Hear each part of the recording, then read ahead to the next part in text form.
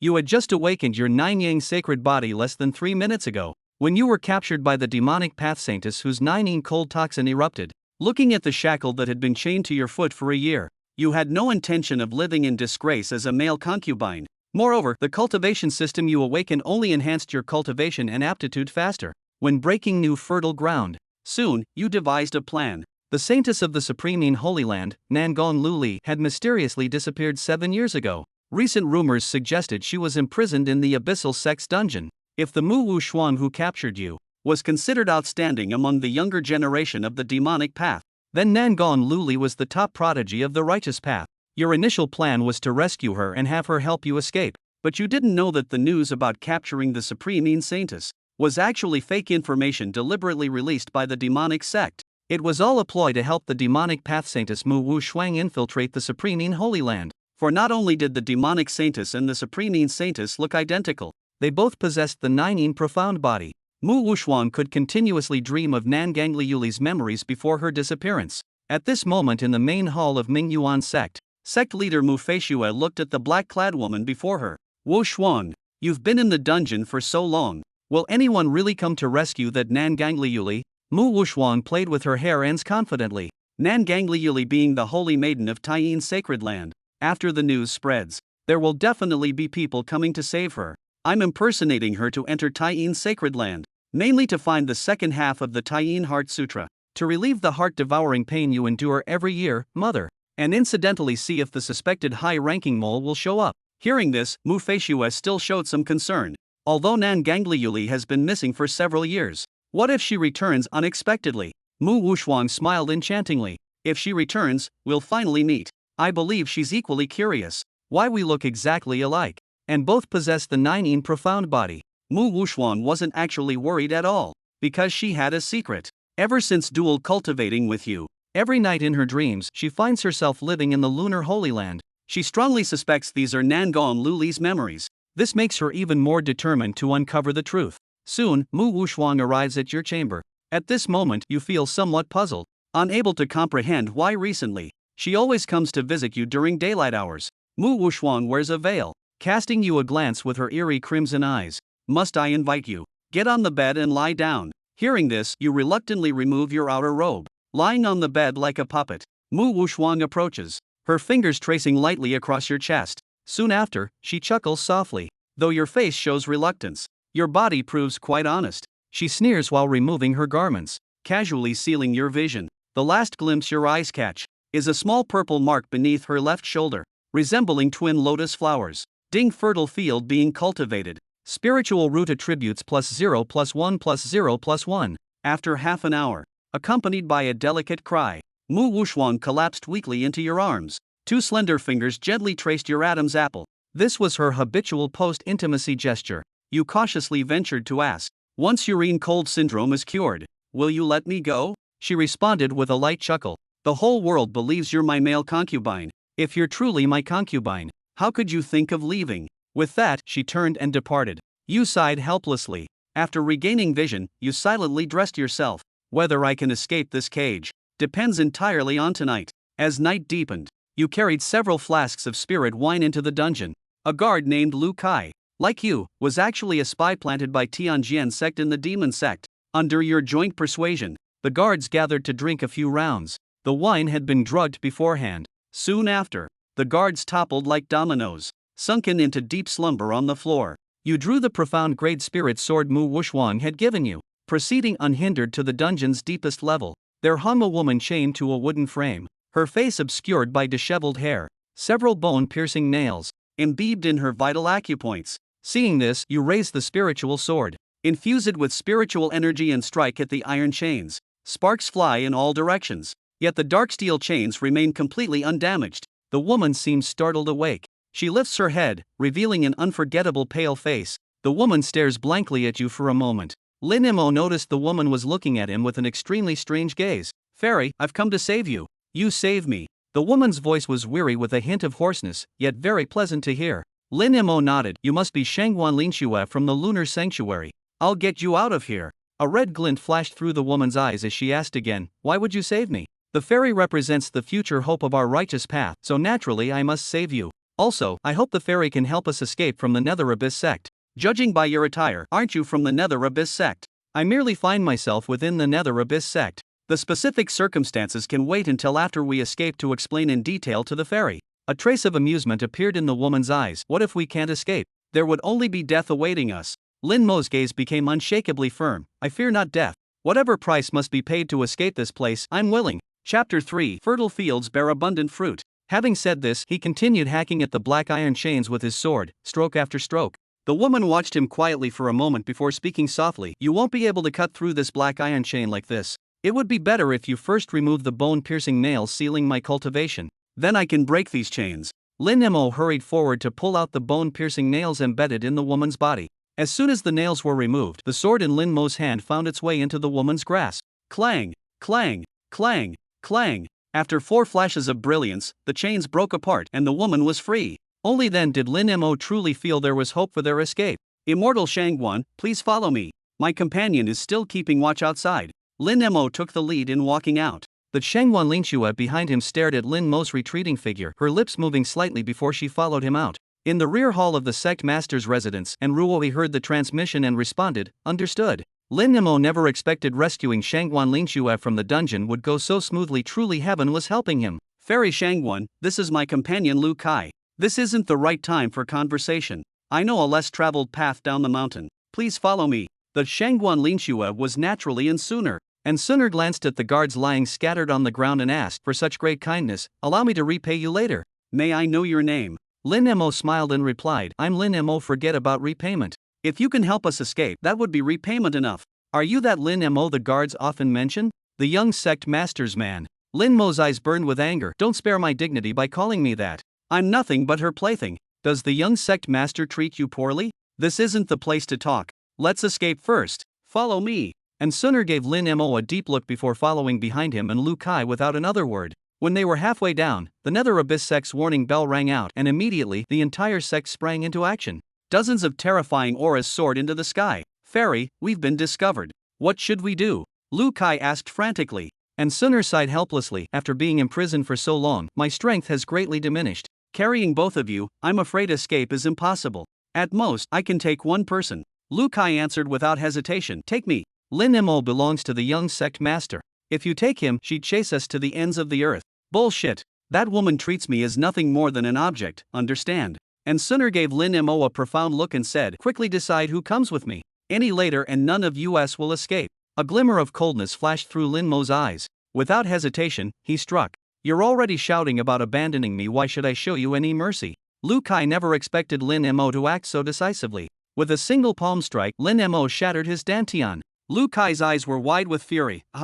Lin Mo, even if you kill me, you can't escape the young sect master's control. She's already branded you long ago. Your destiny is to be nothing but a cultivation cauldron your whole life. Then go die. Lin Mo immediately followed with another palm strike, finishing off Lu Kai completely. Then he turned to Sunner, immortal lady, let's go. And Sunner saw his decisiveness and actually revealed a hint of approval in her eyes. She drew her spirit sword and stepped onto it. Lin Mo hastily positioned himself behind her. The moment the sword lifted into flight, Lin Mo lost his balance and instinctively wrapped his arms around Sunner's slender waist. My apologies for this offense, immortal lady. This is my first time being carried on a flying sword. No matter. The immortal lady in his eyes seemed completely unperturbed, so Lin Mo didn't remove his hands. The waist he embraced was truly slender and soft, comparable to that enchantress, the young sect master. Several figures swiftly gave chase on their own flying swords from behind. Fairy, they're catching up. Lin Mo watched the approaching figures with deep unwillingness in his heart. If caught and taken back, he'd rather die.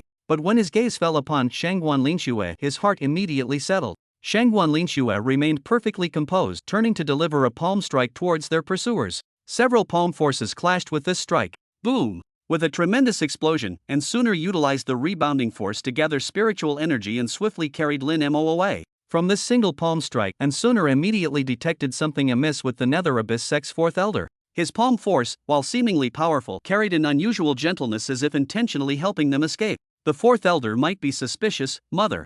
You should be cautious. And Sunner murmured silently. Hidden high in the sky, and Ruwati nodded and transmitted her voice. I've noticed. Take care on your journey. Understood, mother. As for Lin Mo, his admiration for Shangguan Lingxue grew boundless. With this composure alone, I'm no match for her. Looking at the rapidly passing rivers and mountains beneath his feet, Lin Mo felt endless admiration. This was sword flight. You haven't answered my question from back at Nether Abyss sect. Was the young sect master not good enough to you? And Sooner's words interrupted Lin Mo's infinite yearning for immortal cultivation. It's not about good or bad. As I said, in her eyes, I'm just a cultivation tool. But I'm a human being, someone who yearns for freedom. Freedom. And Sooner murmured these words to herself. Are you a spy sent by a righteous sect? Yes. When I first joined Heavenly Sword Sect, registered in their roster and signed the contract, they immediately dispatched me here. Then you share no emotional bond with Heavenly Sword Sect either. Why remain so loyal in serving them? Lin Mo said helplessly, do you think I want this? If we betray them, Heavenly Sword Sect will directly expose our identities. Then we'd face joint pursuit from both righteous and demonic paths. Ha! The righteous path. And Sooner gave a contemptuous snort before asking playfully, so, are you still planning to return to the Heavenly Sword Sect? No. If the Nether Abyss sect has spies from the Heavenly Sword Sect, who knows if the Heavenly Sword Sect has spies from the Nether Abyss sect? I might die without even knowing how. Then what are your plans now? Lin Mo felt somewhat lost. Having escaped suddenly, he now realized he had nowhere to go. And Sooner turned to look at Lin Mo's bewildered expression and said, how about joining my lunar sanctuary? Lin Mo felt momentarily tempted. He thought about his mid-grade fire spiritual root aptitude. If he had stayed longer and dual cultivated a few more times with that seductress, his spiritual root might have evolved into a high-grade one. According to the system's attributes, the Joyous Union sect would actually be the most suitable place for his development. He hesitated and said, my aptitude isn't very good. Even if I joined Lunar Sanctuary, I'd probably just be an outer sect disciple. Ding! Friendly reminder, fertile fields bear abundant fruit. No matter how much you cultivate barren land, it's useless. Ha! The system actually initiated communication for the first time. System, after all this time, I only just discovered you're intelligent. Could you introduce yourself to me? Ding! This system is a cultivation system that evolves according to the host's cultivation frequency and fertile land development progress. Then what functions do you have? Currently only provides alerts regarding high-grade and supreme-grade fertile lands. Land reclamation missions will be issued subsequently. Lin Mo was just about to properly understand this system when Shangguan Lingxue spoke up. How could that be? You possess the Nine Yang sacred body, and after all, you're my life-saving benefactor. Why don't you join Lunar Sanctuary and become my disciple? Is that really possible? Lin Mo grew excited. This Shangguan Lingxue was undoubtedly a plot of supreme-grade fertile land. Naturally. Let's first recuperate in the nearest city. Lin Mo looked at her blood-stained robes and said with heartfelt pain, Immortal must have suffered greatly at Nether Abyss sect. And Sooner seemed to smile, a mysterious expression crossing her face. All these were personally inflicted upon me by your young sect master. That enchantress. If I ever become strong enough to defeat her, I'll make her pay. You hate her that much. Lin Mo said bitterly, of course. If you were treated as a plaything, living like a soulless puppet for a year, you'd hate her too. As he spoke, Lin Mo lifted his garment hem, revealing the small golden bell. Chapter 4. The system seems quite intelligent. Immortal lady, I need your help. I've tried, but with my current cultivation I can't remove it. And Sooner looked at the little bell with complex emotions. Long ago, during one of Lin Mo's desperate refusals, she had personally tied it on him. Immortal lady. And Sooner composed herself and raised a hand. The golden bell immediately fell off. Lin Mo pocketed the bell. What? Are you keeping it as a memento? A cold light flashed in Lin Mo's eyes. I want to remember this humiliation at all times.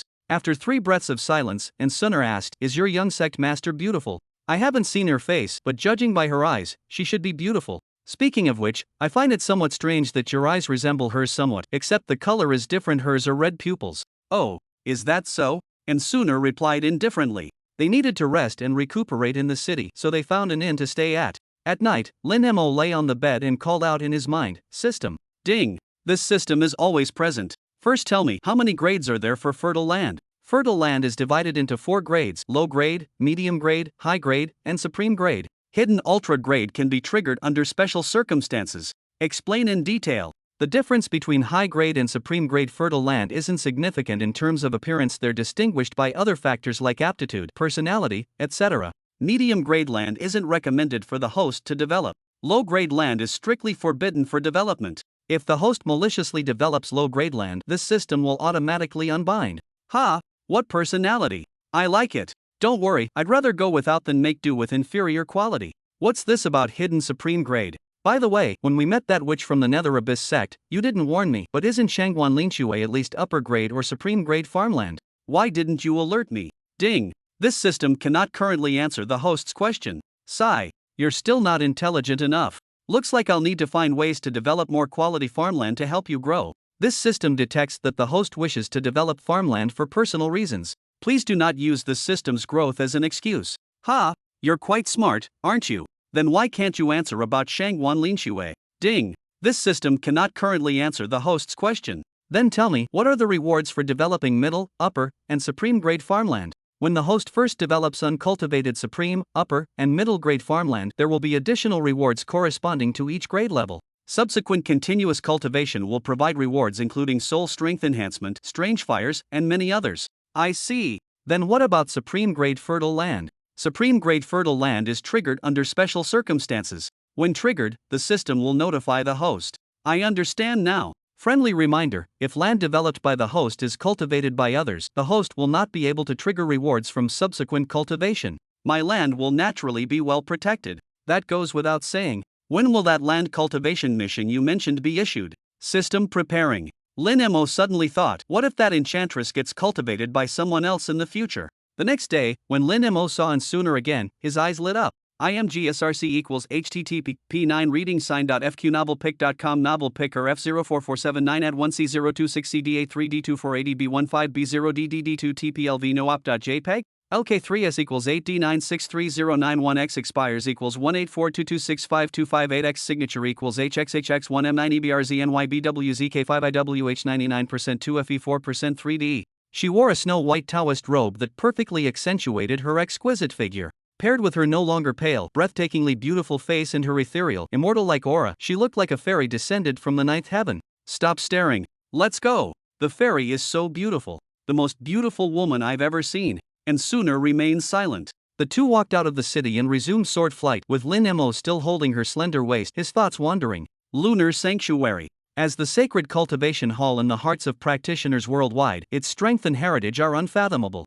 It is nestled within the Xiayin mountain range, with green-tiled pavilions and upturned eaves dotting the mountainside, white jade pavilions half hidden among flowing clouds. Silver-white waterfalls cascading from cliff-tops crashed into icy pools below, the mist so thick one couldn't distinguish between water vapor and immortal qi. White cranes flew across the sky, vanishing instantly into the white clouds. Occasionally, sword-riding cultivators could be seen traveling between the various mountain peaks. Lin Mo gazed at this earthly paradise, utterly amazed. Junior sister, you're back. With an excited cry, a handsome young man appeared beside them, standing atop a flying sword. And Sooner's expression instantly turned icy cold as she uttered indifferently, "Senior brother." In her dream, Shangguan Linxue had this exact icy demeanor, so she naturally adopted the same expression. Junior sister, the sect master and elders received news of your predicament and were planning how to who is he. The senior brother's expression changed drastically. He saw Lin Mo holding Sooner by the waist. None of your business. Lin Mo clearly saw undisguised jealousy flashing in this senior brother's eyes. After dropping this remark, Sooner flew away with Lin Mo. Even she herself was surprised at how quickly and naturally she had slipped into character. Could this be some innate talent of hers? Through her dreams, Sooner knew both senior brother Su Tianao and second senior brother Li Mingji harbored feelings for their junior sister Shangguan Linxue, one openly displayed while the other buried deep in his heart. After nearly a year of these dreams and combined with her master and Ruoi's knowledge of Lunar Sanctuary, Sooner felt remarkably familiar with everything about this sacred land. She led Lin Mo straight to the Holy Master's Grand Hall. Now came the moment to test her acting skills. Inside the Grand Hall, 4 pairs of eyes simultaneously focused on Sooner.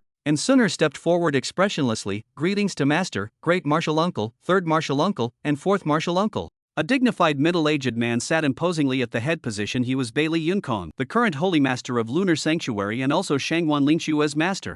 Bailey Yunkong's gaze swept over Sooner and Lin Mo. Lin Mo felt as if he'd been stared at by some terrifying entity. Schwerer, you've suffered. For these 7 years, our Lunar Sanctuary has searched tirelessly for you. We only recently learned you'd been captured by the Nether Abyss sect and were preparing to rescue you when you returned. Thank you for Master's concern, Sooner replied in her consistently cool, unruffled voice. You must have endured much hardship in the Nether Abyss sect. Say no more, you should rest and recuperate first. The fourth elder Hong Xiaotian was a formidable man, clearly impatient by nature at first glance. He spoke up, the Holy Maiden doesn't appear to be in terrible condition. Why don't you tell us about your experiences these past 7 years, how you fell into the hands of the Nether Abyss sect, and how you managed to escape? Bailey Yunkong called out mildly, fourth junior brother. Hong Xiaotian laughed sheepishly, I'm just curious, nothing more.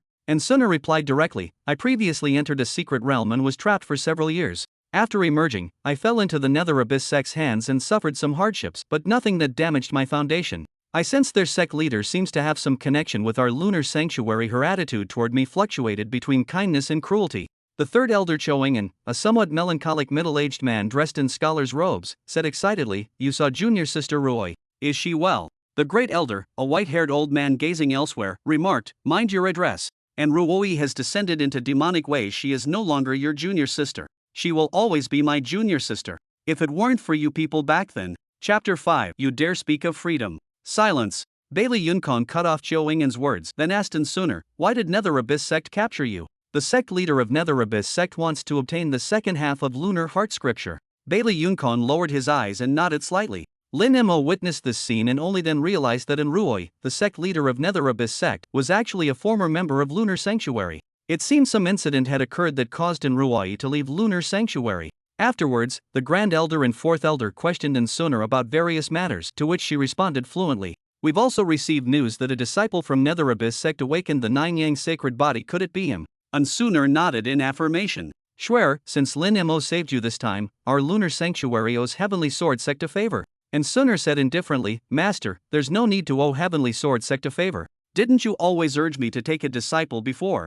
Therefore, I plan to accept Lin Mo as my disciple." Bailey Yunkong exchanged glances with the others. Hong Xiaotian couldn't help but speak up. "The Nine Yang sacred body is indeed rare, but to cultivate it to perfection would require more fire spiritual energy than ordinary people need. With his only medium-grade fire spiritual root aptitude, his cultivation speed might be slower. Have you considered this, holy maiden?" And Suner glanced at Lin Mo. Actually, she was very curious. She clearly remembered that when she first saw him, he definitely had a low-grade fire spiritual root. How had it become medium-grade now? Could she have remembered wrong? Fourth martial uncle, when I choose a disciple, all that matters is whether they suit my preferences. Bailey Yunkong looked at Suner and asked, "Are you certain?" "Certain." "Very well, it's not such a big matter. I'll send someone to inform Heavenly Sword sect another day. From today onward, Lin Mo is a disciple of our Lunar Sanctuary." Bailey Yunkong's words settled the matter. The great elder glanced at Lin Mo and asked, "When does the Holy Maiden plan to hold the apprenticeship ceremony?"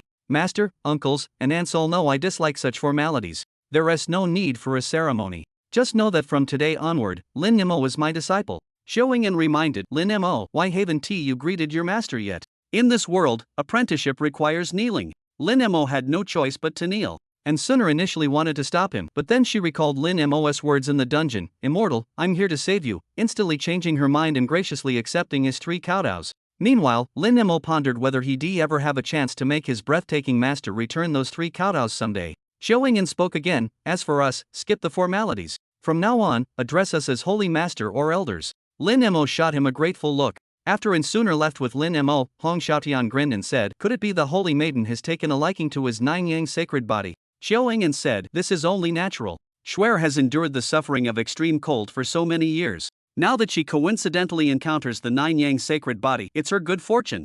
Don't you dare interfere." Hong Xiaotian chuckled, "Even if we wanted to stop it, we couldn't. It's just a pity about Lin Mo's Nine Yang sacred body. Without the support of a fire spiritual root of top-grade quality or higher, he'll never be able to cultivate to the realm of Nine Yangs illuminating the world." The others glanced at Hong Xiaotian but said nothing. And Suner took Lin Mo directly back to Shangwan Lingshue's residence. Shangwan Lingshue was naturally aloof and lived alone on Little Cold Peak.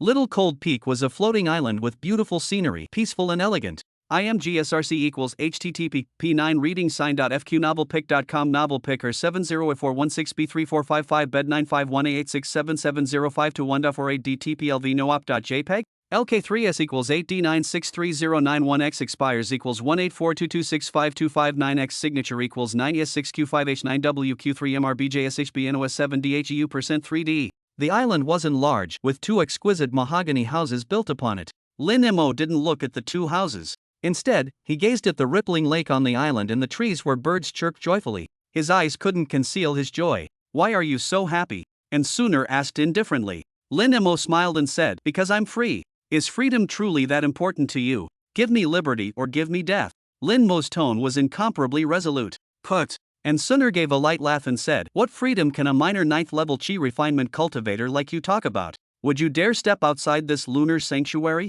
If you go out, that demoness you mentioned could capture you back at any moment. You've merely exchanged one cage for another." Lin Mo's joyful mood instantly vanished. Indeed, she was right, he had merely changed cages. To achieve true freedom, one needed strength sufficient to oppose all things. Master, when will you teach me cultivation? Progress in cultivation realms depends on your own diligence. Moreover, there are 3,000 great das. Some achieve enlightenment through painting. A single brushstroke can make flowers bloom and wither. Others attain the Tao through music. When their melody ends, clouds appear across the 9 heavens. All 3,000 paths can reach the pinnacle. What would you like to learn? I'll naturally learn the sword. Swords. Many in this world practice the sword, but few achieve mastery. To learn the sword, one must have unwavering determination, supreme comprehension, and a fearless attitude. Are you certain you wish to learn the sword? Lin Mo declared with absolute conviction, I will learn the sword. Is comprehension a problem? I'm the embodiment of max-level understanding. Then first train your sword energy. Once you've cultivated sword energy, practice until it cycles 9 times. As for achieving sword intent enlightenment later, that depends on your own comprehension. Things like flawless sword heart or sword soul ascension are too distant to discuss now. And sooner left Lin Mo behind and entered Shangguan Lingchua's room. The room was elegantly simple and tidy, exactly as she had seen in her dream. She pulled open the bottom drawer, took out a small wooden doll, and examined it carefully. This was something Shangguan Lingchua would look at for a while before sleeping each night. It was a faceless small wooden doll, apparently depicting a little girl. Could this carving represent Shangguan Lingchua's childhood appearance? Why wasn't a face carved on it? As Lin Mo was looking around, he saw a figure riding a sword flying towards him. The person arriving was Shangguan Lingchua's senior brother Su Tianao, who stopped beside Lin Mo. Su Tianao made no effort to conceal his jealousy. His eyes nearly overflowed with envy. I heard junior sister took you as her disciple. Lin Mo bowed slightly. Yes, my master has accepted me as her disciple. Su Tianao scoffed, a mid-grade fire spiritual root, worthy of being my junior sister's personal disciple. Lin Mo's voice instantly cooled. Whether I'm worthy or not, only my master knows. Su Tianao deliberately provoked him. Since you're junior sister's disciple, why don't you kneel when meeting your martial uncle? Lin Mo replied coldly, during the apprenticeship ceremony, I only knelt to my master, not even to the holy master or the elders. Su Tianao's eyes flashed coldly. Are you using the holy master and elders to pressure me? Let me tell you, they may be magnanimous, but I am not. Kneel and pay your respects. Lin Mo understood clearly this was Su Tianao's jealousy at work, deliberately making things difficult for him. He didn't kneel, merely regarding Su Tianao with calm indifference. If he kneels today, he will never be able to hold his head high again. Su Tianao saw his inaction, and a cold glint flashed in his eyes. Today, I will make you kneel. Having said that, he raised his hand and pressed it toward Lin Mo from a distance. An overwhelming pressure assaulted him, and Lin Mo instantly felt as if a mountain was pressing down on him. Lin Mo resisted with all his might. Su Tianao deliberately wanted to humiliate him and didn't press him down outright but instead gradually increased the force. Lin Mo felt the pressure growing stronger. His bones seemed about to crack. Blood seeped from the corners of his mouth. Make me kneel. Only over my dead body. The stubbornness in his bones kept him standing firm. Even if I fall, I'll fall standing, not kneeling. Suddenly, a razor-sharp palm strike carrying overwhelming killing intent slashed straight toward Su Tianao. Su Tianao was stunned. He immediately withdrew the pressure from Lin Mo and focused all his strength to counter the strike. Boom! After a deafening blast, Su Tianao was sent flying backward. When he stood up, his hair was disheveled and he looked utterly wretched. The golden crown that had bound his hair was nowhere to be found. And sooner stood beside Lin Mo with frosty expression, her icy gaze fixed on Su Tianao, with undisguised killing intent in her eyes. Junior sister, you actually struck me with such heavy hands. You bullied my disciple. Not killing you already shows my mercy. Su Tianao's heart skipped a beat as he hastily said, Junior sister, your disciple didn't show proper respect when meeting me. His manners were lacking. I was merely administering slight discipline on your behalf.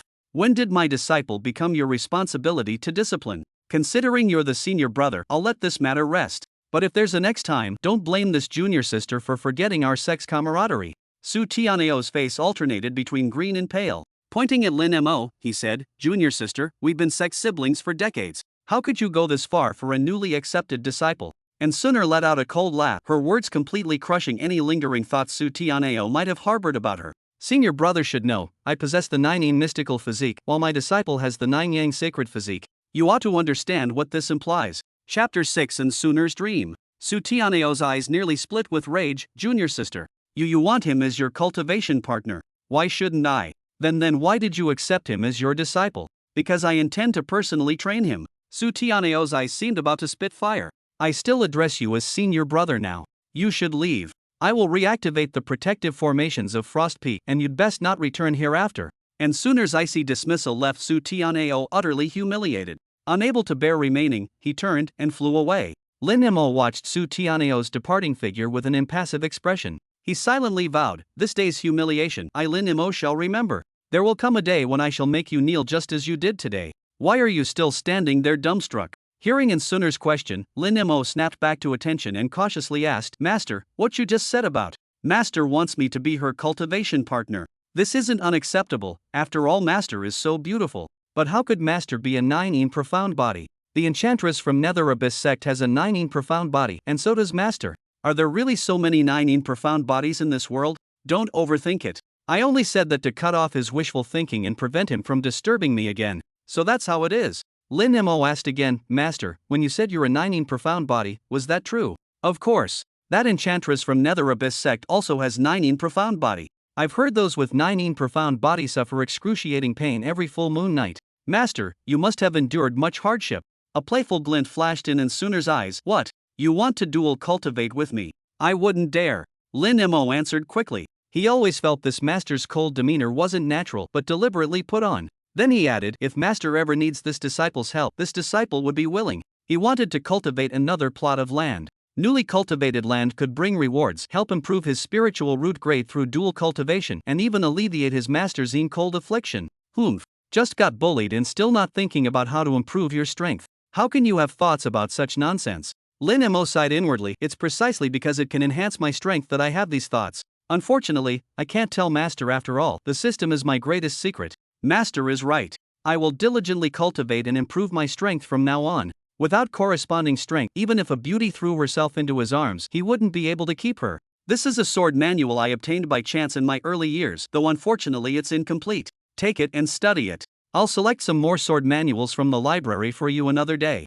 Many thanks, Master. Lin Mo took it and saw it was half a scroll of parchment, which he then stored away. Lin Mo settled into a house not far from Suner, determined to devote himself to secluded cultivation. This piece of parchment was only half complete, recording a single sword technique called draw and slash. Draw and slash consisted of just one strike, or rather, just one motion. It was simply drawing the sword, striking in that instant, then sheathing it again. Direct and straightforward. That's it. Lin Mo carefully examined the incomplete essence of the sword technique and decided to start practicing it. Having just obtained draw and slash, Lin Mo studied the fragmentary manual late into the night. His max-level comprehension gradually gave him a vague understanding of this single sword technique. Regardless of the late hour, he ran out of his house to the lakeside and began practicing. The clang clang clang sounds of sword drawing caught Suner's attention. In the middle of the night. What madness is this? Is he really this obsessed with swordsmanship?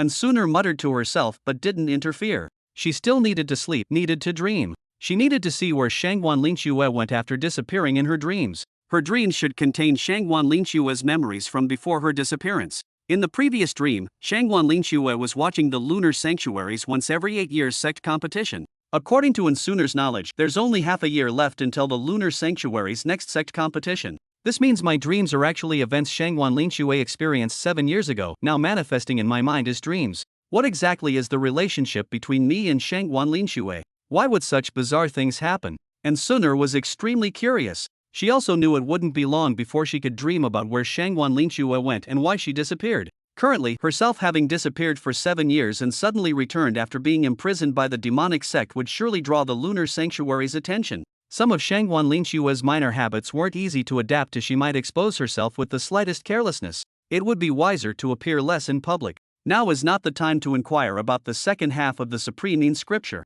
It's best to avoid any suspicious movements and wait until people grow more accustomed before making any plans. Suner settled her mind and decided to temporarily focus on cultivating Lin Mo as her primary task. From then on, the lakeside of Little Cold Peak echoed daily with the clang clang clang sounds of swords being drawn. Lin Mo practiced swordplay uninterrupted for 7 shurchen. 1 shurchen equals 2 hours each day, followed by 5 shurchen of seated meditation. His arms ached terribly from swelling, and every day his master would come to relieve the pain using spiritual energy. Lin Mo's heaven-defying comprehension allowed him to gradually grasp the feeling through countless repetitions. He seemed to gain some enlightenment about what the lost essentials of the incomplete sword technique were trying to convey. For the first time, Suner viewed Lin Mo in a new light. After nearly a year of dual cultivation together, she never realized Lin Mo possessed such perseverance and indomitable will. 3 days later, while Lin Mo was practicing his sword techniques, a gentle voice came. This must be Junior Sister's newly accepted disciple Lin Mo.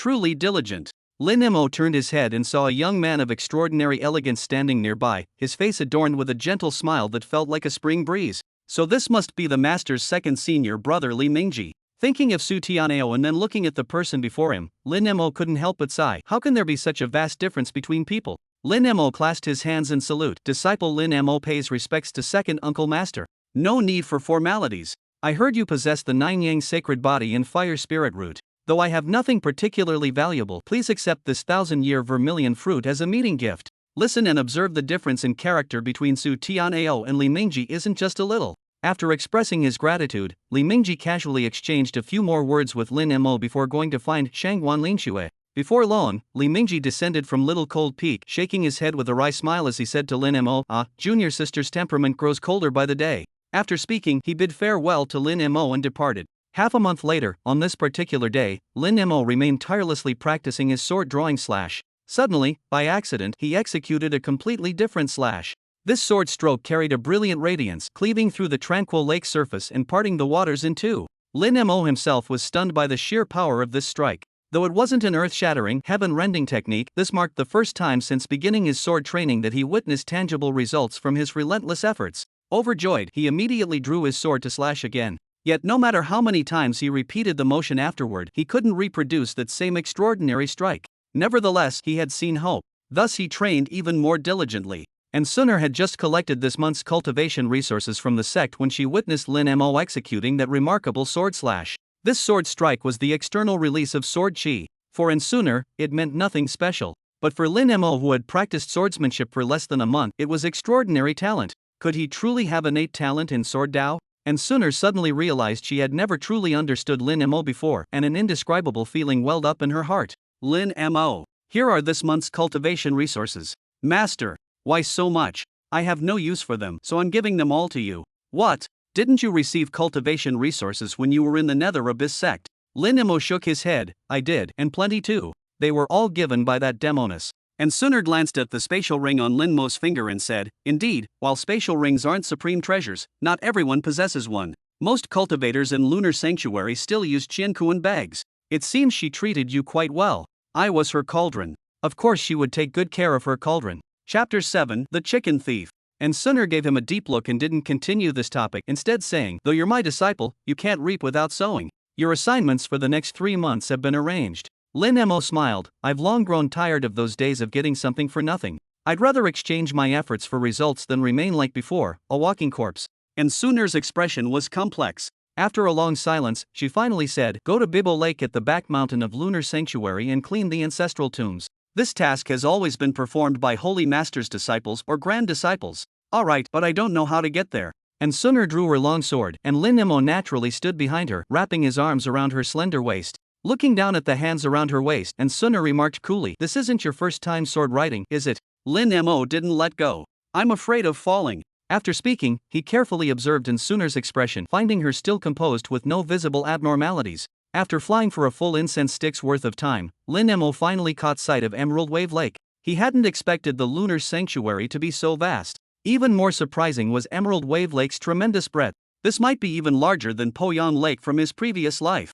Emerald Wave Lake to the south lies the Misty Shade Mountain Range where Lunar Sanctuary resides, while the other 3 directions are all primordial forests. This area essentially marks Lunar Sanctuary's northern border. Master, why was the ancestral tomb built at this border location? Because the founding ancestor of Lunar Sanctuary perished at this very spot. Oh. And Sunner led Lin Mo to a cluster of tombs, where a small wooden hut stood a resting place prepared for the tomb sweepers. A handsome young man emerged from the wooden hut. Upon seeing Sunner, he respectfully bowed. Disciple Wang Yang pays his respects to Martial Ant. This is my disciple Lin Mo, who will be taking over your duties. You two should get acquainted. Lin Mo, this is Wang Yang, your second martial uncle's disciple. Wang Yang and Lin Mo exchanged warm greetings. After presenting Lin Mo with a flask of spirit wine, Wang Yang bid farewell to both of them and departed. And Sunner cautioned him seriously, remember, there are demonic beasts in the forest, do not venture in recklessly. Moreover, you must never enter the lake. There is a protective barrier here. As long as you stay within 5 li of the tomb complex, your safety will be assured. Since there's a barrier, even if I wanted to leave, I couldn't. This is an ancient barrier, who knows how many eons it has existed. The barrier is profoundly mysterious. You won't feel it when passing through, unless one approaches with malicious intent, be it human or beast, they will be blocked. So intelligent. Lin Mo muttered to himself, then said with a smile, "Rest assured, master. I won't go anywhere, I'll just practice my swordsmanship here. Speaking of which, my sword practice won't disturb our ancestors' noble spirits, will it?" And Sunner chuckled disdainfully, "They've been dead for thousands or even tens of thousands of years. Even if you dig up their graves, you wouldn't wake them." Lin Mo was momentarily stunned. His master seemed to show no respect at all for these ancestors. And Sunner seemed to realize she had spoken too harshly. Straightening her expression, she handed Lin Mo a jade token. "This is a communication token. If anything happens, you can contact me." Having said this, and Sunner rode her sword and departed. With her gone, Lin Mo suddenly felt as if the entire world had emptied, leaving him completely alone. The sound of wind through the trees and occasional beast roars in the distance made Lin Mo feel somewhat disoriented. He entered the wooden hut to inspect. It was extremely simple, containing only a bed and a table with no other furnishings. Then, picking up a broom outside the hut, he entered the cemetery. The cemetery contained dozens to hundreds of tombs. According to the epitaphs, these were all fallen great cultivators of the lunar sanctuary, including past holy masters and elders. It seems that no matter how high one's cultivation was in life, in death we all return to become a handful of yellow earth. Lin Mo swept the already spotless cemetery once more, then returned before the wooden hut to practice his sword. 7 days later, Lin Mo unleashed another slash with the same formidable power as before. This time, after executing the slash, Lin Mo halted his practice. Standing motionless, he carefully retraced how he had performed the technique.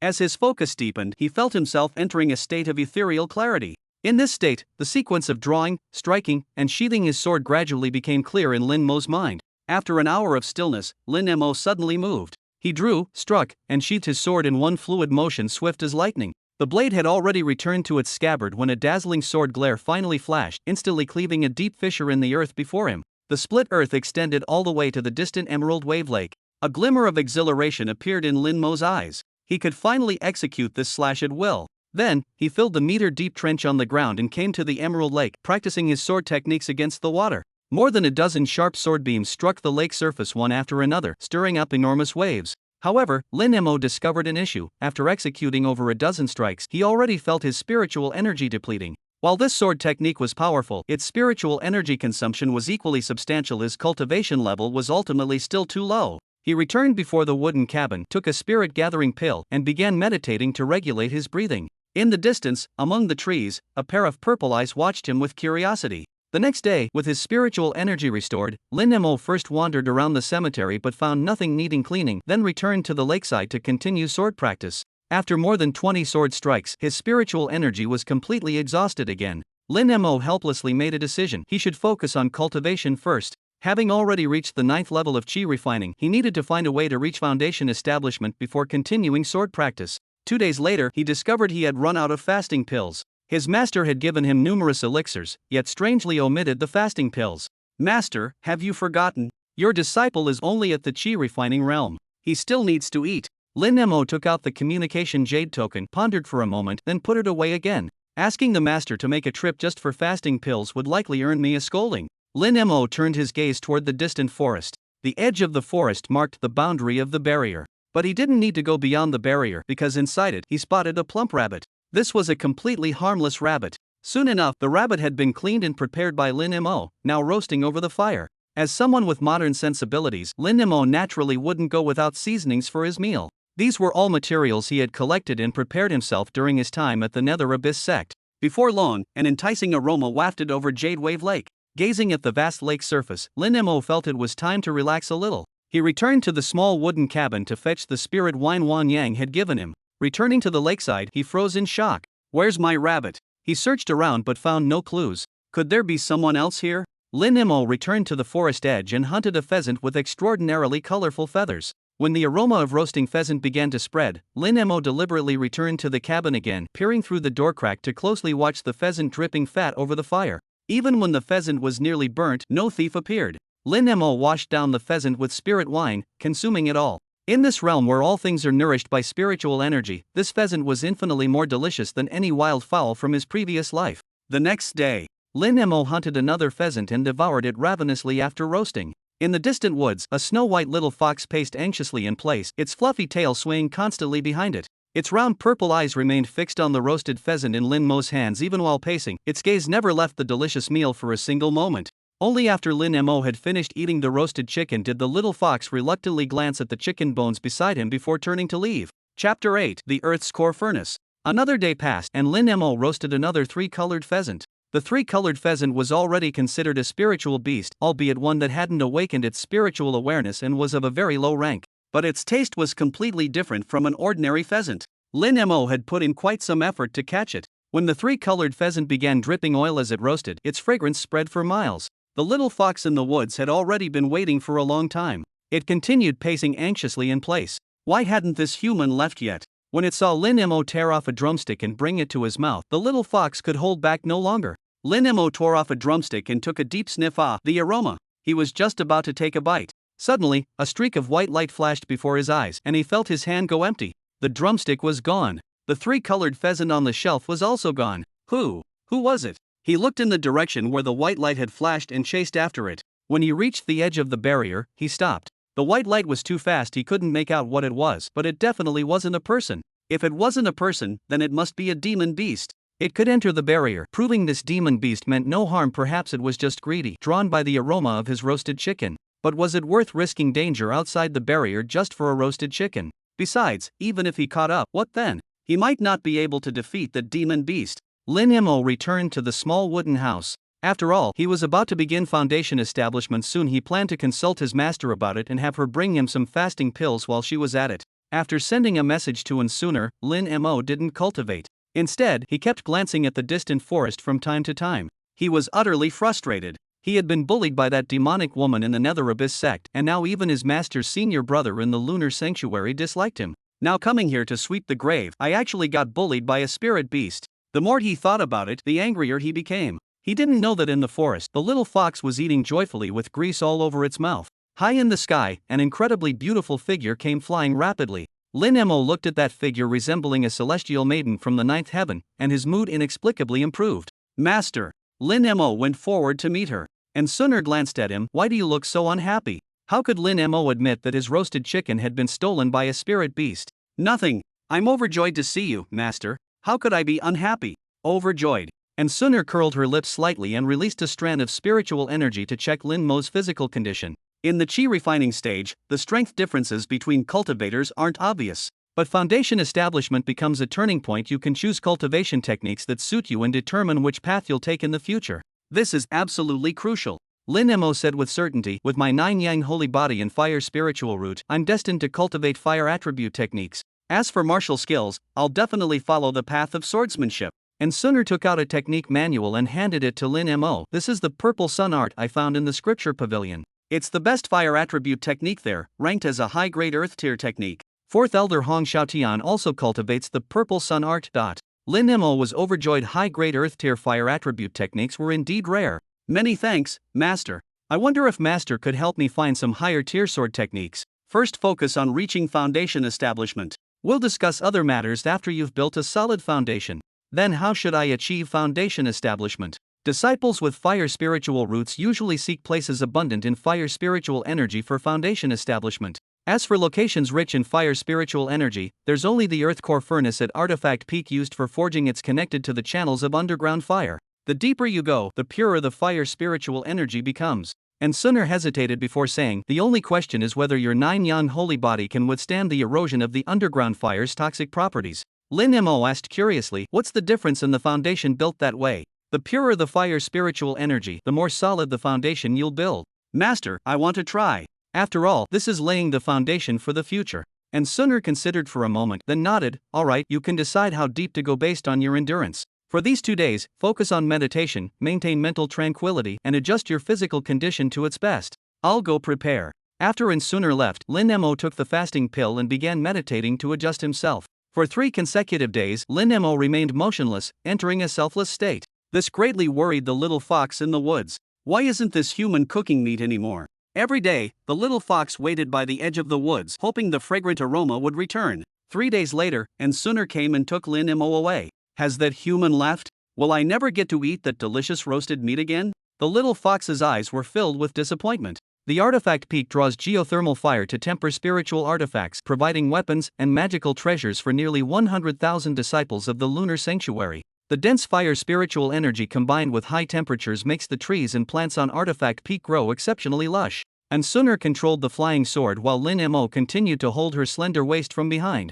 And Sunner seemed to have grown accustomed to it. Later, you will gather fire spiritual energy, compress it to its limit, and forge a foundation platform in your dantian. Remember, the purer the fire spiritual energy and the more tightly it's compressed, the better the foundation platform will be. But you must act within your capabilities and prioritize safety. I'll remember, Master. Lin Mo understood it this way: the quality of the foundation platform is like the difference between ordinary iron and refined steel. Their molecular densities differ, resulting in different hardness levels. The purity of fire spiritual energy is akin to molecular structure. And Sunner brought Lin Mo to the artifact forging hall on Artifact Peak. Many disciples looked at Lin Mo curiously, whispering among themselves, "So this is the Holy Maiden's disciple. He doesn't seem particularly talented, does he? They say he's the one who saved the Saintess, that's why she took him as her disciple.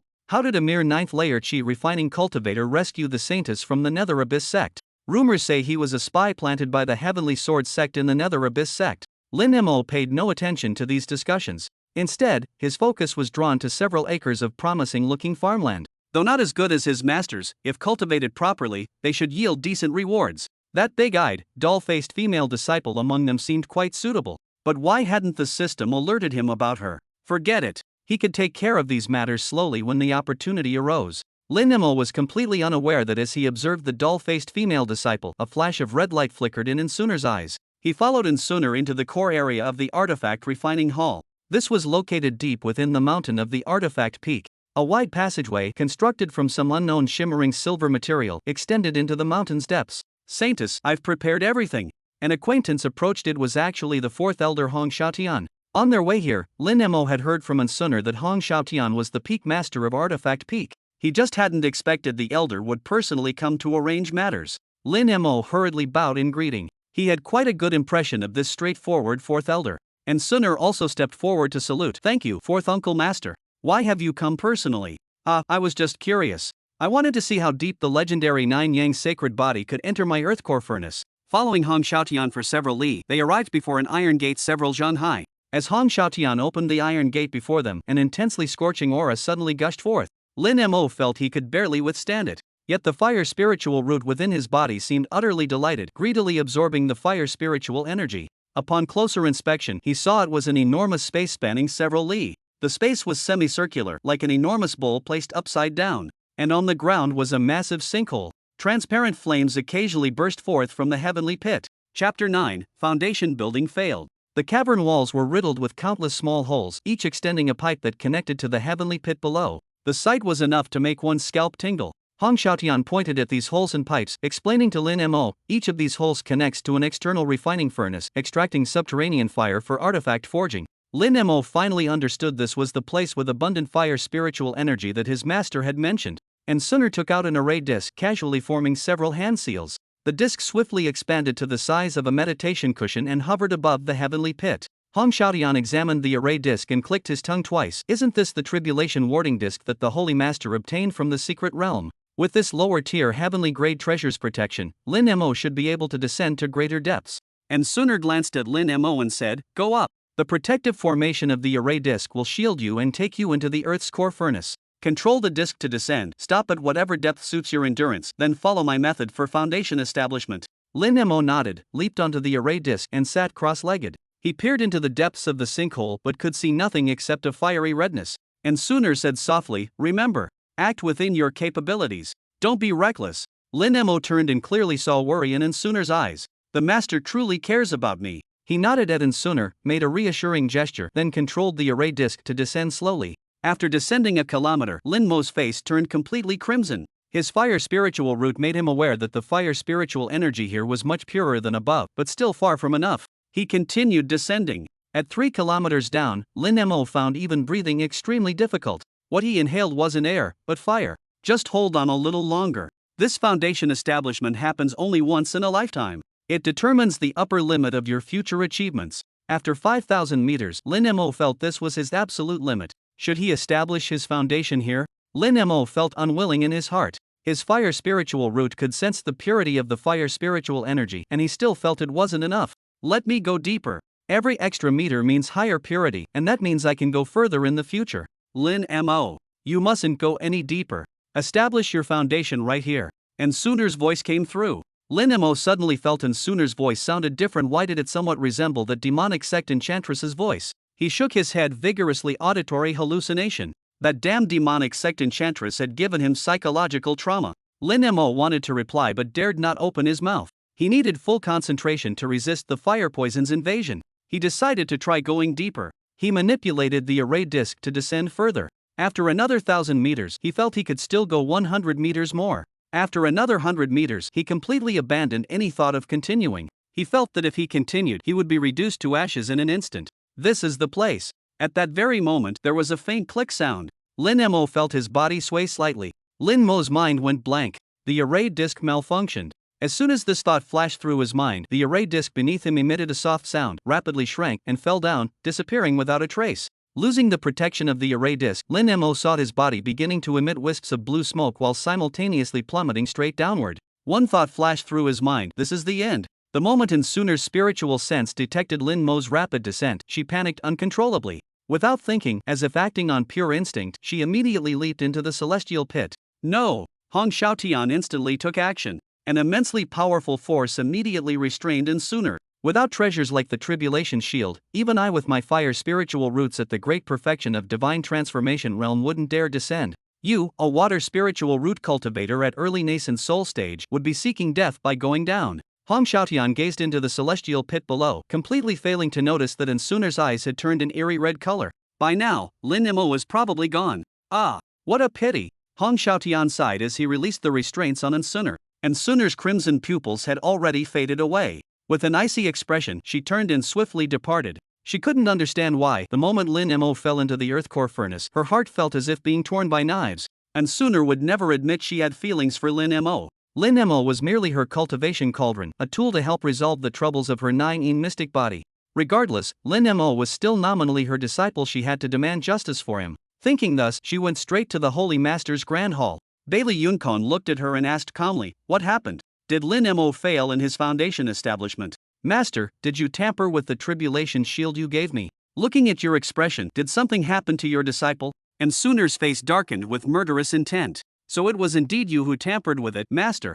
Bang! Bailey Yunkong slammed the table.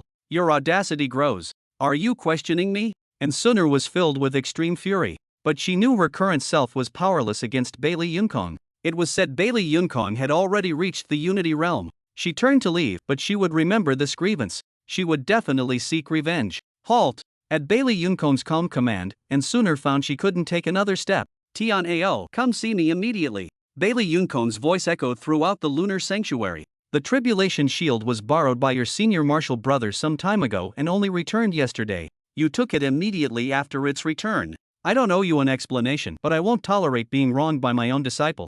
And Sooner discovered her restraints had been lifted. "Speak up, what exactly happened?" And Sooner recounted the entire incident. Bailey Yunkong remained silent, his expression unreadable. Before long, Su Tianao entered. "Greetings, Master." "Greetings, junior sister." Bailey Yunkong's voice remained utterly composed. "Your junior sister's disciple Lin Mo fell into the earth core furnace of Artifact Peak due to the failure of the Tribulation warding plate. Do you have anything to say about this?" "Master, I merely borrowed your Tribulation warding plate as a precaution while searching for a spirit herb in Misty Forest. I never even used it before returning it." And Sooner fixed Su Tianao with a murderous glare. "Then why did the array plate fail? Was it not your doing?" Su Tianao wore an expression of complete bewilderment. "I truly don't know. Besides, I had no idea your disciple was attempting foundation establishment today, nor that you would come to borrow the array plate. How could I have tampered with it in advance?" And Sooner thought it over indeed. Only Hong Xiaotian and Bailey Yunkong knew about her plan to help Lin Mo achieve foundation establishment at the Earth Core Furnace. How could Su Tianao have tampered with anything in advance? And Sooner cast a suspicious glance at Bailey Yunkong. Before she could speak, Bailey Yunkong said, "I'll tolerate this once, but there won't be a second time. If you wish to question me, mind your attitude." "Master, may this disciple ask, has Master told anyone else about Lin Mo's foundation establishment?" "No." "Then permit this disciple to take leave." And Sooner departed. "Tianao, have you noticed anything unusual about your junior sister since her return?" Su Tianao was momentarily stunned, then replied respectfully, "This disciple simply feels junior sister's temper has grown much worse." A trace of helplessness flashed in Bailey Yunkong's eyes as he waved his hand. "You may go." "Yes." This disciple takes his leave. Chapter 10 Fire Spirit. And Suna returned to the artifact peak and sought out Hong Xiaotian. Holy maiden, there are plenty of promising talents in this world. I'll help you find someone with better aptitude another day. You needn't be so heartbroken. May I ask Elder Hong, regarding Lin Mo's foundation establishment, have you informed anyone else? Hong Xiaotian waved his hand. This isn't anything important, I never even gave it a second thought. Why would I go around telling people? And Suna turned and left immediately. Ah, that reminds me. The night before last, your second senior brother brought me some wine and we drank a few bowls together. I think I might have mentioned it to him. Second senior brother. Li Ningji. Second senior brother Li Ningji is the great-grandson of the Grand Elder. He's always been a true gentleman with an impeccable reputation in the Lunar Sanctuary. How could he possibly do such a thing? Many thanks, Elder Hong. Sai, I understand your urgency, but remember you mustn't wrongfully accuse anyone. Everything requires evidence. I'll remember that. And Suna flew without pause toward the cave abode of first senior brother Su Tianao. Before reaching his cave dwelling, she spotted him on the path. He was toying with an ancient sword, examining it as he walked, seemingly in good spirits. Could it be because Lin Mo was dead? Senior brother, junior sister, you came looking for me. Su Tianao's eyes immediately lit up. And Suna asked coldly, when Master's calamity averting disc was in senior brother's possession, did anyone else touch it? Junior sister came just to ask me this. I already told you, I didn't tamper with the calamity averting disc. I may resent Lin Mo, I might beat him up, but I wouldn't go so far as to kill him. Please tell me honestly, senior brother, did anyone else come into contact with the calamity averting disc? Su Tianao looked up at the sky, thought for a moment, then slapped his forehead and said, second brother touched it. But only for a short while. You wouldn't suspect him, would you? I'd understand if you suspected me, but second brother. Impossible. Many thanks, senior brother. And Suna had formed her conclusions in mind. She flew away immediately. Su Tianao was still shouting after her, junior sister, don't act rashly. Don't ruin the camaraderie between fellow disciples. Lin Mo plummeted downward at terrifying speed. System, save me. There was no response. His skin carbonized and peeled away in the transparent flames, his bones emitting cracking sounds like shattering porcelain. Underground fire poured through his nasal cavity into his lungs, burning so fiercely he couldn't even scream. Am I going to die? As his consciousness scattered, Lin Mo gave a bitter mental laugh. Suddenly, within his dantian, the tiny flame mark encircled by 9 suns abruptly brightened, then began pulsing like breathing. Lin Mo immediately sensed the flame insignia madly absorbing all surrounding fire spiritual energy. All sensations of scorching heat and burning pain vanished completely from his body, replaced instead by a cooling relief. As he continued falling, all fire spiritual energy in the vicinity was completely drained by that flame insignia. He fell like this for the time it takes an incense stick to burn. When his feet finally touched solid ground, he discovered himself in an enormous cavernous space. Underfoot were pitch-black reefs, surrounded by flowing dark red magma. Above the dark red magma floated countless twinkling specks. They were the most refined and pure fire spirits. These were formed by the Earth's fire after who knows how many years of gestation. Lin Mo didn't know these were fire spirits, but he could sense these stardust-like specks all contained extremely pure fire spiritual energy. Lin Mo was overjoyed. If he used this for foundation establishment, his future prospects would be limitless. But immediately, he discovered countless fire spirits were flying toward him, entering his dantian. That flame mark was actually absorbing fire spirits too. Don't absorb them all. Leave some for me. Lin Mo shouted, quickly sitting cross-legged, and began refining the fire spirits into his body for foundation establishment, following his master's method. 3 days later, Lin Mo opened his eyes. 2 golden flames briefly flashed within them before vanishing. Foundation establishment was complete. A platform forged from fire spirits now sat solidly within Lin Mo's dantian. Its surface flowed with a faint golden halo, the radiance seemingly circulating around the platform. Just by looking at it, Lin Mo could sense the vast, immeasurable power it contained. The mere sight filled him with incomparable reassurance. As for that mark, 1 sun among the 9 had already lit up, emitting a blinding golden light. What was even more astonishing was that the illuminated sun mark bore complex ancient scripts flowing across it, scripts Lin Mo couldn't recognize. Moreover, the flame mark had also lit up, though far less bright than the sun mark. Lin Mo felt it hadn't been fed enough. He raised his eyes to survey the surroundings. The lava still flowed, but those stardust-like specks had completely disappeared. The surrounding air remained unbearably scorching, yet Lin Mo could feel the illuminated sun mark helping him resist the burning of the earth fire. His surface skin, charred by flames, had already sloughed off, revealing skin as delicate as a newborn's. What use is this soft, delicate skin anyway? A man should be rough around the edges. Lin Mo muttered to himself as he stood up, gazing at the passage above. Cultivators can perform basic short-distance sword flight during the foundation establishment stage, though it consumes substantial spiritual energy and cannot be sustained for long. but it was enough to free him from his predicament. His passion for sword flying was unmatched, and the sword technique he had long mastered finally found its first practical application. Drawing a sword from his spatial ring, Lin Mo controlled it shakily as he ascended upward. The fourth elder Hong Xiaotian had been overwhelmed with work these past 2 days. The earth fire drawn from the earth heart furnace for artifact forging had weakened significantly, its flame's temperature dropping considerably, resulting in the failure of numerous spirit artifacts production. As he stood by the earth heart furnace's crater carefully investigating the cause of the temperature drop, he saw a naked man rising unsteadily from the pit while standing on a sword. Lin Mo, you are man or ghost? The fourth elder was utterly astonished. In his understanding, no one could survive falling into the earth core furnace. Not even the holy master could do it. Fourth elder, of course I'm human. Does this world even have ghosts? While answering, Lin Mo took out clothes from his spatial ring and put them on. Hong Xiaotian couldn't bother with more questions. He immediately pulled Lin Missouri close, and upon checking, his eyes widened in shock. How are you alive?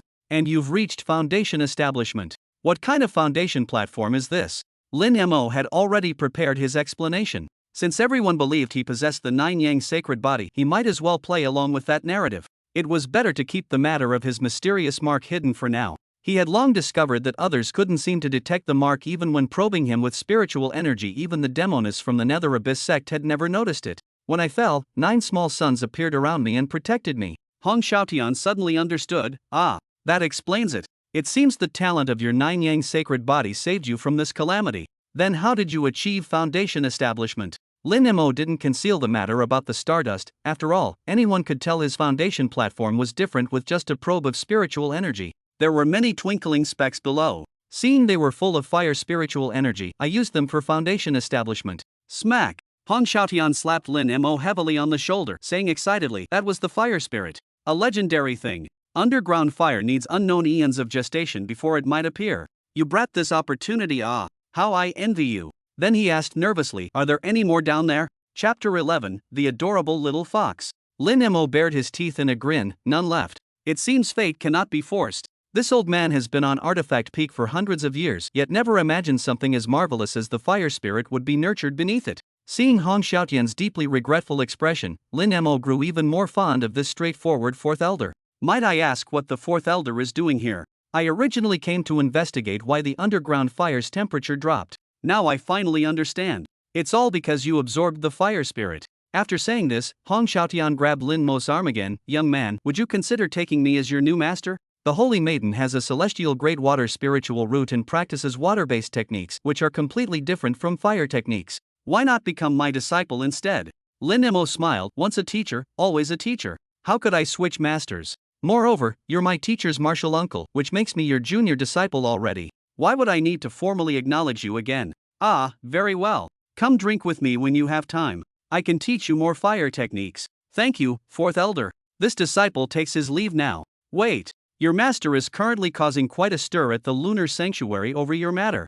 You should go see her immediately. Lin Mo asked in confusion, what's going on? Hong Xiaotian explained the whole situation to Lin Mo, then added, yesterday she stormed your second martial uncle's Vulture Peak and confronted him directly. But without evidence, she even got reprimanded by the Holy Master. Lin Mo had always believed that the formation disk's malfunction was caused by the extreme heat from the earth core furnace. But now it appeared the situation wasn't that simple. Many thanks for informing me, fourth elder. This disciple will take his leave now. After bidding farewell to Hong Xiaotian, Lin Mo rode his sword toward Little Cold Peak. He hadn't flown far when an exquisitely beautiful figure came swiftly approaching on a sword. Lin Mo, you're really alive. It was his master. Lin Mo suddenly noticed that his master's eyes seemed misty. Through that mist shone her incredibly joyful gaze. Were those tears for him? Lin Mo felt deeply moved in his heart. Although only slightly over a month had passed since he rescued her and became her disciple, his master actually cared for him this much. Master, I'm sorry. This disciple has made you worry. And Suner blinked her eyes, dispersing the mist within them, and said, I received fourth elder's message but couldn't believe it. Never did I imagine. Let's return to Little Cold Peak first before we talk. And Suner slowed her sword flight speed, keeping pace beside Lin Mo while watching his somewhat unsteady sword riding technique. The two flew side by side, appearing like an immortal couple descended from heaven.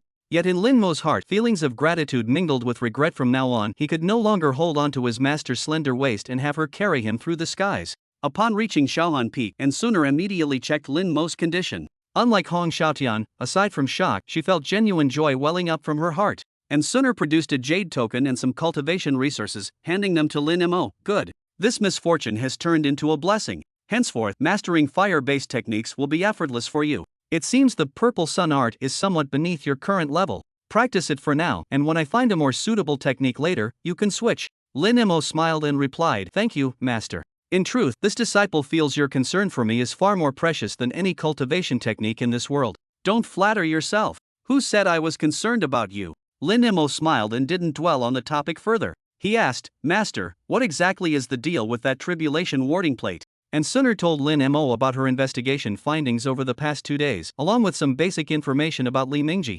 A cold glint flashed briefly through Lin Mo's eyes. He had once thought Li Mingji was a gentleman, now it appeared the man had merely been hiding his true nature. Su Tian'ao had openly displayed his jealousy toward Lin Mo, expressing it without concealment. But the real threat was the venomous snake that bites from the shadows, that hypocrite Li Mingji. Master, without concrete proof that Li Mingji was behind this, there's no need to confront him directly. With the Grand Elder protecting him, even the Holy Master would find this situation difficult if it escalates. We should just stay vigilant for now. So we're just going to let it go. How could we possibly let it go? I'm someone who always returns both kindness and vengeance. Originally, there were only 2 people I would remember for life, the Demonis from the Nether Abyss sect and you, Master. Now there's a third, Li Mingji.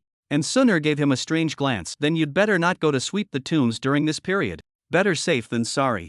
Lin Mo shook his head. Don't worry, Master. He still needs to maintain his gentlemanly image. He won't openly harm me, nor would he choose this moment. I must continue sweeping the tombs. This is my first mission after all. We shouldn't give people anything to criticize. And Sunner gave Lin Mo a protective jade talisman, saying it could withstand 1 strike from a nascent soul realm cultivator, along with several escape talismans that could teleport him 100 miles when infused with spiritual energy. Lin Mo returned to Emerald Wave Lake once again. Lin Mo first pressed the jade slip recording the purple sun technique against his forehead. Instantly, a glimmer of light flashed from the jade slip, and the cultivation method imprinted itself in Lin Mo's mind. After a quick overview, he first went to clean the cemetery before returning to sit cross-legged on the ground, carefully studying the purple sun technique. This intensive study lasted most of the day. His max-level comprehension made grasping cultivation techniques as easy as turning over his hand. After reviewing it thoroughly, Lin Mo felt somewhat dissatisfied with the purple sun technique. Many aspects seemed improvable in his view,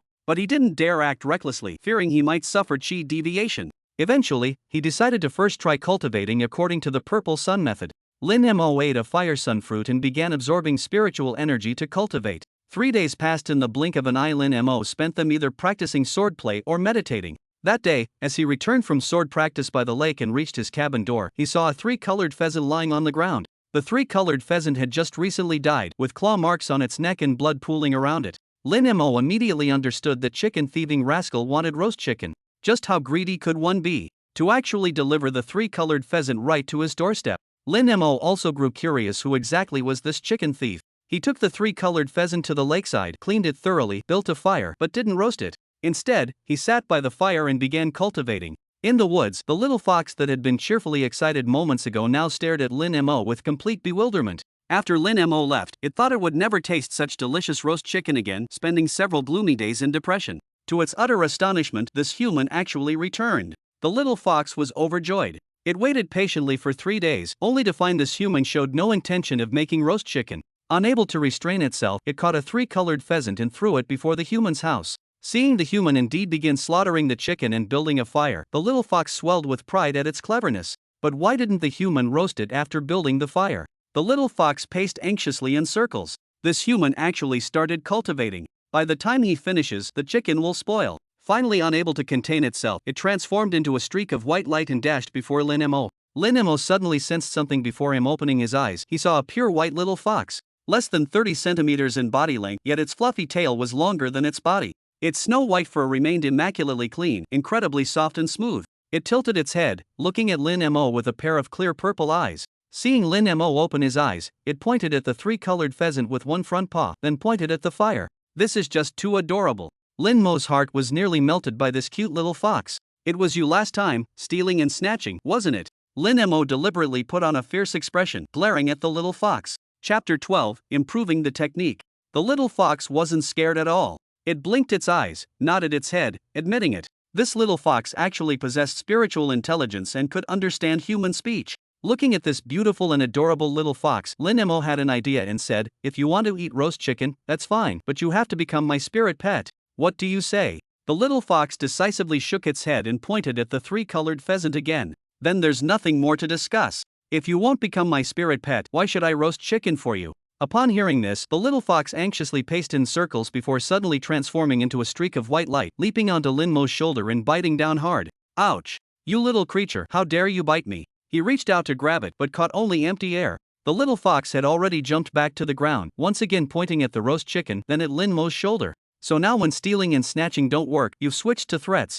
Lin Mo looked at the bite mark on his shoulder that was still oozing blood. "Don't think I'll surrender just because you're fast enough to bite me. Let me make this clear, unless you become my spirit pet, you can forget about it." The little fox stared at Lin Mo for a long moment, its eyes filled with profound disappointment, before slowly turning and heading toward the forest. Watching that ball of snowy white gradually recede into the distance, Lin Mo felt his heart inexplicably soften. "Wait, I'll roast for you just this once. After you're full, go back and think carefully about becoming my spirit pet." Hearing this from afar, the little fox instantly ran back, looking at Lin Mo with eager anticipation. Sigh. No wonder books say foxes can bewitch people's hearts. How did I become so soft-hearted? Lin Mo let out a long sigh and began roasting the chicken. The little fox watched with keen interest as Lin Mo sprinkled seasonings on the roasting chicken. Before long, the aroma of roasted chicken began to spread. "Little fox, do you live in this forest?" The little fox shook its head. Lin Mo asked again, "Do you have any companions?" The little fox shook its head again, its gaze firmly fixed on the roasting chicken without wavering for even a moment. "Since you're all alone, why won't you agree to be my spirit pet? If someone else catches you, they won't care about your willingness and will forcibly establish a contract with you. Or worse, you might end up like this chicken roasting over a fire." The little fox made no response. "If you become my spirit pet, you'll get roast chicken every day. And there's so much more delicious food than just roast chicken. Many delicacies you've never even heard of, like crispy duck, honey glazed chicken, and so on, all incredibly tasty." The little fox finally turned its gaze toward Lin Mo. Lin Mo continued his persuasion. "I'll only be staying here for 2 more months before leaving. After that, even if you want to become my spirit pet, you won't have the chance anymore. You'll never get to eat such delicious food again. I guarantee, I'm the only person in this world who knows how to make these dishes." The little fox blinked its eyes. Seeing it somewhat swayed, Lin Mo pressed his advantage. "How about this, stay with me temporarily first? Tomorrow I'll make you honey glazed chicken to try, and then you can decide. What do you say?" The little fox's eyes lit up as it nodded vigorously. "Now let me ask you, what cultivation realm are you at?"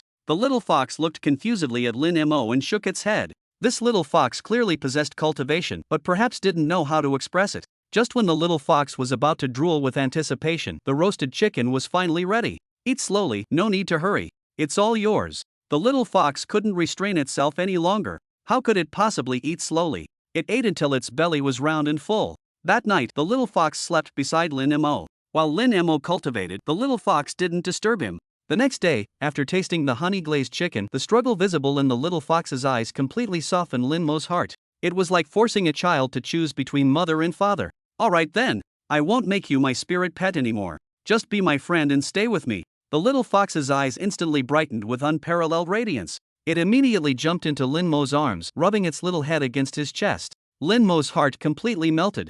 In the following days, Lin Mo continued cultivating the purple sun art while mentally working on improving it. He boldly took the first step, cultivating for a day according to his improved method, and the results were incomparably better. This further strengthened his determination to improve the cultivation technique. The little fox was very well behaved at every mealtime. She would hunt a chicken herself and then squat nearby, waiting eagerly for Lin Mo to finish his cultivation before grilling it for her. 7 days passed in the blink of an eye. The 3 months' worth of cultivation resources left by his master had already been completely exhausted by Lin Mo. Lin Mo's speed in refining and absorbing these fire attribute cultivation resources was extraordinary. The moment the fire spirit fruit entered his stomach, that flame mark flickered for just a few breaths before completely refining it into pure fire spiritual energy. However, it was actually his mid-grade fire spirit root that became the bottleneck when absorbing this fire spiritual energy. When he first arrived at the lunar sanctuary, Hong Xiaotian had said that his mid-grade fire spirit root wasn't worthy of the Nine Yang sacred body and would slow down his cultivation speed.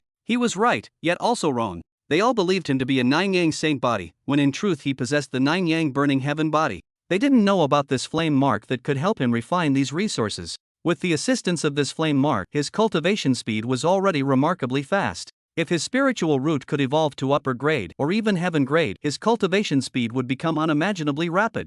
Lin Mo couldn't help but think of the seductress from the Nether Abyss sect. With just a few more cultivation sessions, he could achieve an upper-grade fire spiritual root. He needed to find a way to reclaim new land. At the same time, he required more cultivation resources. Having no other choice, he had no choice but to send a message to Ensuner. Soon enough, Ensuner arrived. However, her delicate face looked utterly exhausted. It was enough to make one's heart ache with pity. Lin Mo couldn't help but ask, "Master, have you encountered some troubles?" Ensuner didn't answer him, instead fixing her gaze on the little fox. The little fox whooshed into Lin Mo's arms in a flash, looking at Ensuner with its pair of purple eyes. "Master, this is my spirit pet, and also my friend."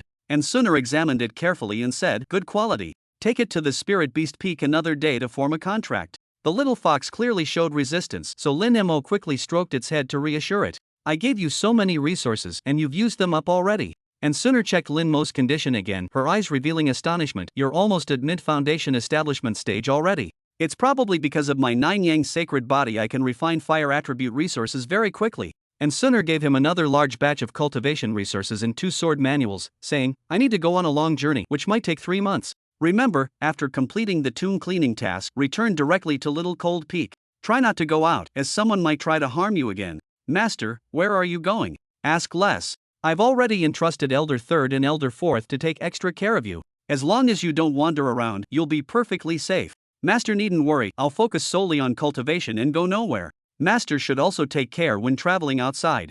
Ensuner gave him a glance before turning to leave. Over the next half-month, Lin Mo completely absorbed all his cultivation resources, directly advancing to the mid-foundation establishment stage. Lin Mo quickly mastered both sword manuals. In his view, these so-called low-grade Earth-tier sword manuals were far inferior to that single draw sword/slash technique. He found it rather dull. He carefully studied the mysterious ancient characters on the solar mark in his dantian, but couldn't comprehend any of them, so he had to give up. While spending time with Little Fox daily, he noticed its eyes were normally purple, but at the hour of midnight, they would turn black for about the time it takes an incense stick to burn. But he couldn't understand why this happened. On this day, he was practicing draw sword/slash by the lakeside. His current draw sword/slash technique had become incomparably more powerful than before, thanks to his improved cultivation level.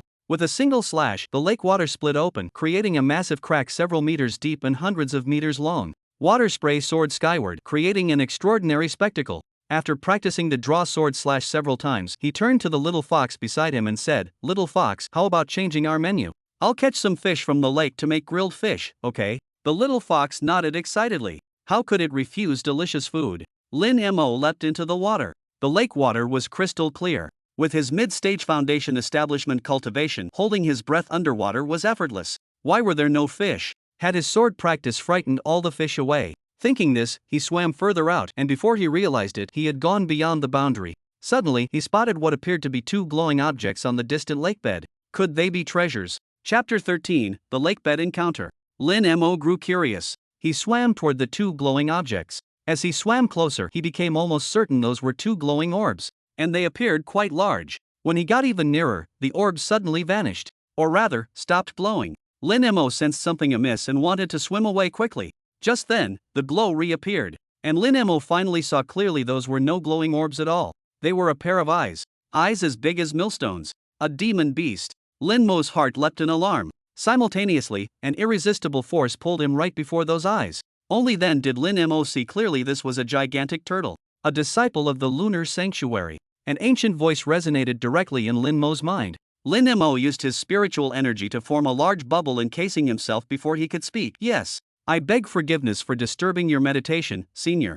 I'll take my leave immediately." 9-yang sacred body? No. This is the 9-yang incineration physique. Sensing no malice from the giant turtle, Lin Mo blinked and said, "My master and the holy master all say I have the 9-yang sacred body."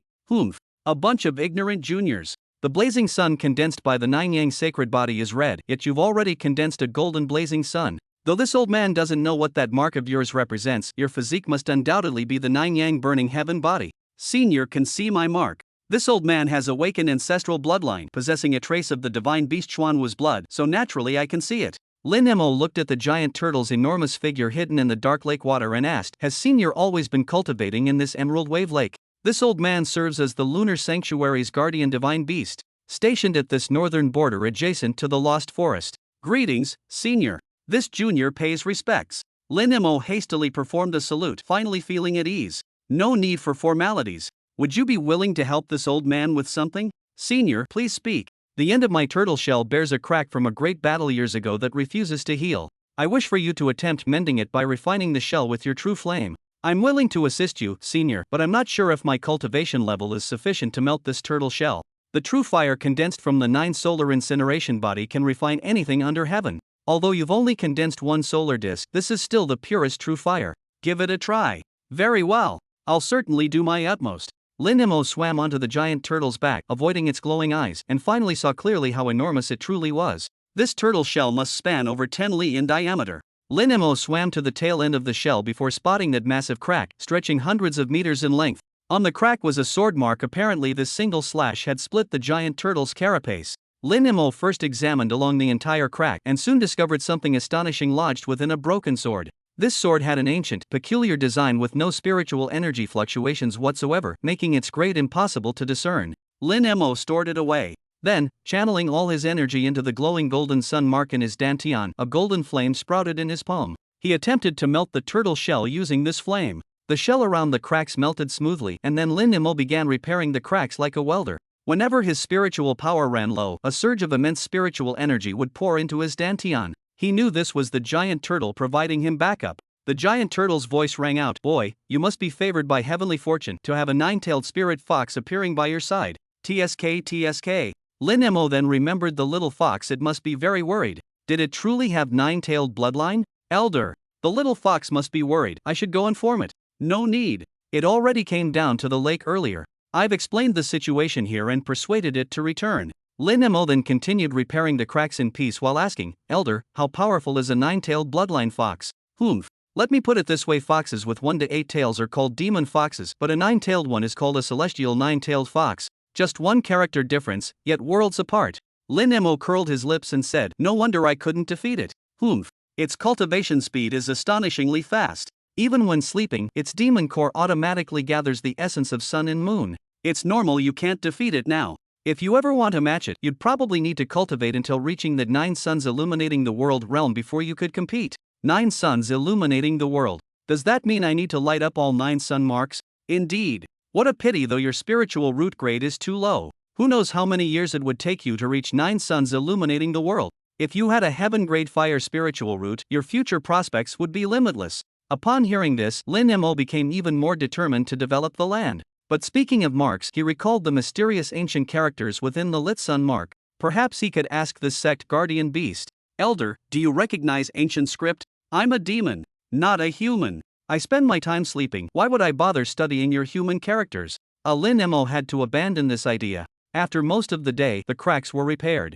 "Ah, that feels much better now. Boy, consider this old turtle in your debt. If you ever face trouble, you can come find me. Not to boast, but in this lunar sanctuary, my words carry some weight." "You flatter me, Elder. Being able to assist you is this junior's good fortune. There's no need to speak of debts. This old turtle knows how to distinguish gratitude from grievance. Enough talk now. Your little fox is practically dying from worry. Go on." Lin Mo bid farewell to the old turtle, caught a big fish, and returned ashore to see the little fox pacing anxiously. "Little fox, sorry to make you worry." The moment the little fox saw Lin Mo, it leaped over with incredibly joyful eyes. "Come on, I'll grill this fish for you." Before long, the fish was perfectly grilled. Lin Mo sat beside the little fox, watching it eat fish without spitting out the bones, and murmured, "You're enjoying your meal, but I'm in trouble. What should I do without cultivation resources?" The little fox's eyes flickered, though Lin Mo didn't notice. Condensing solar true flame to repair old turtle's shell despite old turtle supplying him with spiritual power was still an extremely draining task. Lin Mo slept soundly through the night. When he woke up the next day, he was utterly stunned. Before his bed stood rows of various jars, all filled with fire attribute pills. Where did these come from? Did old turtle send someone to deliver them? No matter. Only a fool would leave resources unused. Without hesitation, Lin Mo began cultivating. Half a month later, just as Lin Mo was about to run out of pills, the same scene reappeared.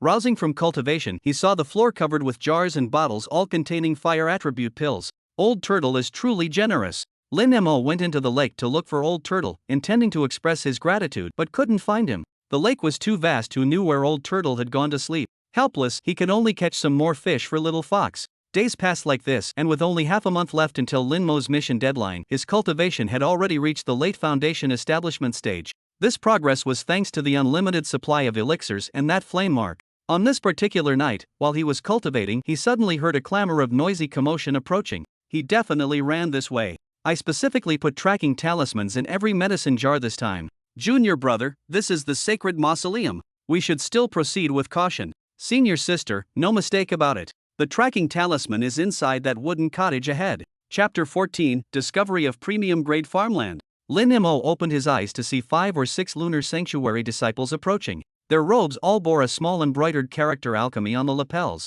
Are these alchemy peak disciples? What are they doing here? The Dan Peak disciples completely ignored Lin Mo, who was cultivating by the lake, and directly rushed into the small wooden cabin. Just as I thought. Senior sister, look, these pills are still warm. It must have been stolen by that tomb guarding disciple. Lin Mo froze in place. Weren't these pills sent by Old Turtle's order? A white light flashed as Little Fox appeared beside Lin Mo. Lin Mo glanced at Little Fox, and an ominous premonition rose in his heart. Little Fox, did you steal those pills? Without hesitation, Little Fox nodded proudly. Lin Mo clutched his forehead inside. You've doomed me. Little Fox looked at him with a puzzled expression. Lin Mo didn't bother explaining, it would be pointless anyway. In Little Fox's eyes, medicinal pills were just like rabbits in the forest meant to be eaten. Why care where they came from? 6 disciples from the Pill Peak had already approached, led by a female disciple with graceful posture and first-class beauty. Though not as stunningly beautiful as the master, in Lin Mo's eyes, she was still a rather excellent piece of fertile land. Why hasn't the system reminded me yet?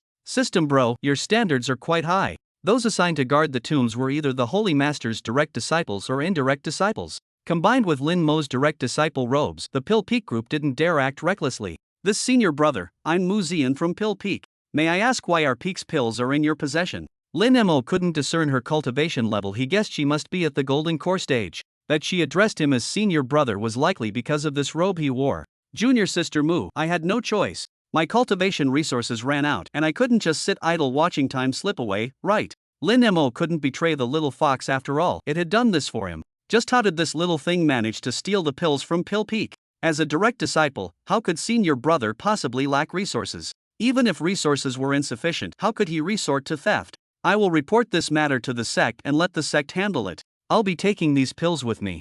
Lin Mo smiled and said, you can't take the pills. These are evidence that shouldn't be held solely in your hands. Otherwise, wouldn't you be able to claim whatever quantity you wish later? A disciple with an arrogant expression shouted, Senior sister, I think he just wants to steal these pills to sell for spirit stones. Mu Zian's expression changed as she whispered, don't make baseless accusations. Lin Mo's eyes flashed coldly as he stared at the disciple. You say I'm taking pills to sell for spirit stones. Where's your proof? If you don't make yourself clear today, you won't leave this tomb alive. Mu Zian quickly intervened, saying, Senior brother, I apologize. The arrogant disciple waved his hand, cutting off Mu Zian's apology, and said with his head held high, Senior sister, what's there to fear? So what if he's a direct disciple? I've recorded everything today with a memory stone. We're in the right no matter where we go. Oh really? Leaving aside whether I stole the pills or not, do you really think you're justified in accusing me of selling stolen pills? Where's your evidence? Lin Mo's sword had already appeared in his hand. This outrageously arrogant disciple, even Lin Mo couldn't discern his cultivation level. But Lin Mo felt no fear. In practicing the sword path, an invincible conviction was the foremost principle. The moment the sword touched his palm, battle intent surged in his heart. Senior brother, don't! Mu Zian stepped in front of Lin Mo in an instant, her eyes filled with entreaty. She didn't use her golden core realm power to suppress Lin Mo. Instead, she said softly, Senior brother, please don't put me in a difficult position. He's the grandson of the 6th elder of Pill Peak. If either of you gets hurt, I won't be able to explain it. Lin Mo looked at the reasonable Mu Zian and thought to himself, after all, it was the little fox who stole the pills first. He shouldn't make things difficult for Mu Zian just because of that arrogant fellow. He sheathed his sword. The arrogant disciple sneered contemptuously, Pfft. A mere late-stage foundation establishment cultivator trying to fight. Just posturing to save face. Mu Zian said with some irritation, Wu Tian, will you stop talking? Wu Tian immediately fawned with an ingratiating smile, of course. Since senior sister says so, how could I not obey? How could anyone refuse such a beautiful senior sister? The group departed. Lin Mo insisted on leaving the pills behind, and Mu Zian didn't protest further. After all, the memory stone's recording was evidence enough. The little fox watched this scene, lost in thought. 5 days later, the Discipline Hall elder sent someone to notify Lin Mo after completing his tomb guarding duty, he was to report to the Discipline Hall for punishment. Lin Mo pursed his lips but said nothing. 10 days later, the tomb guarding assignment concluded. In the morning, a disciple Lin Mo didn't recognize came to replace him. This disciple looked at Lin Mo with eyes that seemed to conceal indignation. Later, Lin Mo learned that he was Hu Hai, the chief disciple of Su Tianao. After a simple handover, Lin Mo directly went to the enforcement hall with the little fox in his arms. The enforcement hall accused him of stealing pills and sentenced him to cultivate 10 acres of spiritual fields at the Pill Peak as punishment. Lin Mo lamented, was he truly destined to be a farmer by nature? Anyway, his master wasn't around. Returning to Little Cold Peak would mean being alone, so he might as well finish the task early and be done with it. He went to the Pill Peak again, presented the punishment token given by the enforcement hall, stated his purpose, and was then led by a steward to a desolate mountain area. Upon arrival, he immediately spotted a slender figure in the distance tending to the land. Cultivating spiritual fields was hard labor. He hadn't expected female disciples to be sent here for punishment too. Just then, the long-awaited system notification sounded. Ding! Premium grade spiritual field detected. Host, please take notice. Ding! Fertile land cultivation mission issued. Host must complete first cultivation within 90 days. First cultivation reward, Sword Dao Epiphany. Thereafter, gain half-hour Sword Dao Epiphany time for every 10 cultivations. Simultaneously obtain the first stance of Blazing Heaven Sword Technique, Flame Wind Cloud Cleaver. Thereafter, every 100 cultivations of this fertile land will sequentially award the remaining 8 stances of Blazing Heaven Sword Technique. Ding! Friendly reminder, first cultivation mission failure will permanently prevent host from cultivating current supreme grade fertile land. Supreme grade fertile land. Lin Mo's eyes instantly shone with unparalleled brightness. He knew exactly how picky this system was. For it to deem something as supreme grade fertile land, wouldn't that be on par with his master's level? What does permanently unable to cultivate current fertile land mean? Does it mean whenever I see her in the future, I'll? Lin Mo shuddered violently. As soon as the steward left, he rushed to the young woman's side. IMGSRC equals HTTP P9 reading sign.fqnovelpic.com novelpic RE31722D99096F665B0C66DF125D20ATPLV noop.jpg LK3S equals 8D9630991X expires equals 18422652881X signature equals KXAGMV5 KMFSAMJK%2 BSQ and LNHQ%3D.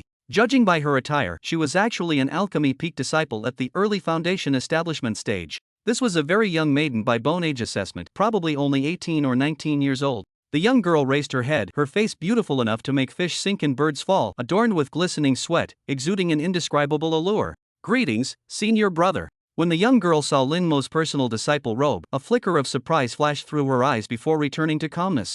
Lin Mo had to admit the system's good taste. Such beauty, such figure. Hello, junior sister. How did a delicate lady like you get punished with such menial labor? Since we're being punished, do we get to choose our tasks? As she spoke, the woman seemed more interested in the little fox in Lin Mo's arms, unconsciously revealing an affectionate look in her eyes. What offense did junior sister commit to be punished here? I offended someone. Senior brother may do as he pleases, I must return to my work. The woman appeared unwilling to say more, bending down to continue tending the spirit field. Her slender waist arched downward, accentuating her perfect curves with extraordinary seductiveness. Sis! Sis! 2 loud shouts echoed as a young boy came running from the distance.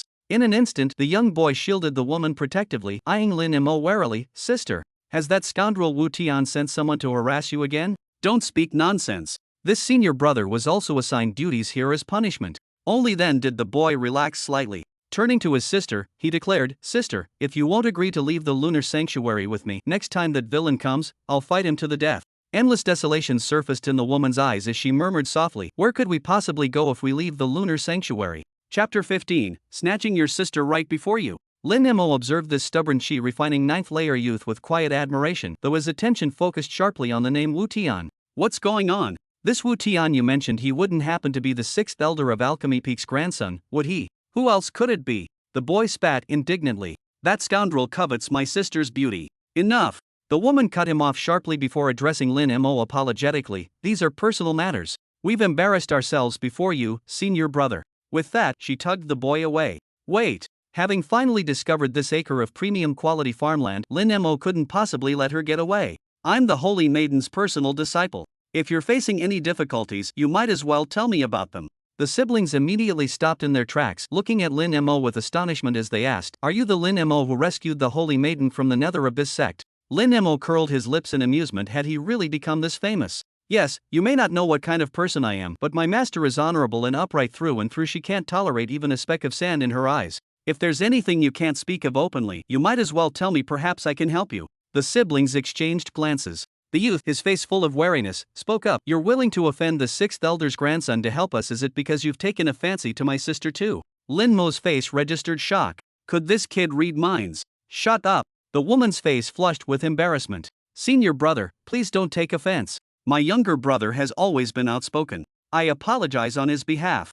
It's fine. He's quite a spirited young man. Now tell me, what's this about Wu Tian? Lin Mo had already guessed part of the story. Most likely Wu Tian had taken a fancy to the woman and, meeting with her refusal, used his position to make trouble for her. The young man couldn't hold back and spilled out the whole story. The woman was named Xia Luoluo, the young man Xia Fei. The siblings were orphans who had been discovered to have cultivation aptitude 8 years ago during the Lunar Sanctuary's disciple recruitment and subsequently joined the sect. Xia Luoluo possessed a mid-grade wood spirit root, while Xia Fei had a mid-grade earth spirit root, both having been accepted into the alchemy peak. Over the years, as Xia Luoluo grew older, her blossoming beauty began attracting unwanted attention. Several months ago, Wu Tian heard rumors that among the disciples tending the spirit fields at Alchemy Peak was a beauty who could rival even the sect's holy maiden. When he came to see for himself, he was utterly astonished by her celestial beauty. He frankly proposed that Xia Luoluo become his Tao companion. After being rejected, he began harassing the siblings in various ways. This time, Xia Luoluo was falsely accused by the overseer and punished with spirit field cultivation, where she happened to encounter Lin Mo. After understanding the situation, Lin Mo grew somewhat curious. Xia Luoluo's aptitude wasn't particularly outstanding, so why did the system classify her as supreme grade fertile land? Perhaps she possesses some hidden attributes. Regardless, since this was supreme grade fertile land, Lin Mo couldn't possibly leave it for others. This concerned his own future. From the siblings, he learned that Wu Tian was at the early golden core stage. While Lin Mo himself had no fear, how could he help these siblings? A thought formed in Lin Mo's mind. I have a method that could help you escape your current predicament, if you're willing. Xia Fei looked at Lin Mo with hopeful expectation and asked, what method? It's simple. Next time he comes looking for you, just say your sister belongs to me. As a direct disciple, even Wu Tian will think twice before causing trouble. Xia Luoluo blushed furiously. I don't actually mean for you to really be mine. This is just temporary protection. When my master returns, I'll have her transfer you to another peak. Xia Fei said angrily, I knew you weren't a good person either. Sister, let's go. At worst we'll leave Lunar Sanctuary. Lin Mo smiled, how naive. Here in Lunar Sanctuary, you at least have its protection and only face Wu Tian, who's still bound by sect rules. But once you leave, any random cultivator could snatch your sister right in front of you. Believe me. The siblings fell silent. If not for my master's teachings that we cultivators should help those in need, do you think I'd bother with your trivial matters? Ding. Host, you're shameless. This system is ashamed of you. Lin Mo suddenly realized how intelligent this system was. Xia Fei glared at Lin Mo with full vigilance. Then you must promise not to harass my sister. I'll repay this debt with my life in the future. Seeing an opportunity, Lin Mo quickly added, don't worry. I still have my master above me. If I misbehave, wouldn't my master expel me from the sect? The siblings actually agreed with this point. After all, Shangguan Lingxue had an excellent reputation in the Lunar Sanctuary. Sister, we don't know him well, but the Saintess is trustworthy. Why don't we follow his suggestion for now? Otherwise, I'll keep worrying about you. Xia Luoluo lowered her head in silence, tacitly acquiescing. Lin Mo patted Xia Fei's shoulder reassuringly, rest easy. I'll be cultivating spirit fields here for a while. I'll protect your sister. If you dare misbehave, I'll definitely report you to the Saintess. Lin Mo chuckled and asked, given your situation, why haven't you complained to the Alchemy Peak's Lord or the Enforcement Hall? I filed complaints twice, but 6th Elder suppressed them both. And Wu Tian retaliated against me. Xia Fei said as he pulled open his shirt, revealing countless deep whip scars. Xia Luoluo's tears fell instantly. Xia Fei's face was full of hatred. Several lackeys ganged up on me, tied me up and beat me. Said they'd kill me if I complained again. That bastard Wu Tian just stood watching from afar, laughing. I'll remember his face forever. Lin Mo's eyes darkened, black as an abyss. He patted Xia Fei's shoulder gently and said, don't worry. I'll surely get justice for you. Justice doesn't matter, I just want my sister to be safe. Lin Mo looked up at the sky. No. Justice is important. If everyone swallows their grievances, over time there truly will be no justice left to speak of. In the following days, Lin Mo helped Xia Luoluo cultivate the spiritual fields every day. After several days of interaction, Lin Mo discovered that though Xia Luoluo was young and gentle in appearance, she possessed remarkable inner strength. This might be related to her experiences. As an orphan who had to care for her younger brother since childhood, she was forced to become strong. Lin Mo's heart ached for her a little more. Xia Luoluo gradually opened up as well, transitioning from initial shyness to chatting and laughing with Lin Mo. After all, she was only 18 years old. From her words, Lin Mo also learned quite a bit of information. Moreover, he understood for the first time how the so-called demonic sect, the Nether Abyss sect, was viewed in others' eyes. The Nether Abyss sect, the foremost demonic sect, had disciples spread throughout this world. Their sect's principle was to follow one's heart in all matters. Some disciples were cruel and bloodthirsty, while others upheld justice and righteousness. This was why people couldn't definitively label them as good or evil, yet still categorized them as demonic. It was also the reason they could endure through the ages and grow stronger. Lin Mo fully agreed with this view, because that Demonis and Suner was exactly like this, capricious and unpredictable. More than 10 days passed without Wu Tian coming or sending anyone. Xia Fei wondered if that scoundrel Wu Tian had sent people to spy on them, but upon seeing his sister with Lin Mo, had abandoned his plans. His mood was particularly good today. Through these days of interaction, it was clear that Lin Mo had feelings for his sister, yet he conducted himself properly with due decorum, obviously a different breed from that Wu Tian. This gave Xia Fei a glimmer of hope. Perhaps when the Holy Maiden returns, both he and his sister could leave Pill Peak and transfer to another mountain division. After completing today's tasks, he prepared to set out to fetch his sister. Just past the male disciples' residential area, two figures approached from the opposite direction. Xia Fei's heart lurched. These were precisely Wu Tian's lackeys, Lu Cheng and Su Jiang, the same two who had beaten him last time among the trio. Chapter 16, Speak on Your Knees. He whirled around to flee, only to find another figure blocking his retreat. Ha ha, thinking of running? Not a chance. I'll fight you bastards to the death. Eyes blazing red, Xia Fei charged forward. But how could a mere 9th level Qi condensation cultivator hope to oppose 3 Foundation establishment experts? Soon, Xia Fei, beaten black and blue, was taken to a remote spot nearby and tied to a tree. A gloomy-faced young man with horse-like features stared at Xia Fei. I fucking don't get it. If your sister just followed young Master Wu, wouldn't she live a life of luxury? You wouldn't have to suffer like this. You could feast and drink with us under Wu's patronage. What's the point of being so stubborn? Xia Fei looked at him contemptuously and said, Kill me if you want, slice me if you will. Lu Qing, you think I'm as spineless as you? Smack! Smack! Lu Qing viciously slapped Xia Fei twice across the face. Let me tell you, young Master Wu can't wait anymore. He's going to have your sister tonight. We brought you here because we couldn't risk you ruining Wu's plans. Behave yourself, and after tonight, we'll all be brothers. Ha ha ha. Su Jian laughed from the side. Women always accept their fate after being slept with. Xia Fei roared with bloodshot eyes, I'll fucking kill you all. You listen well, my sister already belongs to Lin Mo. Do you know Lin Mo? He's the Holy Maiden's personal disciple. Lu Qing and Su Jiang froze, exchanged glances, then burst into wild laughter. Are you haha that desperate? Found yourself a brother-in-law on the spot. Ha ha, where's your spine? Who the hell is Lin Mo? The name doesn't ring any bells. Can't hear you. In the spiritual fields of the barren mountain, Lin Mo and Xia Luoluo worked until dusk, but Xia Fei never came. Xia Luoluo grew worried. Lin Mo also found it strange. Xia Fei, who clearly distrusted him, usually finished his tasks at Dan Peak and would come to accompany his sister, returning with her at dusk. Why wasn't he here today? Lin Mo comforted her. Perhaps something came up. Don't worry. We'll know when we go back and check. Normally, the three would separate at the fork in the road, Lin Mo returning to Lesser Cold Peak while the siblings went back to Alchemy Peak.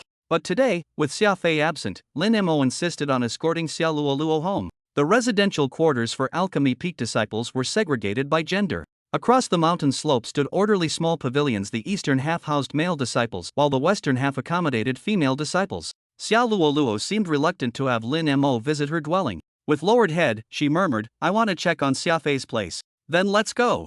I'll accompany you. As they entered the eastern mountain path, they noticed crowds engaged in hushed discussions, occasionally mentioning Xia Fei's name. Their gazes towards Xia Luoluo and Lin Mo carried peculiar pity. Lin Mo immediately sensed something amiss. He grabbed a young disciple's arm. What's this about Xia Fei you're discussing? The young disciple averted his eyes. I didn't say anything. I know nothing at all.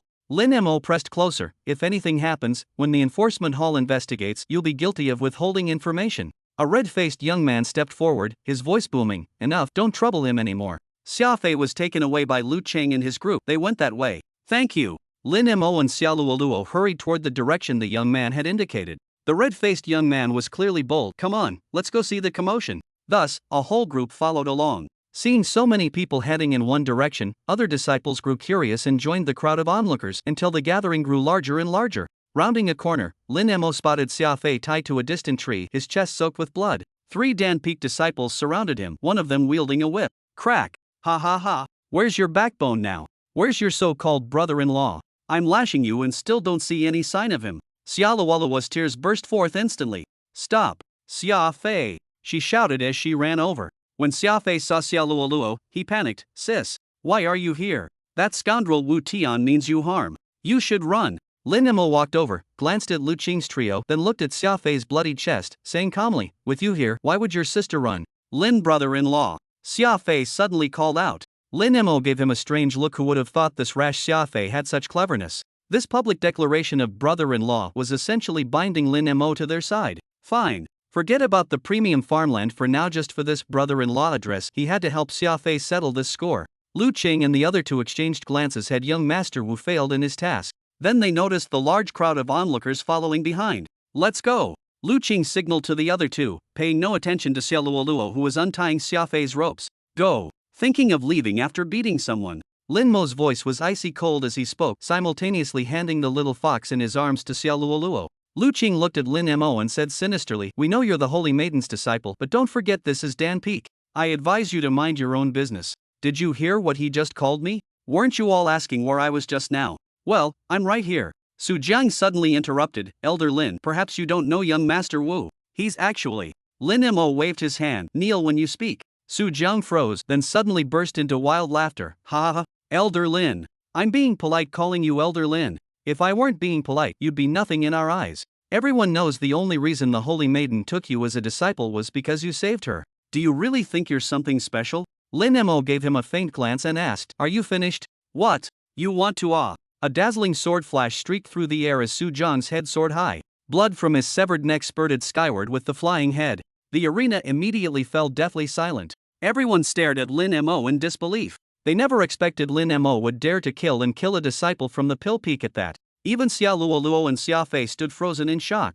During his years in the Nether Abyss sect, Lin Mo had learned one crucial lesson from the demonic disciples: either don't strike or show no mercy when you do. He wanted to see how the Lunar Sanctuary would handle this situation after he killed these underlings today. He also wanted to test exactly how much weight his status as a personal disciple carried. If the Sanctuary still punished him when he was clearly in the right, then he'd rather not be this so-called personal disciple anymore. Perhaps leaving the Lunar Sanctuary would open up a whole new horizon for him. He could secretly cultivate a few acres of spirit fields, grow his strength discreetly for years, and never have to worry about those demon women from the Nether Abyss sect again. You dare kill fellow disciples? Lu Qing stuttered in horror, his pointing finger trembling violently. Despite being at the same late-stage Foundation establishment realm, he hadn't even been able to clearly see Lin Mo's sword strike. I'll say this one last time, speak on your knees. Chapter 17, Drawing the Sword to Slay a Golden Core Cultivator. Thud. The other man immediately dropped to his knees. Su Jiang's severed head still lay at his feet, its eyes wide open. Su Jiang had died with everlasting regret. The cold gleam in Lu Qing's eyes intensified, but his gaze began flickering uncertainly. He hesitated. Lin Mo's hand lightly gripped his sword hilt. Stop. Lin Mo, you've got some nerve. First stealing elixirs recently, and now committing murder. I'm telling you you're finished. When this voice rang out, Lu Qing's eyes instantly brightened. Wu Tian had arrived. No need to fear Lin Mo anymore. He rushed toward Wu Tian while shouting, young Master Wu. Lin, the personal disciple, has killed someone. Ah! Lu Qing never expected that. Despite his extreme caution, he still failed to see Lin Mo's sword draw. He saw his own body, saw the blood gushing from his neck. In his fading consciousness, he heard Lin Mo's icy voice, I told you to speak on your knees, why wouldn't you listen? He even heard young Master Wu's shocked exclamation, you dare kill. As his consciousness faded, Lu Qing finally felt regret. I'm kneeling. Don't kill me. The remaining survivor began kowtowing frantically, his head thud against the ground. Lin Mo didn't even glance at Wu Tian as he beckoned. The whip that had struck Xiaofei earlier flew into his hand. He handed the whip to the dumbstruck Xiaofei, saying, repay him in kind for everything he did to you. Xiaofei held the whip, staring blankly at the two severed heads and corpses nearby, momentarily stunned. What are you waiting for? Don't make me despise you. Lin Mo's voice instantly ignited the reckless blood in Xiaofei's veins. He raised the whip and lashed out without hesitation. Seeking death. Enraged, Wu Tian gestured violently, unleashing the crushing pressure of his golden core cultivation. Lin Mo sidestepped to shield Xiaofei, bearing the full brunt of the pressure himself. Just keep striking.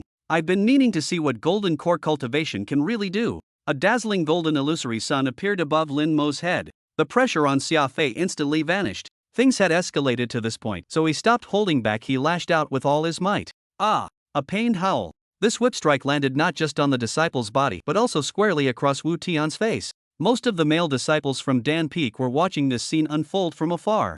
Wu Tian, who had always been arrogant and looked down on others, completely lost face this time. The arrogance on his face instantly twisted into ferocity. Lin Mo. I'll kill you. In Wu Tian's hand appeared a peculiar black weapon, somewhat resembling an ancient battle axe. A terrifying black aura swirled around the weapon. Go to hell. Wu Tian's eyes turned completely red as he attacked in a fury. A fierce gale force wind swept across several miles in all directions. Numerous low-level cultivators staggered, unable to steady themselves, with blood seeping from the corners of their mouths. Xia Fei stood behind Lin Mo, protected entirely by that golden illusory sun. Meanwhile, Xia Luoluo on the side seemed unaffected by any pressure, unaware that the little fox in her arms was emitting a faint fluorescent glow. Lin Mo tightened his grip on the sword hilt. Within the scabbard, golden flames flowed along the blade. The moment that razor-sharp gale force wind swept toward Lin Mo, he drew his sword. Sword draw slash. A brilliant golden radiance split through the gale wind, flashing briefly before vanishing. No one saw Lin Mo draw his sword. Some even doubted whether he had moved at all. He still maintained his pre-draw stance. Yet that terrifying gale wind had already disappeared. Then, the crowd witnessed a horrifying scene. On Wu Tian's terrified face, a thin crimson line slowly appeared. As the bloodline extended, a red stain gradually became visible from top to bottom on his pristine disciple robes. He collapsed, splitting into two halves as he hit the ground. Lin Mo exhaled deeply. A golden core cultivator was nothing special after all. He retrieved a jade token and crushed it. This was given by his master for emergency situations. Breaking it would summon aid. There was no peaceful resolution now. The sixth elder, Wu Tian's grandfather, could arrive any moment. Lin Mo didn't know the sixth elder's cultivation realm. Though he could slay golden core opponents while a late-stage foundation establishment, he stood no chance against an elder-level attack. Before the sixth elder arrived, third elder Qiuing'an appeared first. Lin Mo had expected fourth elder Hong Xiaotian. He never realized his master's token would summon the third elder instead. Greetings, third elder. Lin Mo bowed respectfully. The other disciples snapped out of their daze and hurriedly paid respects. You've reached late-stage foundation establishment already. Qiuing'an's gaze swept across the three corpses before lingering on Wu Tian's bisected body. What happened here? Lin Mo said, third elder, that Wu Tian and his two subordinates tried to rob my woman, so I killed them. Your woman? When did you get married? Not yet married, but we are mutually devoted to each other. Lin Mo pointed at Xia Luoluo not far away. Xia Luoluo's face turned as red as sunset clouds. Qiuing'an glanced at Xia Luoluo and asked, Wu Tian, the sixth elder's grandson? Yes, which is exactly why I needed to call for you. Qiuing'an expressed doubt. You killed a golden core cultivator while being at foundation establishment stage. If I hadn't actually committed the murder, why would I willingly take responsibility for it? Qiuing'an stared at him. So you got into trouble, you can't handle yourself and called me over. Why do you think I would help you? First, justice is on my side. Second, since Master gave me the jade token to seek third elder's help, it proves Master has absolute trust in third elder. Would third elder refuse to intervene? Killing a fellow sect member is the gravest taboo. Moreover, you did it in front of so many witnesses. How could I possibly protect you? Lin Mo raised his head high with chest out. I wanted to kill him in front of everyone. If not for so many witnesses watching, I wouldn't have killed him at all. Qiuing'an gave him a profound look and said, besides the observing disciples from Alchemy Peak, is there any other evidence? Lin Mo pointed at a distant Alchemy Peak disciple holding a recording stone. Multiple recording stones have documented today's events. Additionally, there's another witness here, one of Wu Tian's subordinates. Third elder can verify by questioning him. With a wave of Qiuing'an's hand, several recording stones from the Alchemy Peak disciples flew into his grasp. When halfway through viewing them, Qiuing'an suddenly looked up into the distance. He took out a communication jade tablet, spoke some inaudible words, then told Lin Mo, I'll send you back to Minor Cold Peak. Don't come out for some time. I'll notify you when matters are settled. Lin Mo smiled and bowed again. My gratitude to third elder.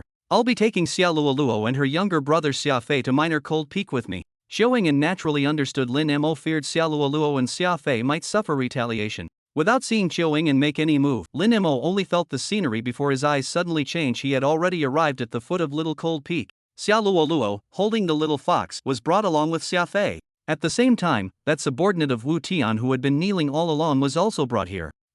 Let me tell you, I may not necessarily be able to suppress this matter. Even if it is suppressed, you might not necessarily be safe. You'd better activate the restrictive spells of Little Cold Peak and wait until your master returns before leaving Little Cold Peak.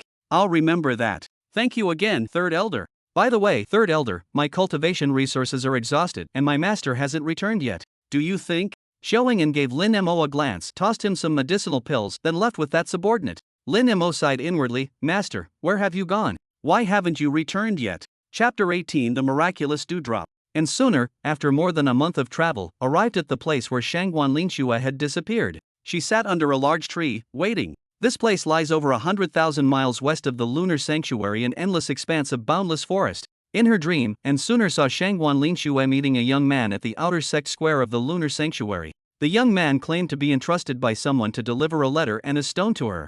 Only after reading the letter did she realize the patterns within the stone actually formed a map. The letter stated that the location marked on the map held secrets about Shangguan Linxue's true origins. Shangguan Linxue studied the stone for a long time before finally journeying here. And Suner felt the handwriting in that letter seemed vaguely familiar. It resembled her mother and Ruoi's penmanship. But how would mother know that Shangguan Linxue's mysterious origins required coming here to unravel? Moreover, mother had never mentioned knowing Shangguan Linxue. After all, mother had left the lunar sanctuary centuries ago. If that letter was truly written by her mother, then her mother must have known Shangguan Linxue at least 7 years ago. Because of the handwriting on that letter, Suner pondered many things. She had grown visibly haggard. Could her mother be keeping secrets from her? At this moment, she sat precisely where Shangguan Linxue had disappeared. This was an ordinary large tree, with only one peculiar feature. Every morning, countless birds would circle it, flying and crying. Their cries were incomparably sorrowful. Shangguan Linxue had found this tree precisely by following this characteristic mentioned in the letter. And Suner waiting for that miraculous dewdrop. She had been waiting for over 10 days now. She didn't know whether that water drop dewdrop would reappear, but her curiosity burned fiercely. Because when Shangguan Linxue came here while studying this tree, she accidentally discovered that dewdrop. Then, after curiously touching that dewdrop, she vanished on the spot. Since her disappearance, Suner could no longer dream of her. This morning, the birds surrounding the great tree left after a chorus of mournful cries. When sunlight spilled through the forest, Suner finally saw that dewdrop. IMGSRC equals HTTP P9 reading sign.fqnovelpick.com novelpicker 59D6 8CB5D3942D576ZX0044 TPLV noop.jpg LK3S equals 8D963091X expires equals 18422652881X signature equals GU405 LEXTQHDFRY6 BYMLRVM%3D. Inside the dewdrop, it seemed to be another world. Visible within was a tightly shut grand door. Suner felt both excited and nervous. She thought this might also be a kind of secret realm. Would she be able to see Shangguan Linxue immediately upon entering? She reached out her hand and gently touched that dewdrop. Then, she disappeared. At the exact moment of her disappearance, a woman who looked exactly like her appeared where she had just been standing. She was the real Shangguan Linxue. Why have you come? Once you enter, I'm afraid you'll have to wait over 7 years before you can come out. Shangguan Linxue murmured to herself. No one knew that after Suner spent her first night with Lin Mo, Shangguan Linxue also began dreaming about Suner's affairs. At first, she thought it was something like memories from her past life. It wasn't until she dreamed of Suner coming to find her that Shangguan Linxue realized Suner was actually another real person. In the secret realm, she felt everything about Suner as if it were happening to herself. She even felt Suner's first pain as though it were her own. In the beginning, she had been panicked and confused. But as the dreams increased, she gradually came to understand that there must be some inseparable connection between herself and Suner. She was also curious and wanted to have a proper talk with Suner. When she dreamed of Suner arriving at the entrance to this secret realm, she found it extremely strange. How did Suner know about this hidden realm? Did someone send her a message, or could she also dream of me? There were records in the secret realm stating it would open once every 7 years and 77 days. And now, on the very day of the realm's opening, Suner had come. Could it be that everything had been predestined by the heavens? The dewdrop has disappeared and won't appear again until 7 years later. But why did I exit just as Suner entered? Shangguan Linxue couldn't figure it out, finally sighed and flew away. After Suner touched the dewdrop, she felt the surrounding space ripple slightly. Then she saw the door within the dewdrop standing right before her. Had she already entered? Looking around, she found herself in another space entirely. The spiritual energy here was incredibly abundant. Suner had explored many secret realms before but never encountered such concentrated spiritual energy. This was truly an ideal place for cultivation. Shangguan Linxue. Suner called out but received no response after a long wait. She walked to the large door and pushed it gently. It opened easily. It was an estate, not large but exquisitely crafted, with pavilions, towers, small bridges over flowing water, and 3 redwood houses connected by galleries. Suner extended her spiritual sense only to find the place completely empty. Where is Shangguan Linxue? Suner flew into the air and discovered an immensely powerful transparent barrier enveloping the entire estate. The indistinct mountain ranges in the distance seemed both near at hand and infinitely far away. Suner quickly realized these mountains were merely illusions reflected upon the barrier. It appeared she wouldn't be able to leave this barrier. She descended back to the ground and entered the mahogany house. There were two exquisitely decorated bedrooms, one of which was empty. The other still retained a faint, delicate fragrance, the lingering scent of Shangguan Linshui. On the desk lay some writing sheets containing short poems and verses.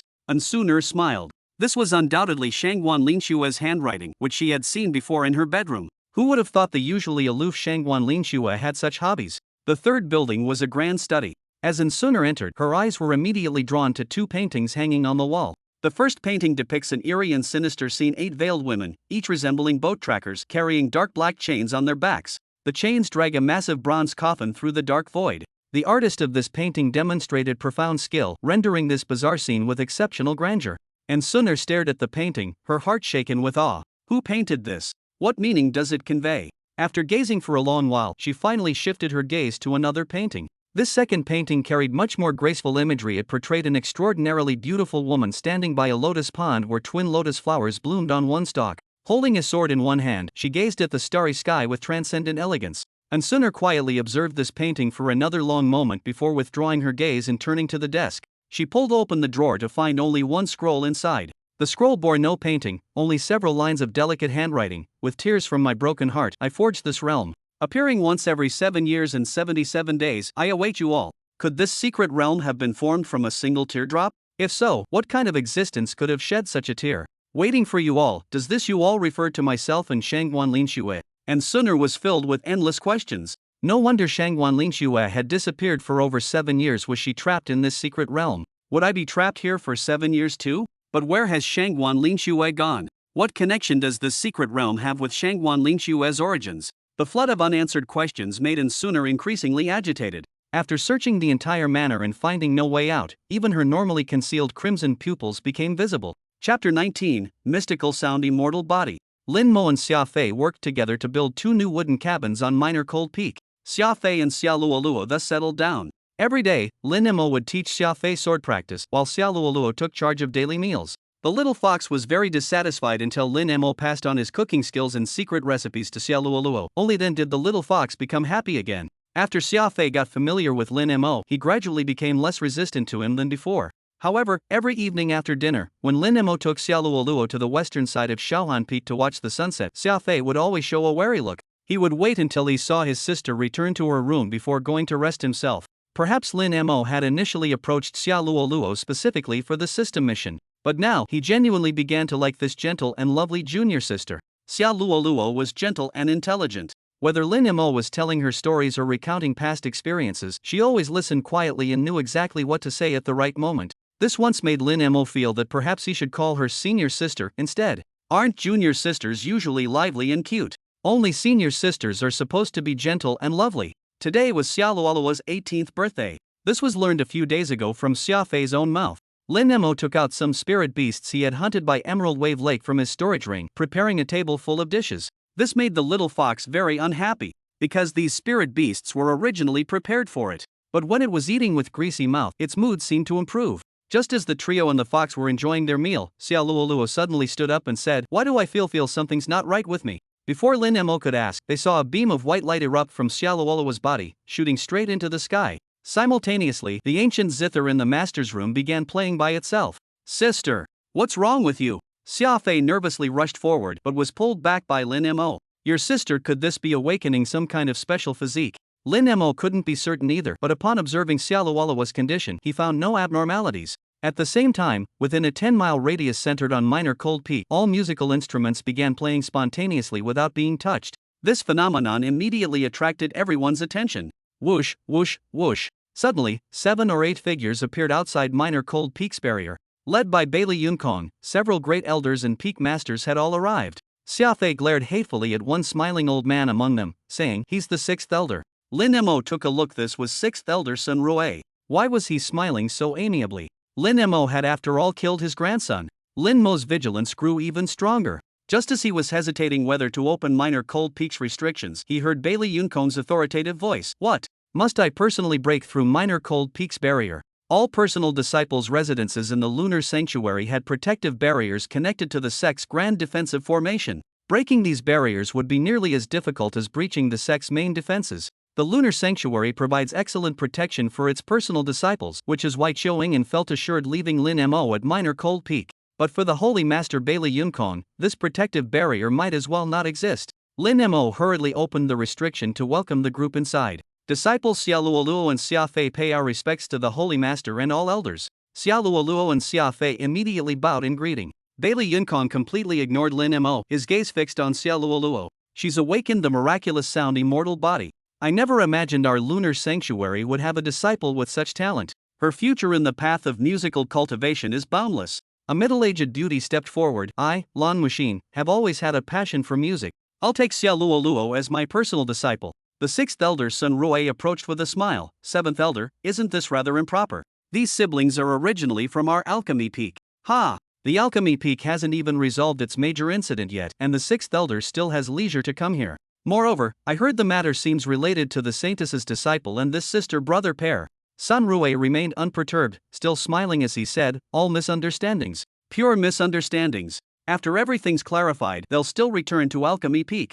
Xia Luoluo and Xia Fei's expressions changed upon hearing this. Xiaoying spoke up, having awakened the mystic sound immortal physique, she's destined to become a direct disciple. But we must carefully consider which master she'll follow. Seventh elder Lan Wuxin persisted unyieldingly, insisting on taking Xia Luoluo as her direct disciple. The argument escalated as the masters of Artifact Peak and Spirit Beast Peak joined the fray. Lin Mo watched the scene unfold, quietly pulling aside fourth elder Hong Xiaotian to ask, Fourth elder, I also possess the Nine Yang sacred physique. Why didn't anyone compete to take me as disciple back then? Hong Xiaotian laughed heartily and said, Your Nine Yang sacred body is meant for cultivating fire spiritual energy, and with your medium-grade fire spiritual root, your future achievements are basically predetermined. For someone whose path is so clearly visible, we naturally don't have much enthusiasm. Moreover, the Holy Maiden has already expressed her intention to take you as her disciple. Should we compete with the Holy Maiden? Lin Mo smacked his lips and glanced at the competing elders, silently criticizing in his heart, What poor judgment! Don't you know I possess the Nine Yang incinerating heavenly body? While inwardly criticizing, he walked over and said, Esteemed elders, there's no need for this dispute. I've already sent a message to my master who has agreed to accept both siblings as disciples. They're already my junior martial sister and brother. Xiaoying remarked, What magical artifact did your master give you? Even I can't contact her, yet you managed to. If Lin Mo had the strength, he would have certainly given Xiaoying a beating. If you don't know how to speak properly, then don't speak at all. Bailey Yunkong interjected, Enough. Stop this dispute. Xia Luoluo, what are your thoughts? Xia Luoluo looked at the crowd, then at Lin Mo, hesitating when 7th Elder Lan Wuxin directly walked to her side, took her hand and said, Join my sect, I guarantee no one will dare bully you again. 7th Elder Lan Wuxin was the peak master of Spiritual Herb Peak, and being a woman herself, Lin Mo also felt the Spiritual Herb Peak might be Xia Luoluo's best current option. With his own master absent, he certainly couldn't compete with these elders and peak masters. Seeing Xia Luoluo looking at him, he nodded slightly. Xia Luoluo turned to Lan Wuxin, I'm willing to take you as my master, and hope you can accept my younger brother into Spiritual Herb Peak as well. We're orphans who've depended on each other since childhood. Lan Wuxin immediately blossomed into a smile like flowers, waving her jade-like hand, no problem. Though his aptitude isn't enough to be a direct disciple, becoming an inner sect disciple should meet no objections. She then looked at the other elders and peak masters, smiling sweetly, Am I right, everyone? Chapter 20 The Master Returns. It's settled then. Bailey Yunkong made the final decision. Xia Luoluo immediately knelt down to formally acknowledge her master. Xiaoying spoke again, Since everyone is gathered here, let's clarify this matter thoroughly. I presume everyone already knows why Xia Luoluo came to Shaolan Peak. 6th Elder, what's your view? The 6th Elder Sun Rui looked solemnly at Lin Mo and said, Sigh. This incident was entirely caused by my incompetent grandson. I've been too occupied managing Dan Peak and neglected his discipline, leading to this outcome. Lin, the personal disciple, please rest assured you needn't worry about deliberate retaliation from me. After all, I am a peak master, and moreover, the fault lies with me. Lin Mo observed the seemingly sincere 6th Elder, his internal vigilance intensifying further. His grandson was killed, yet he could dismiss it so lightly. Lin Mo didn't believe it. But maintaining a pleasant expression, he replied, 6th Elder, my cultivation is shallow and my strikes lack proper control. I must beg your forgiveness. Ha ha, no need, no need. Let's consider this matter closed. Bailey Yunkong vanished from his spot, his voice echoing from afar, Remember this well, no further disturbances shall be permitted in the future. And never shall fellow disciples harm each other. Xia Luoluo and Xia Fei went to pack their belongings, while the other peak masters and elders also dispersed. Lin Mo looked at 7th Elder Lan Wuxin and said, 7th Elder, I must trouble you to help take care of the siblings. Lan Wuxin gave him a sidelong glance and replied indifferently, Luoluo is my disciple. Naturally, I'll take good care of her. Why would I need you to tell me that? Don't think I don't know you only claimed her as yours to protect her. Whether she truly is yours depends entirely on her own will. You cannot force her, or else I'll beat you up regardless of your status. Suddenly Lin Mo felt the difficulty of his mission had doubled. Then when I visit the siblings at 7th Elder's Spirit Herd Peak in the future, you won't deliberately obstruct me, will you? If she's willing to see you, of course I won't stop you. But if she refuses and you still harass her, then I won't spare any consideration for the Holy Maiden's face. Hearing this, Lin Mo felt somewhat relieved. At least Xiaoluola's safety was guaranteed. Lan Muxin continued, "Humph. You still have the leisure to watch my disciple. Don't tell me you truly believe someone who lost their grandson would simply let matters rest." I naturally wouldn't trust his words. Nevertheless, I appreciate 6th Elder's reminder. Unnecessary. You'd better watch your own conduct. Lan Muxin left with the siblings. Lin Mo noticed a trace of reluctance in Xiaoluola's eyes, just a trace. Mostly there was gratitude. Shaohan Peak grew quiet, with only the sound of wind remaining. The little fox crouched nearby, silently watching Lin Mo. Lin Mo picked up the little fox and said, "In the end, strengthening oneself remains the true path to power." At Lingjiu Peak, Li Mingji came forward to greet them, cupping his hands in salute from afar. "6th Elder honors us with your presence. I apologize for not welcoming you properly." "Ha, young master, I need to speak with you." Li Mingji smiled and said, "Seeing 6th Elder in such high spirits puts my mind at ease. I truly feared the grief over your grandson's death might have crushed you completely." A needle-like sharpness appeared in Sun Rui's smiling eyes. "I'm just here to ask you why this year's sect competition has been delayed for so long. After all, you're the one in charge of this matter." Li Mingji said with a smile to 6th Elder Sun Rui, "6th Elder, you're so devoted to alchemy, why the sudden interest in the sect competition?" Sun Rui's face remained all smiles. "My eldest disciple Lu Dajian practices sword cultivation. Having heard that the Holy Maiden's disciple possesses extraordinary sword insights, he pesters me daily about when the sect competition will be held, hoping for a match. I had no choice but to come to the Holy Sun for information."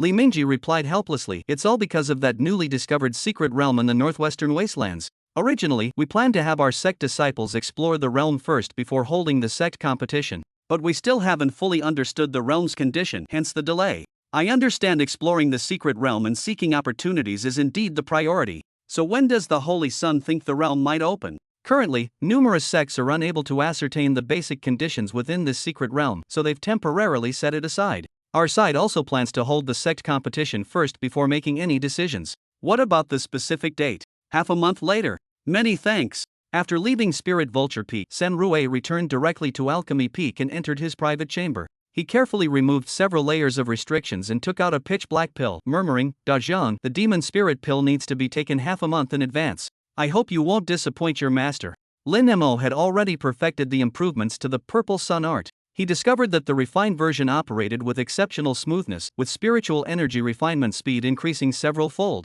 The resources provided by Chiu Ying'an had been exhausted again, and Lin Mo's cultivation had reached the great perfection of foundation establishment stage. It was time to prepare for forming the golden core. On this day, while practicing sword techniques near Minor Cold Peak, he saw a graceful figure descending from the skies. This figure was intimately familiar to him. It was none other than his breathtakingly beautiful master, the one he had been longing for day and night. "Master, you finally returned." Lin Mo happily rushed forward to greet her. Ding! Premium grade fertile land detected. Host, please take note. Lin Mo froze momentarily. He carefully examined the distant figure, confirming it was indeed his master. "I say, system bro, your delay is ridiculous. We've been master and disciple for so long, and you're only reminding me now." Ding! Land cultivation mission issued. First cultivation will randomly reward one type of stellar true flame. Each subsequent 100 cultivations of this fertile land will randomly reward various grades of exotic flames in sequence. Ding! Friendly reminder, this fertile land has no time limit for cultivation.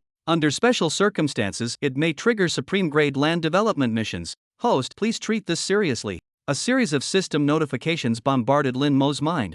Exotic flames have grades too, and master can trigger supreme grade land missions. Lin Mo decided to properly interrogate the system about this matter tonight. For now, welcoming his master took priority. The master was still as beautiful as ever. Her light figure and posture while flying against the wind appeared even more ethereally beautiful. He rushed forward, but when he was still several zhang away from his master, an invisible force blocked him. He looked at his master, whom he hadn't seen for a long time, noticing her completely indifferent expression, and this indifference seemed more genuine than before. "Master, your disciple has missed you so much." Shangguan Linxue looked at this disciple who had appeared out of nowhere. She wanted to say you're not my disciple, but an inexplicable feeling welled up in her heart that she couldn't quite define.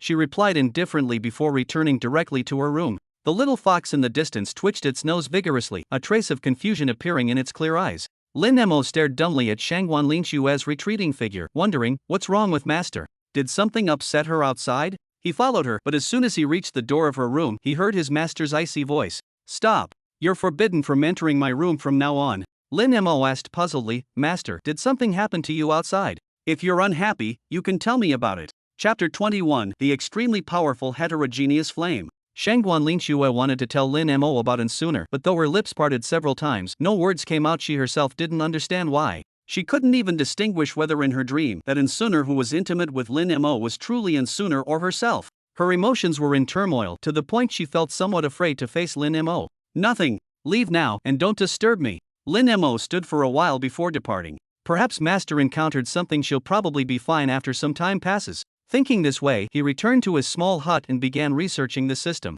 That demonic sect enchantress, and sooner the system's reward for her was max-level comprehension and dual cultivation to elevate spiritual root grade. As for Xia Luoluo, the system's reward for her was Sword Dao Enlightenment and the Heaven Burning Sword technique. Just by hearing the name, one could tell this Heaven Burning Sword technique was extraordinary.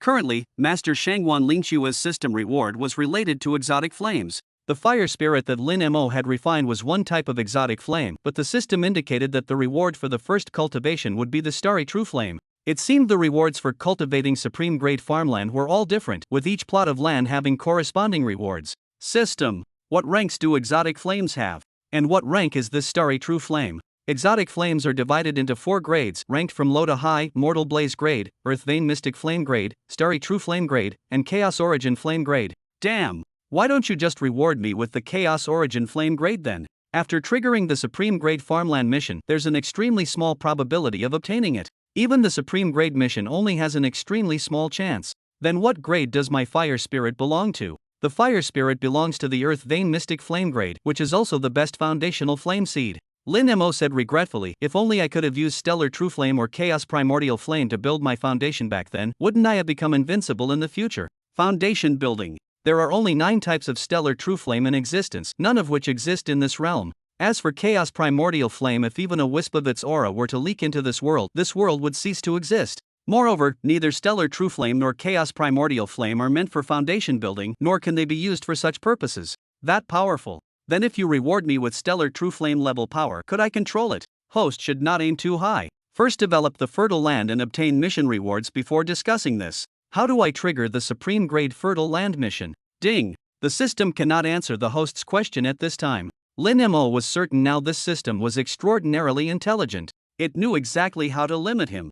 Then explain in detail about Stellar True Flame and Chaos Primordial Flame. Stellar True Flame level, such as Purple Subtlety Heavenly Fire, absorbs astral energy and gestates for millions of years. Only cultivators at the Tribulation Transcension realm or above can make contact. Primordial Chaos Flame carries the residual essence of world creation like the primal burning fire. Within its flames, one can see the flow of great Tao runes. No one in this realm can even gaze upon it, let alone touch it. But I haven't reached the Tribulation Transcendence realm. If you reward me with Starfire True Flame now, what should I do with it? Won't it just burn me to death? Host should not aim too high while lacking capability. First cultivate your fertile land and obtain the mission rewards before considering such matters. Lin Mo couldn't help but nod in agreement. He acknowledged the system's point. He had indeed been overreaching himself. Currently, there was no progress on junior sister Xiaoluoluo's mission, and as for his master's task, he had no idea when it could possibly be completed. That was his master we're talking about. Lin Mo stepped out of his house and gazed at his master's red dwelling in the distance.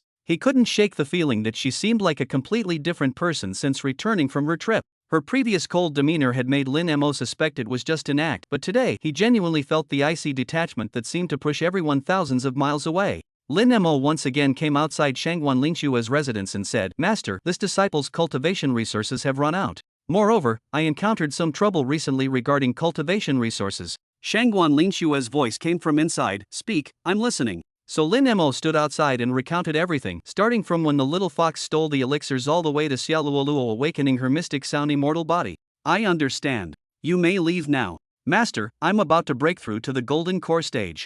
This disciple lacks experience and seeks your guidance. Shangguan Lingxue stepped out. She sent a strand of spiritual energy into Lin Mo's body, carefully examining his condition. Lin Mo also observed his master closely. Beautiful, still as beautiful as before, but the natural coldness emanating from her brows seemed more pronounced than before. Lin Mo suddenly wondered, could it be that the cold poison from Master's 9 mystic body has flared up? Master, I feel you've changed somewhat. Has the cold poison from your 9 mystic body recurred? Shangguan Lingxue withdrew her spiritual power and said indifferently, my affairs are none of your concern. As for your golden core advancement, remember this: compress the spiritual energy in your dantian to the absolute limit you can endure. The purer, the better. Use the compressed spiritual energy to forge your core. I'm going to retrieve cultivation resources. Having said that, Shangguan Lingxue immediately flew away. During her 7 years in the secret realm, her cold poison had never once flared up. But now that she had emerged, she vaguely sensed the poison showing signs of stirring again. That letter back then had mentioned the secret realm holding clues to her origins, yet she had found nothing, no answers to the mysteries of her past. Her cultivation, however, had advanced tremendously. The secret realm was extraordinary. After cultivating there for 7 years, she had risen from early-stage nascent soul to her current late-stage nascent soul, nearly reaching the peak of perfection. She didn't know who had written that letter, but she believed whoever it was would surely reappear. And Suner suspected the handwriting in the letter belonged to Enruoi. This was in Suner's private thought, something Shangguan Lingxue could not learn from the dream. Shangguan Lingxue collected a large amount of fire attribute cultivation resources from the sect affairs hall. No one dared to question her, after all, she was the Holy Maiden. Upon leaving the affairs hall, she immediately spotted Xiao Ingen. Holy Maiden, you've returned. Your cultivation, how have you reached late-stage nascent soul in just 3 short months? Shangguan Lingxue bowed slightly and replied calmly, I came across a minor opportunity. Thank you, Third Elder, for looking after my disciple during my absence. It was nothing. Had I known you'd return, you should have attended the sect meeting just now. The discussion concerned the upcoming sect competition and the opening of the Northwestern Secret Realm. Secret Realm. It seems the Holy Maiden hasn't heard. A secret realm has appeared in the Northwest. Preliminary investigations show only cultivators below Golden Core can enter. No other information is available. All major sects sent people in over a month ago, but none have returned. Shangguan Lingxue asked, then is there any point in further exploration? However, considering the exceptionally dense spiritual energy within the secret realm, everyone believes that with such concentrated energy there must be no shortage of treasures inside. Therefore, it has been decided to adopt a voluntary approach this time. Those willing to go can register with their peak master. Thank you for informing me, Third Elder. Xiao Ingen felt relieved when he saw Shangguan Lingxue's utterly indifferent expression. Recently, the Holy Maiden's behavior had been somewhat abnormal, making him suspect whether she had suffered some trauma that changed her temperament. By the way, the sect's grand competition is in 3 days. You must attend, and let's take this opportunity to introduce your disciple Lin Mo to everyone too. Understood. Shangguan Lingxue had just returned near Shaohan Peak when she sensed a razor-sharp sword chi. She witnessed Lin Mo executing a sword strike toward the sky. The brilliant sword radiance flashed briefly before retracting. This strike already contained sword intent. No wonder the 6th Elder's grandson couldn't withstand it. Shangguan Lingxue concluded that most disciples below Golden Core late stage probably couldn't block this sword strike. Chapter 22: The Benefits of Having a Bad Reputation. She naturally felt a stir in her heart, the same kind of stir Suner had felt when she first saw Lin Mo draw his sword. Master, the sect competition will be held in 3 days. You should participate too. Yes. Also, a secret realm has appeared in the Northwest. Only cultivators below the Golden Core stage can enter. None of the many scouts sent in earlier have returned. The sect is adopting a voluntary registration method. So, it's up to you whether to go or not. I'll consider it. Lin Mo answered this way, but he had no intention of going at all. With the system by his side, why should he take such a risk? For 3 days, Lin Mo practiced by the lake. He was puzzled his master had been holed up in her room the entire time, not coming out for 3 days. 3 days later, Lin Mo got up early in the morning and roasted 3 chickens before the little fox obediently agreed to stay behind its small cold peak. When Shangguan Lingxue brought Lin Mo to the martial practice square of the lunar sanctuary, he was stunned. It was a vast, flat ground surrounded by 4 mountain peaks. In the center of the flat ground stood a massive pyramid. The pyramid was as tall as the surrounding mountains. The entire surface of the pyramid wasn't a smooth slope, but rather terraced stone steps. The steps were also very narrow. At the very top of the pyramid was a small, flat area just enough for one person to stand on. The pyramid was constructed of some unknown material and was enveloped by a barrier. At that moment, countless disciples were already battling fiercely on the pyramid steps. Even more disciples were swarming toward it. On all 4 sides of the pyramid, several high-ranking sect cultivators hovered in midair. Their main duty was to oversee the proceedings and prevent any disciples from breaking the rules. Among the fighting disciples, whenever someone faced a life or death crisis, the barrier would automatically teleport them out. Thus, flashes of white light continuously lit up across the pyramid. On the surrounding 4 mountain peaks, the various peak lords, elders, and management sat comfortably, chatting amiably while critiquing which disciples were performing well. Lin Mo was stunned. This was completely different from what he had imagined about the sect competition. He had thought it would involve assigned matches between disciples of different ranks, outer sect disciples, inner sect disciples, and personal disciples battling each other on platforms. Lin Mo looked at the pyramid structure and asked Shangguan Linshuo, Master, can this really be called a competition? It's not fair. If a chi-refining disciple encounters a nascent soul cultivator, wouldn't they be instantly eliminated? Where in this world can you find absolute fairness? If one cannot learn to recognize and avoid danger, how far can they go? Moreover, high-level cultivators are all eager to climb higher. Why would they waste time and spiritual power on obviously weaker opponents? Besides, the barrier restricts cultivation levels, with golden core being the maximum allowed. But what if a golden core cultivator uses large-scale attack techniques? Golden core disciples generally head straight for the top layers. If anyone maliciously attacks lower-level disciples, the discipline hall will disqualify them. Lin Mo finally understood. Master, are there any specific rules I should know about? Go to the entrance of the barrier to receive a recording jade token, then strive to climb upward until you're eliminated. The barrier will record the highest level you reach. This is also an important basis for disciples at all levels to advance. Lin Mo looked at the base of the pyramid, where countless cultivators in servant-disciple robes were desperately fighting their way upward. He couldn't help but sigh how difficult it was for a servant-disciple to be promoted to outer sect status. Thinking about how his master had accepted him as a personal disciple, Lin Mo still felt moved. Then I'll go now, master. Lin Mo landed and came to the barrier entrance, where he immediately spotted Xia Luoluo and Xia Fei reading the competition rules. Several sycophantic disciples from Artifact Peak were gathered around Xia Luoluo. Xia Fei was shielding his sister while watching these disciples with vigilant eyes. Lin Mo sighed. Flowers too fragrant would inevitably attract bees and butterflies wherever they went. Wife! Lin Mo shouted loudly. Xia Luoluo turned her head and, seeing Lin Mo, her delicate face immediately flushed red. Brother-in-law, Brother Lin. Xia Fei was visibly excited.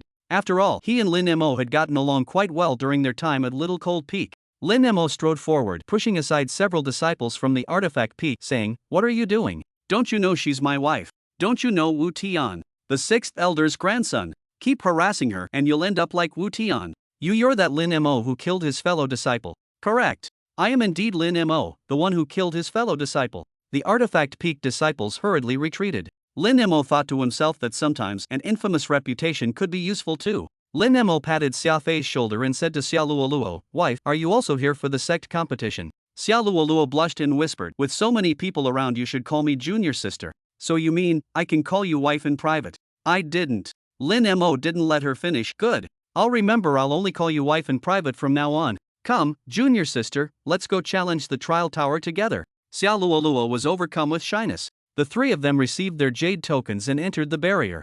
"Big brother Lin, I need to tell you something. My sister has signed up for the secret realm exploration." Lin Mo stopped in his tracks and looked sternly at Xia Luoluo. "Do you realize that none of those who entered the secret realm before have ever come out?" Xia Luoluo's face showed determination. "Yesterday, Master received news that one person did come out, bringing back many valuable treasures. Big brother Lin, for someone like me who wants to improve my cultivation and avoid being bullied, I have to fight for it myself." "Nonsense. If you lose your life, you lose everything. What's the point of fighting then?" Xia Luoluo raised her head, her bright eyes meeting Lin Mo's gaze. "Big brother Lin, my master said the same thing." But she added more, "The path of cultivation is, by nature, a struggle against heaven and earth. Even when cultivators face heavenly tribulations, it's because they've competed for the world's spiritual energy that the lightning punishment descends. My sister and I were born into hardship. With such an opportunity before us, I absolutely cannot let it pass." Xia Fei also said, "Although my sister is a direct disciple, her monthly resources are allocated in fixed amounts. Moreover, a cultivator's main cultivation resources must be obtained through their own efforts. The sect can't possibly support so many disciples entirely." Lin Mo suddenly realized that he had always been in a state of resource deficiency. Every time he needed something, he would ask his master. Once or twice, his master would retrieve it for him. But when he required unlimited resources in the future, his master couldn't possibly keep supporting him forever. "Since you put it that way, I'll register too. I'll go with you." Xia Fei immediately became excited. "Brother Lin, I knew you were a decent person. Once we enter the secret realm, you'll have to protect my sister." "Ha! A decent person. You used to guard against me like I was a thief." Let me tell you, I'm only taking this risk because I'm worried about your sister. Can you stop being so obsessed with my sister? If I don't think about your sister, should I think about you instead? By the way, why didn't you register? My sister absolutely forbade me from going, saying we need to preserve the Xia family's lineage. Upon reaching the base of the pyramid and gazing upward, its grandeur felt even more overwhelming. The highest few layers already had climbers who appeared as small as ants from this distance.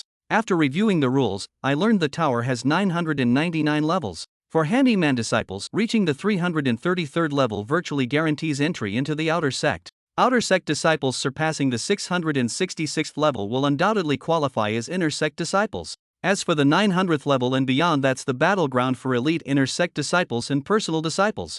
Lin Mo asked curiously, since you're already inner sect and personal disciples, why participate in this competition? Xia Luoluo smiled faintly. Our master insisted. Though we've just entered the sect with low cultivation, the number of levels we climb matters less than the tempering this experience provides. Chapter 23, Lin Mo, your life is forfeit. Lin Mo nodded. Brother Lin, let's part ways here. The tower must be conquered alone. Lin Mo naturally knew that if he protected them while charging upward, it would defeat the original purpose of the sect competition. Whether it would be ruled as a violation aside, the siblings wouldn't be able to stand their ground when reaching levels mismatched with their strength. Alright, be careful yourselves. Don't push too hard. Lin Mo ascended directly upward. Intimidated by his inner disciple robes, the outer disciples at the lowest levels mostly scattered at his approach. Soon, he reached the 400th level. Two array peak disciples from the 2 levels above stared at him with burning intensity. One said to the other, Senior brother, if we eliminate an inner disciple from the barrier, wouldn't that make our achievements particularly notable?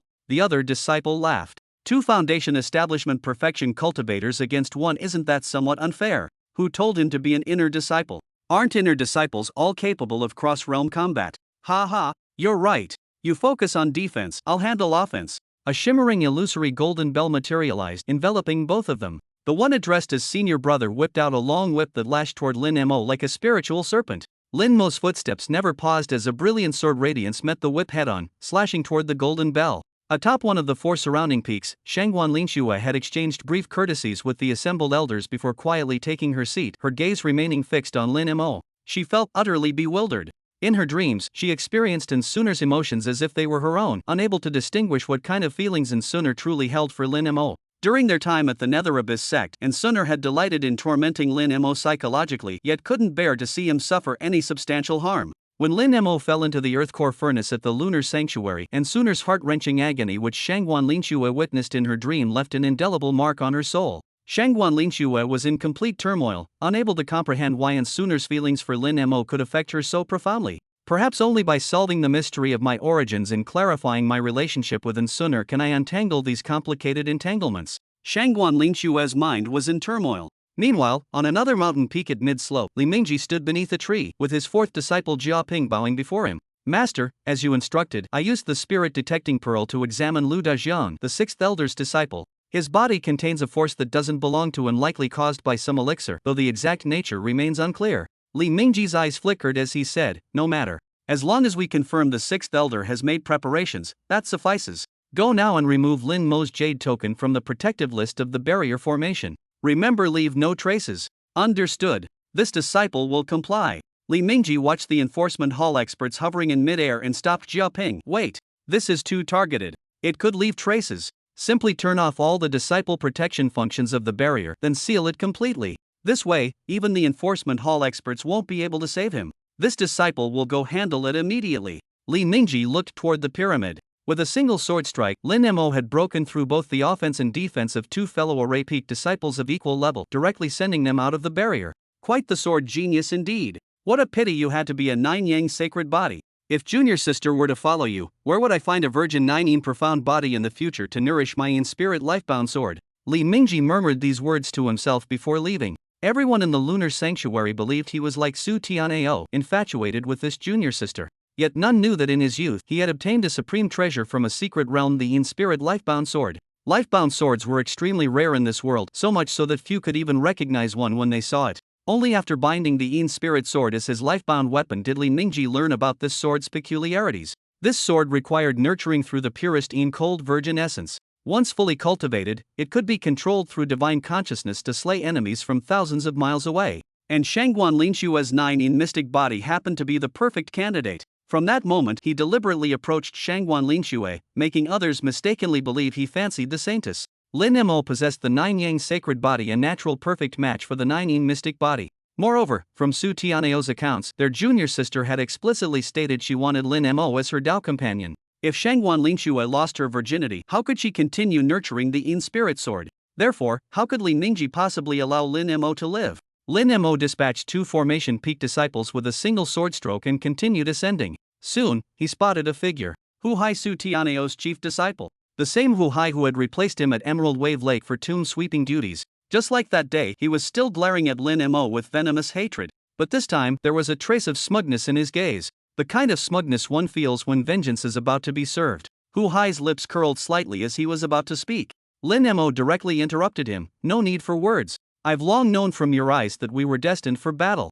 Take this sword. The words Hu Hai had prepared were stuck in his throat. He had intended to berate Lin Mo for lacking respect, daring to covet the beauty of their holy maiden master. He wanted to first curse Lin Mo thoroughly, then kill him outside the barrier to vent his own master Su Tianeo's anger. But Lin Mo attacked first. With words stuck in his mouth, he felt extremely frustrated. Hu Hai wielded his broadsword with sweeping, mighty strokes. His attacks were supremely domineering. Lin Mo's swordplay was light yet razor-sharp. This was his first encounter with a saber-wielding opponent. He didn't immediately use his signature sword-drawing slash, wanting instead to gain more combat experience. Before long, Lin Mo realized he couldn't hold out much longer. Under Hu Hai's ferocious assault, his spiritual energy was being depleted too rapidly. Hu Hai is at the mid-stage Golden Core realm. Being able to hold out for so long under such domineering sword techniques is already quite impressive. Just as Lin Mo prepared to execute his sword-drawing slash to end the battle, he noticed several of the enforcers hovering outside attempting to strike the barrier. Hu Hai also halted his attacks, looking outward as he asked, "What's happening?"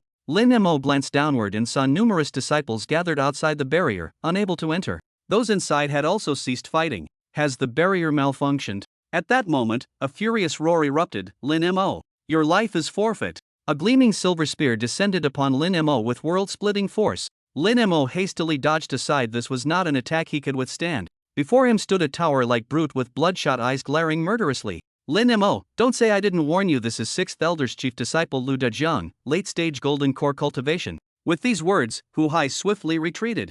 Lin Mo instantly understood. The timing of this barrier malfunction was too coincidental. This was the 6th Elder's scheme. Presumably, today, Lu Dajiang came specifically to kill him. Hu Hai warning him could already be considered an act of benevolence. Lu Dajiang missed his strike and suddenly pressed one hand against his dantian, letting out a furious roar. Immediately, his aura rapidly surged, reaching the peak of Golden Core stage in an instant. He attacked with maniacal laughter. Lin Mo, you killed my junior brother Wu Tian. Today I shall avenge him. Dozens of massive silver spear phantoms instantly enveloped Lin Mo. Chapter 24, One Strike Kill. On the mountain peak, numerous elders and administrators were discussing anxiously what happened. It seems the barrier malfunctioned. No matter, if the barrier has problems, we'll just repair it. These disciples have all stopped fighting anyway, no need to worry about casualties. Isn't that Lu Dajiang? Why is he still attacking? His target is Lin Mo, the new disciple just accepted by the Holy Maiden. He's only at Foundation Establishment realm. Stop him immediately. With the barrier malfunctioning, we can't safely teleport people out. Upon detecting the anomaly, Shangguan Lingxue immediately flew toward it. She fiercely struck the barrier twice from outside. A law enforcement hall expert urgently stopped her. Holy Maiden, no. The barrier connects to the sect's grand defensive formation. It cannot be broken. Moreover, forced dismantling might injure disciples inside. Shangguan Lingxue's eyes turned icy. She knew forcefully breaking the barrier was impossible. Those 2 strikes had been instinctive acts of impatience. At this moment, the whites of Lu Dajiang's eyes had turned completely black, his entire eyes resembling 2 bottomless pits, creating an especially terrifying sight. He launched a frenzied assault towards Lin Mo. Lin Mo had just finished a fierce battle with Hu Hai and was now being overwhelmed by this violent attack, finding himself in an extremely awkward position. Throughout this confrontation, he hadn't drawn his sword even once, focusing entirely on dodging. He was biding his time, waiting patiently. The reason he dared to take such risks was that the protective jade token given by his master last time could withstand one fatal attack. The spiritual energy he had left only allowed for one more sword strike. He must achieve a one-hit kill. All the disciples were watching them, whispering among themselves. That black tower-like man is said to be the 6th Elder's personal disciple at the late Golden Core stage. The one he wants to kill is that Lin Mo who murdered his fellow sect member. Ha ha, the fellow sect member Lin Mo killed was his junior brother. Lin Mo is only at Foundation establishment, how can he hold out for so long? Shangguan Linshua's heart tightened. She didn't even know why she was so anxious over this disciple she had only met 3 days ago. Sixth Elder. Sun Rue. If you don't step in and stop this today, I swear I will kill you. Shangguan Linshua's icy voice carried far into the distance. Hong Xiaotian appeared beside her. Holy Maiden, the Holy Master has taken Third Elder Qiuing into the Heavenly Sword sect. Right now, there is no one in our Holy Land who can break this barrier formation, and that Lu Dajiang seems to have fallen into demonic madness. The situation is dire. Shangguan Linshua said nothing. A crystalline sword materialized in her hand. As her sword rose, white clouds churned in the high heavens, and an invisible giant sword pointed at the barrier. Don't! The faces of the Fourth Elder and the law enforcement hall members changed drastically. Holy Maiden, you mustn't. Whether this sword strike can break the barrier aside, the disciples inside won't be able to withstand such shockwaves. Lin Mo is among them too. The anger in Shangguan Linshua's eyes gradually dissipated, replaced by bone-chilling coldness. Inside the barrier, Xia Fei burned with anxiety as he rushed to Lin Zhan's side. Brother Lin, I'll help you. Lin Mo was about to stop this reckless youth when he suddenly heard the sound of a zither. Xia Luoluo sat not far away. A guqin rested on her lap. Her jade-like fingers lightly plucked the strings, sending musical notes pouring toward Lu Dajiang.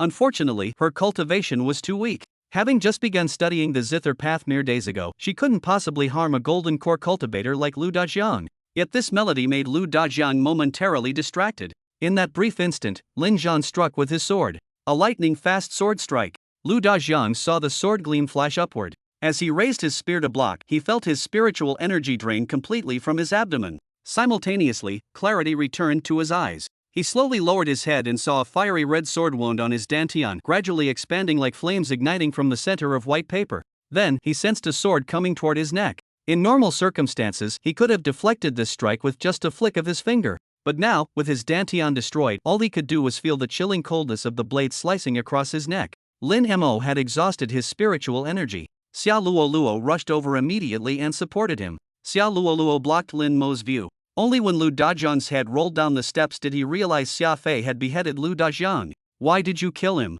Xia Fei turned to look at Lin Mo, perplexed, and said, Brother Lin, didn't you teach me this? If you're going to kill someone, do it thoroughly, to avoid leaving future troubles. Lin Mo was at a loss for words. He had originally intended to extract some information from Lu Dajiang. Now this happens. But it doesn't matter, the Sixth Elder is definitely involved. He raised his eyes to look beyond the barrier, only to see the Fourth Elder staring blankly at him. As for his master, she had clearly just breathed a sigh of relief, though the tension still hadn't faded from her delicate face. Master hasn't changed. She still cares about me. Lin Mo thought. Not far away, Hu Hai was looking at Lin Mo with undisguised terror. Why hadn't Lin Mo used that sword technique against him earlier? Not just Hu Hai, all the disciples were staring at Lin Mo. Within the barrier, an absolute silence prevailed. The inner sect disciples and personal disciples were wondering whether they could have blocked that sword strike. While the miscellaneous disciples and outer sect disciples could only think, this Lin Mo who's been rumored to have killed fellow disciples, he just killed a golden core cultivator with one strike.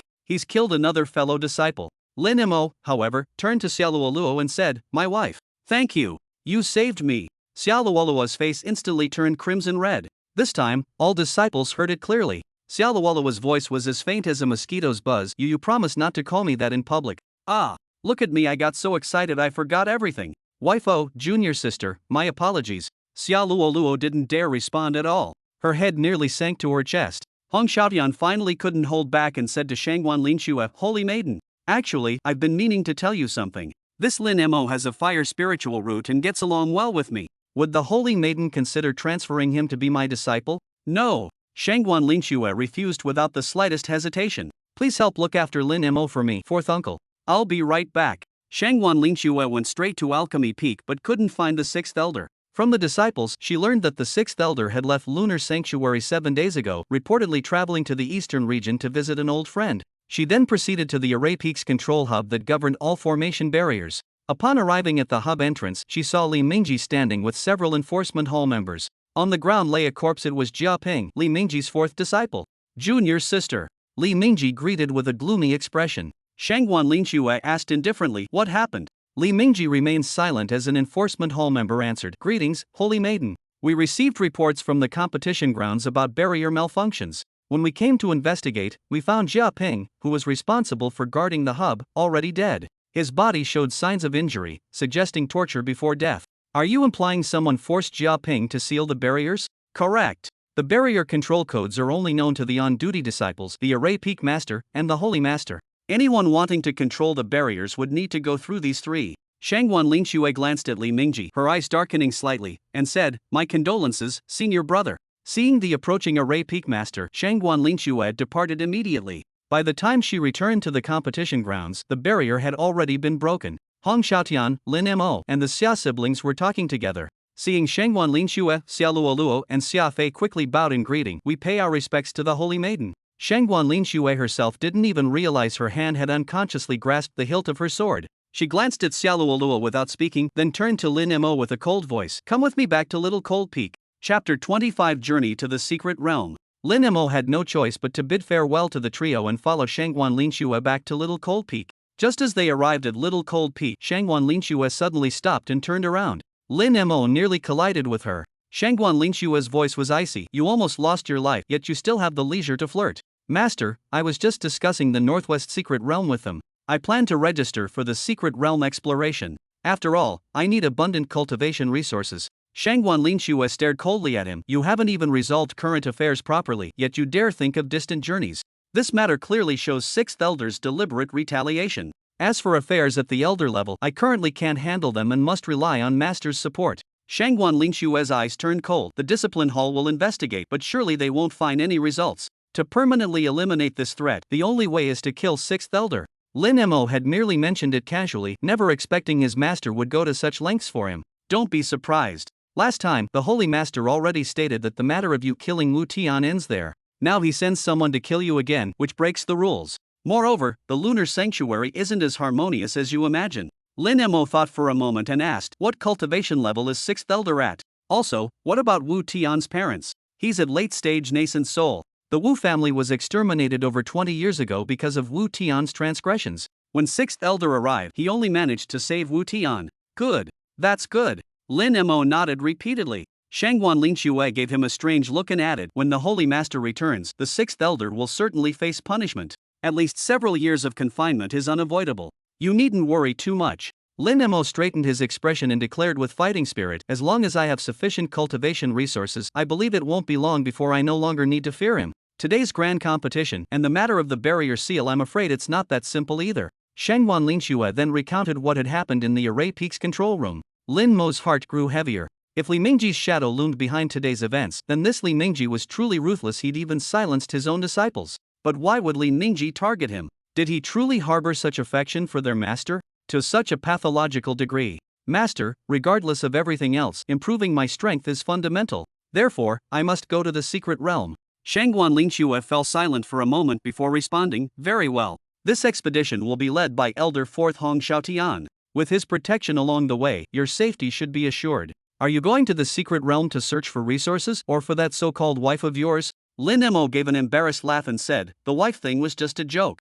I'm going for resources." Shangguan Linxue swept him with a glance, then turned and left. Lin Mo felt that his master's temperament was becoming increasingly difficult to fathom. 7 days later, Lin Mo boarded the immortal ship carrying the little fox. There was no helping it, the little fox absolutely refused to stay behind. With too many applicants wanting to go to the secret realm, the sect feared excessive losses and had to limit the number of participants, with only 300 ultimately making the journey. 3 enormous immortal ships ascended into the sky, flying westward in a magnificent procession. Lin Mo had learned from Hong Xiaotian that Xia Luoluo was on this particular immortal ship, so he deliberately boarded this one, but after looking around, he couldn't find her. Perhaps she was in her cabin. "Hey, Xiangxiang, look. That's Lin Mo over there. They say he possesses the 9 Yang sacred body." "Senior sister, don't tell me you've taken a fancy to him and want to share a romantic night with the 9 Yang sacred body. That's not entirely impossible. After all, how rare is the 9 Yang sacred physique?" Lin Mo heard the discussion and turned to look. He saw 2 female disciples from the Alchemy Peak standing by the ship's railing, staring right at him.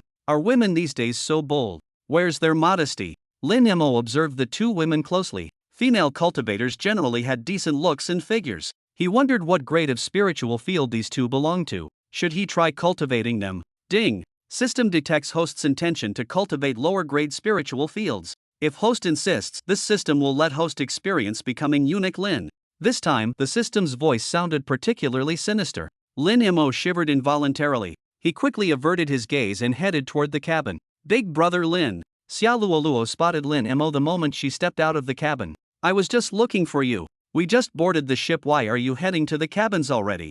Xiao Luoluo took the little fox from Lin Mo's arms while stroking it, saying, Master was worried, so he gave me an array disc to set up in my room. Lin Mo immediately realized that 7th Elder Lan Muxin truly valued Xiao Luoluo. Come, let's go outside to talk. The two came to the ship's railing, where a cool breeze lifted Xiao Luoluo's long hair, letting it dance in the wind.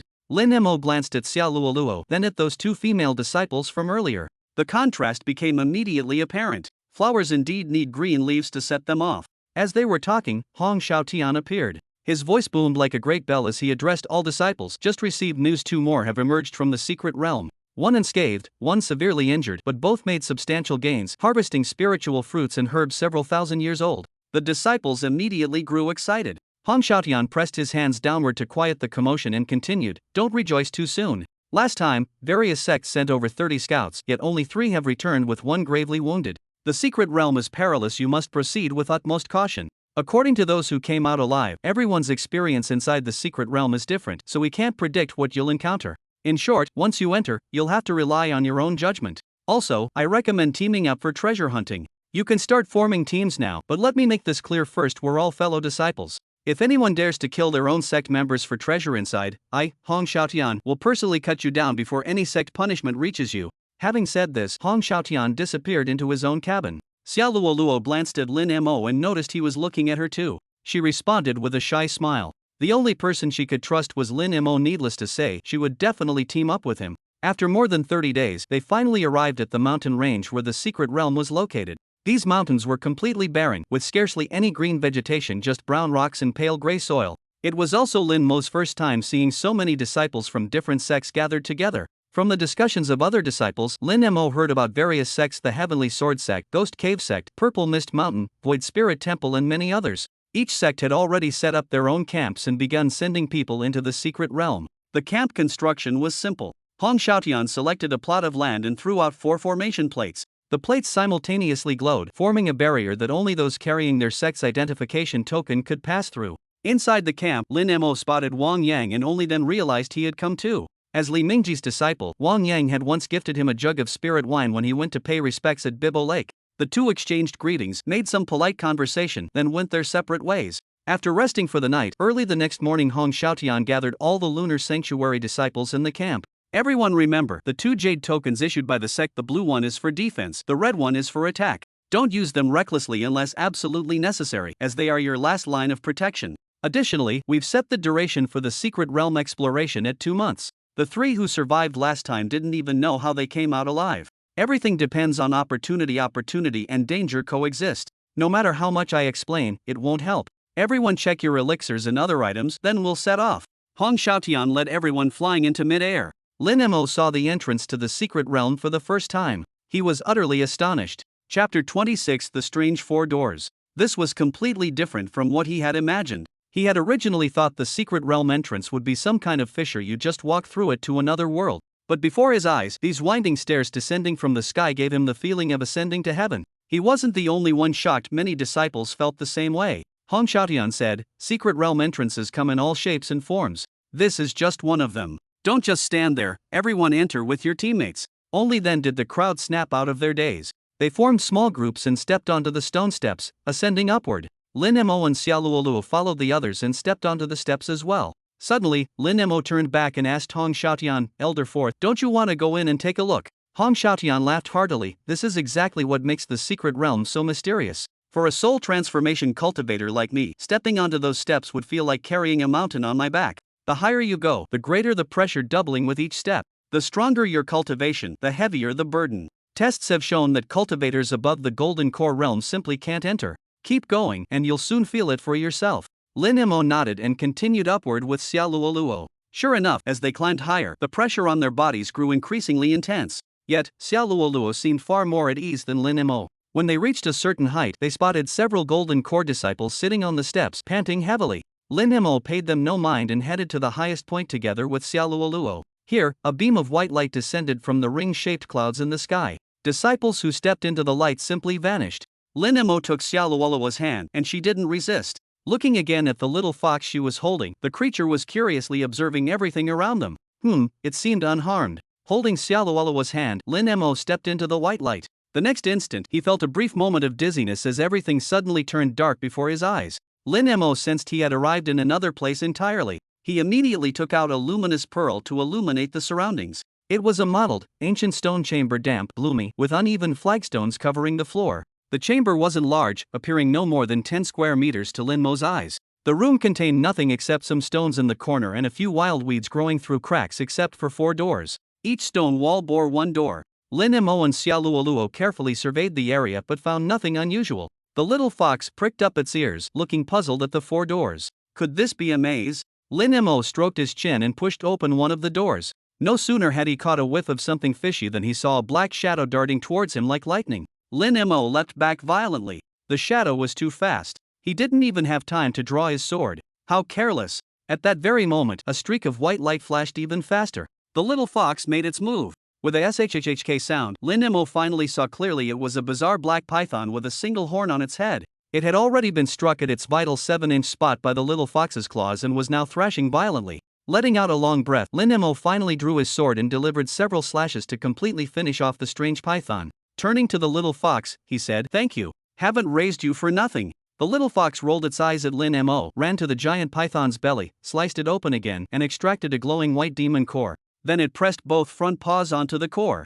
Soon after, the demon core lost its luster and shriveled up. Xiaoluoluo asked curiously, "Did you just refine the demon core so quickly?" The little fox nodded, waved its paws in the air to clean them instantly, then leaped back into Xiaoluoluo's embrace. This time, Lin Mo didn't dare to be careless. Gripping his sword, he entered the stone chamber where the strange python had been. This chamber was identical to the one they first entered, except it had no door. The stone chamber was completely empty. Lin Mo retreated and returned to their initial stone chamber. Staring at the remaining 3 doors, he warned Xiaoluoluo, "Stand back and stay alert." Then, using his sword, he gently pushed open the second door. When this door opened, it revealed a forest outside, dark, damp, with faintness swirling about, exuding an air of mystery. Lin Mo and Xiaoluoluo exchanged glances, and Xiaoluoluo was about to step out. But Lin Mo held her back, saying, "There are still 2 more doors. If we don't figure out what's behind them, I won't be able to sleep soundly in the future. And what if there's treasure? Wouldn't we be missing out? But what if there's danger? Then we shouldn't have come in the first place.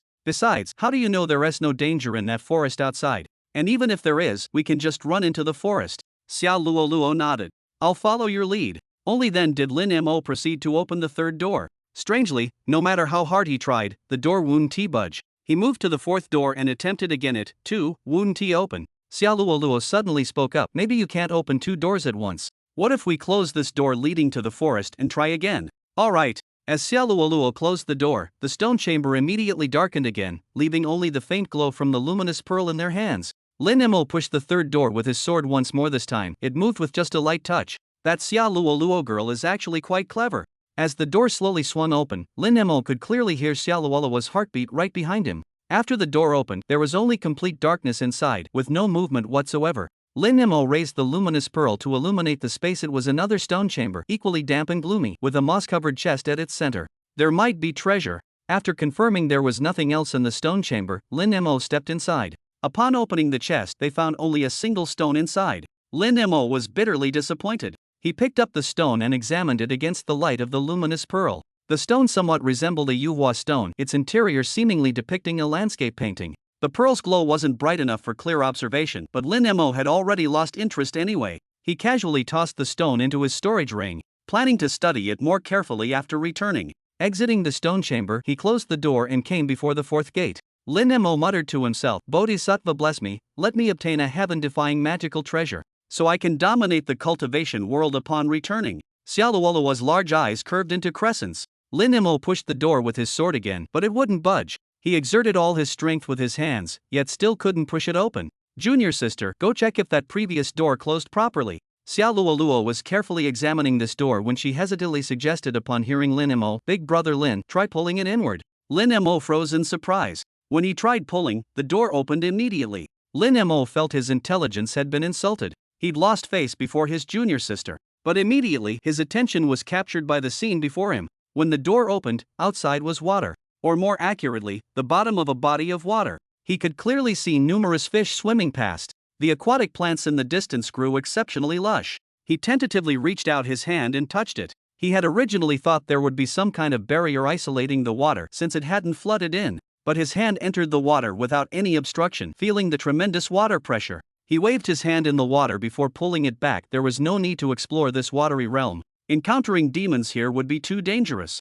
Meanwhile, Wang Yang and 3 disciples were actually underwater. When they entered the secret realm, they found themselves submerged from the start. To their horror, the fish swimming around were enormous. The aquatic plants were like towering giant trees. They had created a small protective barrier with magical artifacts to keep the water at bay while considering how to escape. Suddenly, an unimaginably huge hand appeared out of nowhere in the water, waved twice, then vanished. Wang Yang and his disciples turned deathly pale from fright. To them, each finger of that colossal hand was thicker than the stone pillars in their sect's grand hall. Forcing himself to stay calm, Wang Yang said to the others, "Let's go. No matter what, swim for the surface. This place is too dangerous." Chapter 27, The Mysterious Secret Realm. Lin Mo withdrew his hand and said to Xiaoluoluo, "Junior sister, should we go into the water to explore?" As he spoke, his eyes wandered up and down Xiaoluoluo's perfect figure. Xiaoluoluo's face flushed red. "Brother Lin, since we've already opened the door once, let's go out and explore the forest." She spoke while turning to open the second door. She felt it was dangerous staying in such a dark stone chamber with this senior brother. When she pushed open the second door, she froze in astonishment. Even Lin Mo's eyes widened in shock. After opening this second door, the scene outside was no longer the same forest as before. Now outside lay a bottomless canyon. Enormous exotic beasts flew past outside. Brother Lin, what's happening here?" Lin Mo approached and peered out carefully. The door now opened directly onto a cliff face. Could it be that each time we open and close the door, the outside world changes? Let's test this again. Lin Mo pulled Xiaoluoluo back, closed the door, then reopened it. The moment the door opened, a gust of cold wind rushed in. The two of them shivered violently. The little fox even burrowed deeper into Xiaoluoluo's embrace. This time, outside the door stretched an endless snowy plain. Bitter winds howled across the land, carrying swirling snowflakes that assaulted the earth. I refused to believe this. Lin Mo closed the door again and reopened it. When it opened this time, both Lin Mo and Xiaoluoluo were utterly astonished. Outside now stood a bustling marketplace. Vendors selling pastries, fishmongers, butchers. Their cries rose and fell in waves. Crowds of people moved through the market, bargaining loudly. Yet no one seemed to notice Lin Mo, Xiaoluoluo, or even this mysterious door. "Let's go ask around and see what's really happening out there." Holding Xiaoluoluo's hand, Lin Mo stepped through the doorway. The moment they emerged, they realized the door behind them along with the stone chamber had completely vanished, as if they had never existed at all. Behind them now stretched an endless street lined with merchants. "Brother Lin, we can't return to that stone chamber anymore. It's alright, we've already seen everything inside. Come, let's go ask someone what's really going on here." No sooner had Lin Mo finished speaking than something horrifying happened. An auntie walking behind them actually passed straight through their bodies. Xiaoluoluo screamed in fright. She clung tightly to Lin Mo's arm. A soft pressure. "Don't be afraid." Lin Mo patted Xiaoluoluo's shoulder and said, "I think this is an illusion. Everything here is unreal. Even the forest, canyon, and snowfield we saw earlier were illusions." As he spoke, he walked up to a vendor's stall, first waved his hand before the vendor's eyes, then kicked over the stall. Sure enough, the overturned stall immediately vanished. Yet the vendor seemed completely unaware, still shouting his sales pitch energetically. "See, this whole place is an illusion. Then how do we get out?" Lin Mo took Xiaoluoluo's hand and flew into midair. Looking around, they saw an enormous city. Beyond the city walls lay indistinct mountain scenery. "Come, let's leave the city and see if exiting means leaving this illusion." Xiaoluoluo suddenly pointed at a magnificent golden palace in the distance and exclaimed, "Could that be the imperial palace?" Lin Mo followed Xiaoluoluo's pointing finger and saw a golden glowing palace standing tall in the northern part of the city. It was majestic in scale, faintly exuding an aura of solemn authority. Xiaoluoluo's face was full of curiosity. "Since this is just an illusion anyway, why don't we go take a look? I've never seen what's inside an imperial palace before." "Alright, let's go check it out." Although Lin Mo only had foundation establishment cultivation, short distance flight wasn't a problem for him. Just as he flew with Xiaoluoluo to the inner city walls of the palace, they seemed to encounter some resistance. Lin Mo immediately understood there was a transparent barrier enveloping the palace. The two had no choice but to land at the inner city gate. 8 soldiers in shining silver armor stood at attention by the gate entrance. Password. Lin Mo was startled. Were these actually living people? But he soon noticed the soldiers' eyes weren't focused on them but still staring straight ahead. Lin Mo experimentally threw a stone forward, which passed completely unimpeded through the soldier's body. "They're all illusions. Come on, let's go in." Lin Mo took the lead and stepped toward the entrance. But immediately he was blocked by a barrier. Password. The soldiers outside were still shouting. Brother Lin, it seems we need a password to pass through the barrier. But what could the password be? Xiaoluoluo stepped back, carefully examined the soldiers, then slowly recited 8 characters: Flame Heaven Empress, none above me. As her words faded, the 8 soldiers suddenly stepped aside, forming 2 orderly rows. Lin Mo tentatively took 2 steps forward. He passed directly through the barrier.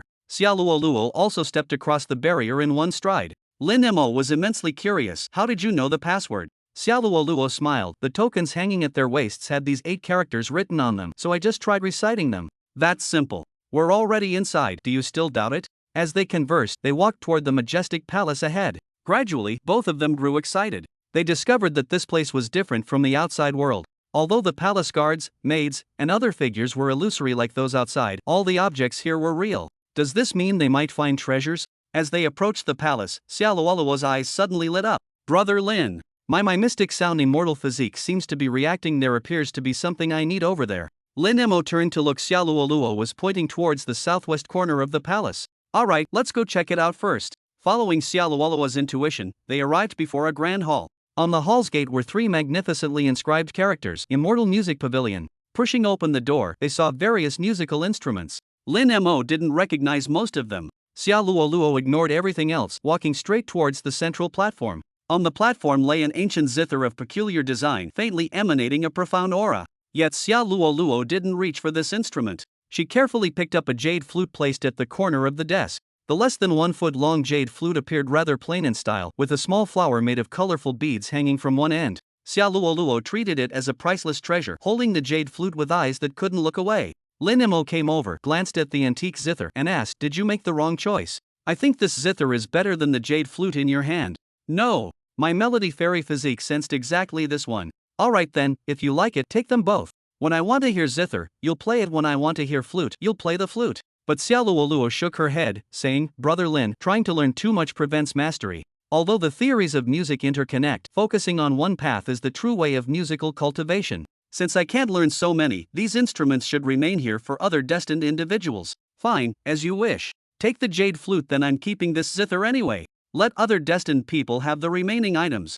As he spoke, Lin Mo put away the ancient zither. "Brother Lin, these walls are inscribed with many exquisite musical scores. I wish to contemplate them here. Why don't you explore the surroundings by yourself?" Lin Mo glanced at the wall, just some scribbles resembling ghostly symbols. They held no interest for him. "Very well, let the little fox keep you company here. I'll go explore elsewhere. Don't wander off, wait for me right here." Lin Mo sensed no immediate danger in the area. Leaving Xiaoluoluo and the little fox behind, he proceeded toward the main hall. Chapter 28: The Beauty in the Crystal Coffin. As Lin Mo passed by a side chamber, he suddenly halted his steps. He detected a faint, almost imperceptible sword chi. Those who practice the sword path develop exceptional sensitivity to sword energy. He pushed open the chamber door. The room stood completely empty, save for a wooden stand at its center holding a broken sword. That elusive sword chi emanated from this very broken blade. The broken sword retained only its hilt and half its blade, with a faint glimmer circulating along the remaining fragment. At the broken edge of the sword, tiny star-like specks of light were flickering.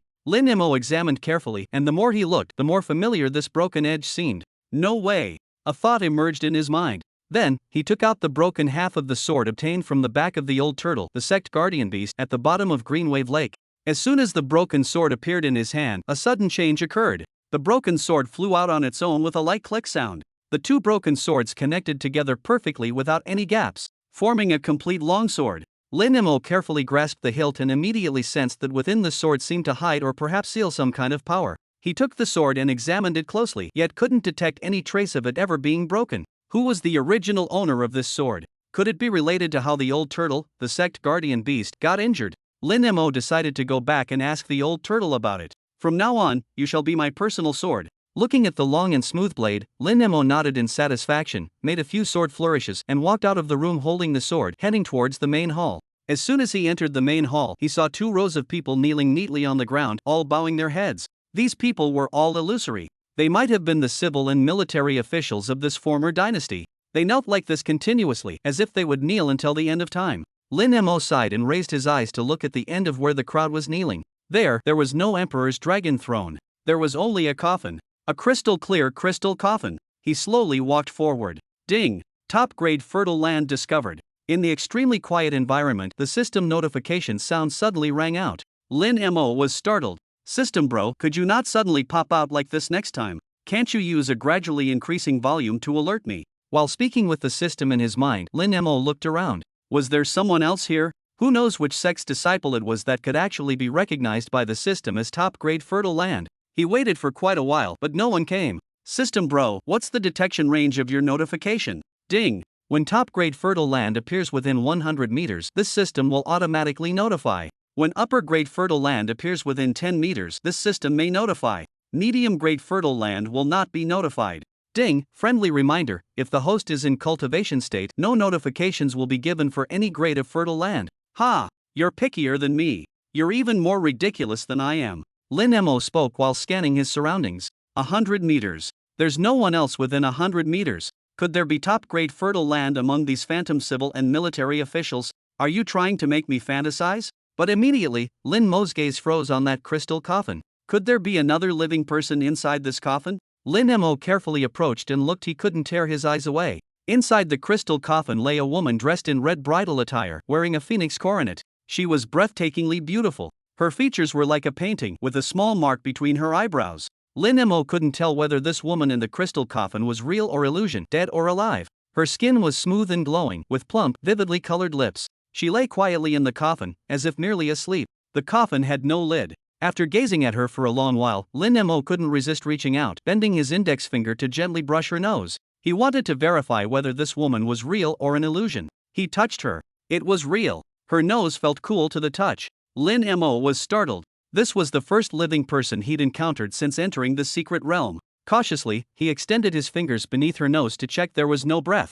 Lin Mo sighed heavily. The system had indicated premium farmland, but hadn't issued a reclamation task, surely because this was a dead person. What a pity! How could such peerless beauty have died? As Lin Mo examined the woman closely, a suspicion arose in his mind. She might be the Flame Heaven Empress. Lin Mo was completely engrossed in admiring the beauty before him, failing to notice the sword in his hand was emitting a faint white glow from its blade. When the radiance on the sword gradually faded back into the metal, Lin Mo suddenly felt the ground begin to tremble. He hastily flew out of the hall and saw the entire barrier appeared to be contracting. As the barrier shrank, the inner city walls had already started disappearing slowly. Lin Mo's heart skipped a beat as he dashed toward the Celestial Music Pavilion where Xia Luolua was located. After his departure, the crystal coffin in the main hall along with the Flame Heaven Empress inside emitted a dazzling white light, rapidly shrinking until it transformed into a light point that shot out of the hall. The light point swiftly caught up with Lin Mo, turning into a streak of radiance that directly merged into the sword he held before vanishing completely. Completely unaware of this, Lin Mo kept his eyes fixed on the contracting barrier, worrying whether he and Xia Luoluo might become trapped within it or even annihilated by the barrier's power.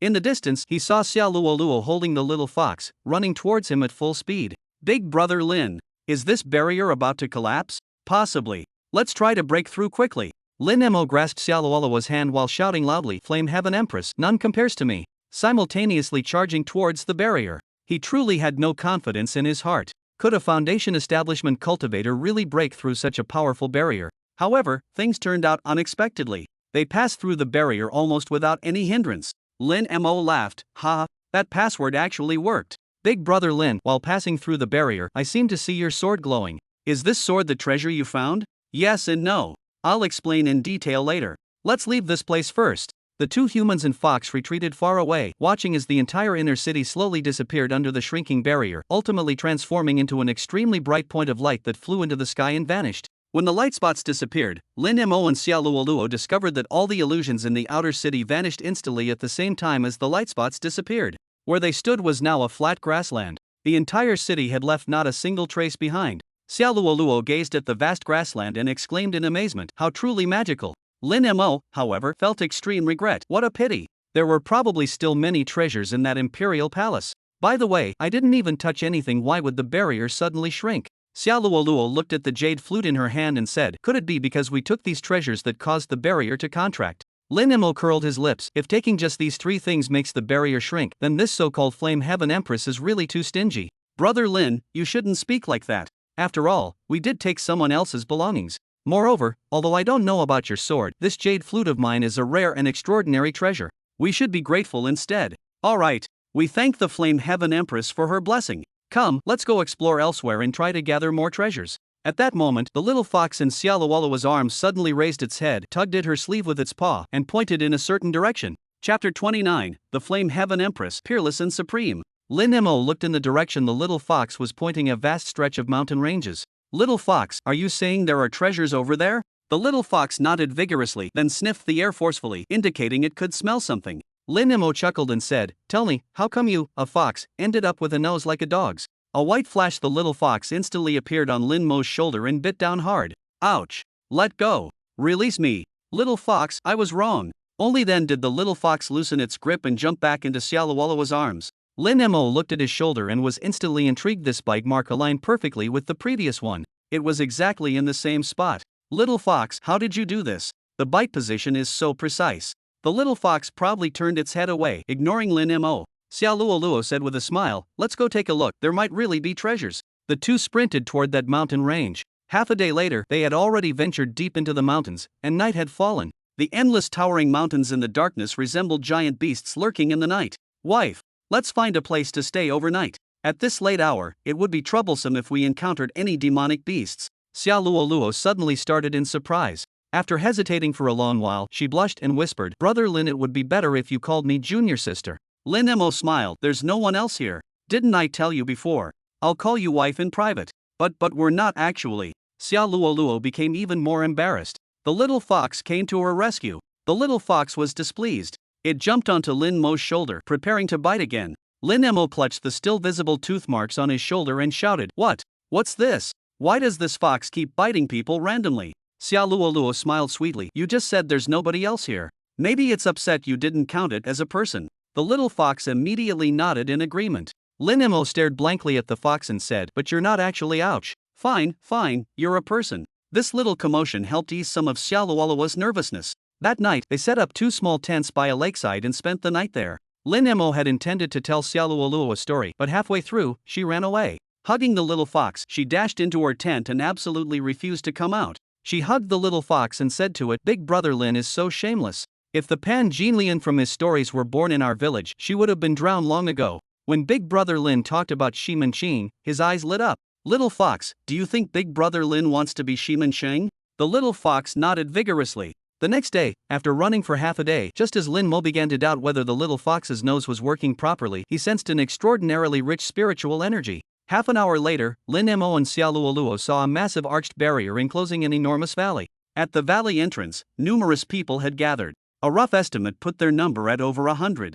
As Lin Mo approached, he realized these were all disciples from various sects sent to explore the secret realm, including several from the lunar sanctuary. They were currently jointly attacking the barrier, completely oblivious to Lin Mo and Xiaoluoluo's presence. The barrier remained completely unmoved under the overwhelming force of countless palms and various magical treasures. Xiaoluoluo pointed to a massive boulder near the valley entrance. "Brother Lin, look." The boulder was covered with moss, faintly revealing carved characters. "Ashen Heaven City's spiritual medicine garden." Lin Mo led Xiaoluoluo aside and peered inside the barrier, his gaze instantly transfixed. Those crimson fruits, were they vermilion fruits? Such enormous vermilion fruits. Just how many years must they have grown? When Li Mingji first met Lin Mo, he'd given him a 1,000-year vermilion fruit about the size of an infant's fist. But the vermilion fruits Lin Mo now saw all exceeded the size of an adult's fist. Some were even as large as basketballs. And this was just at the entrance. Who knew how many more spiritual herbs and fruits lay hidden deeper in the valley? No wonder everyone's eyes burned red with greed.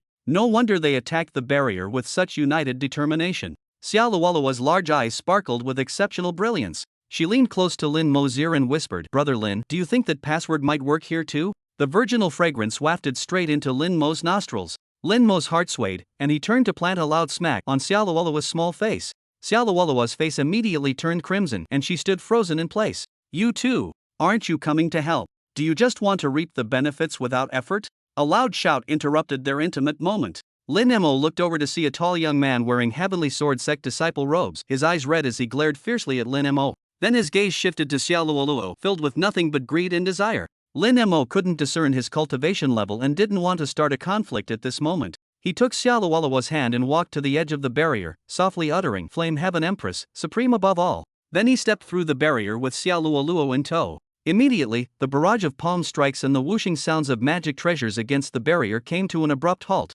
The crowd outside immediately fell silent. But the silence lasted only for a moment. Immediately after, everyone surged madly toward the spot where Lin Mo and Xiaoluoluo had entered the barrier. As a result, they slammed hard into the barrier, leaving them bruised and battered. How did you get in? Speak, or I swear you won't leave the secret realm alive once you come out. Yeah, tell us how you got in. Those who had bashed their heads bloody pointed at Lin Mo and Xiaoluoluo inside the barrier, shouting threats. Yet the people behind still pressed forward like moths to a flame. Everyone, stop. The tall heavenly sword sect disciple suddenly soared above the crowd and roared. Let me tell you, forcing your way in like this is useless. I know how to enter and I can share it with everyone. But I have a condition. What condition? Spit it out. Damn right.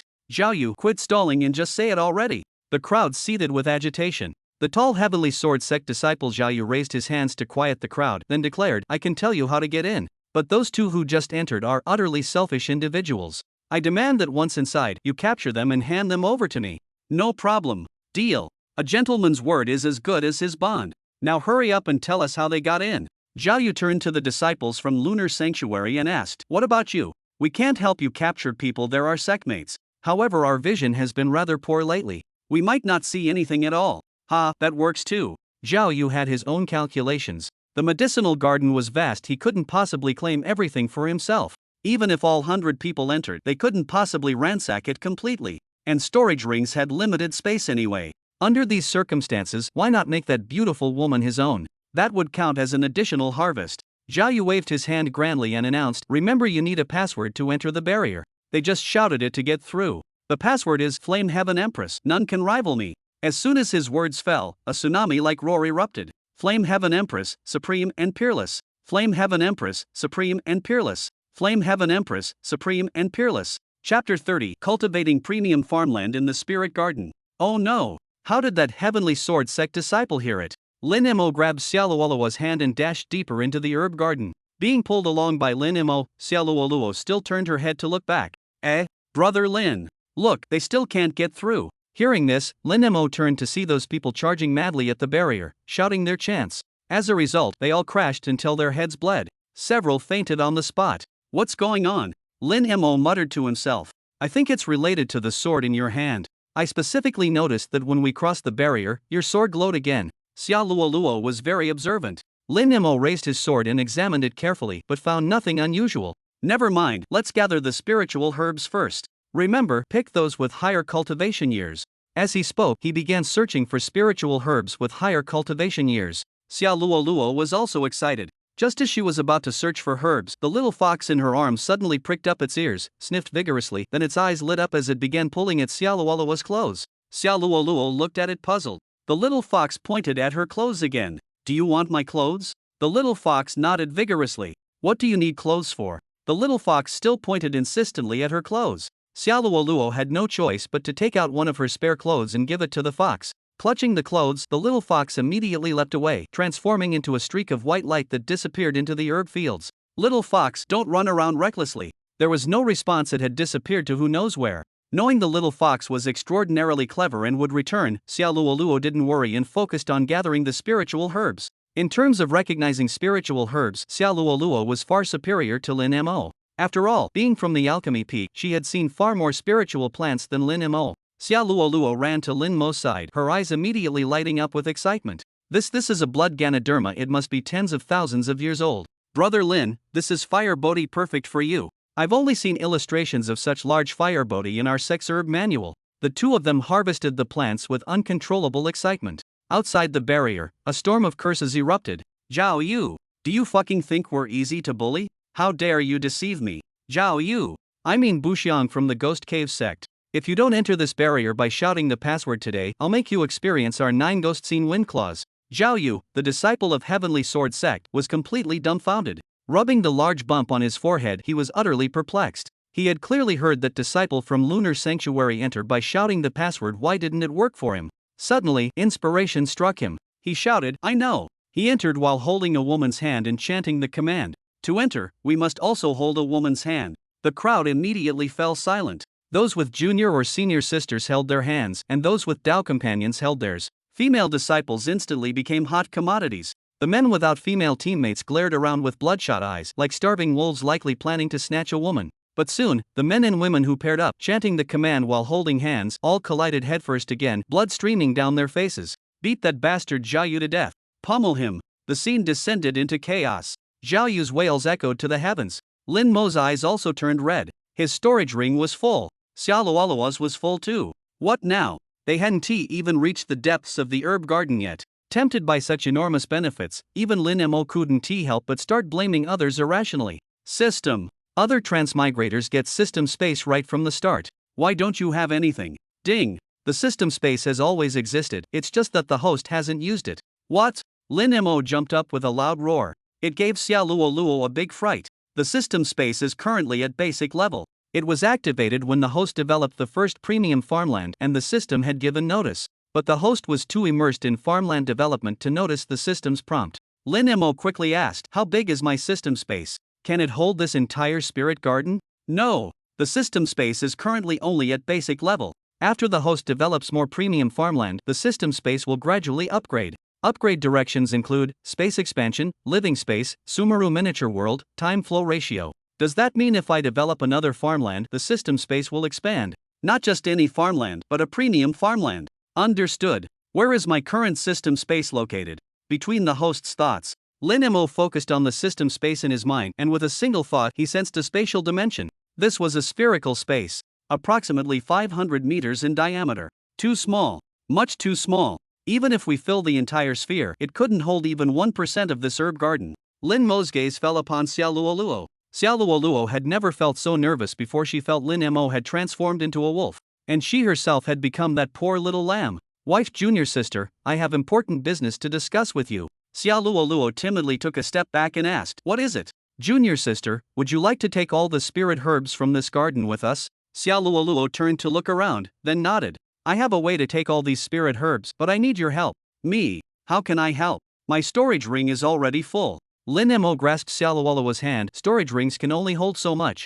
Junior sister, I'll be honest with you, I have a special talent that needs your help to activate. Once activated, we can take this entire garden. Then you, me, and Xia Fei will never have to worry about cultivation resources again." Xiao Luoluo looked confused. "How can I help activate it?" "It's very simple, just marry me. I, Lin Mo, can swear by the heavenly Tao that I will never betray you in this lifetime." Xiao Luoluo became even more puzzled. What does marrying you have to do with this spirit herb garden?" "Everything. Actually, I have a secret that I can't tell you right now. Believe me, when the time comes, I'll tell you everything." Xiao Luoluo lowered her head and murmured, "So if I just agree to marry you, that's enough. First, promise me." I. Xiao Luoluo stammered I for a long time without managing to say anything coherent. Lin Mo directly pulled her into his embrace and silenced her cherry lips. Xiao Luoluo resisted vigorously. But with the dual temptation of the entire spirit herb garden's benefits and such peerless beauty, how could Lin Mo let her go?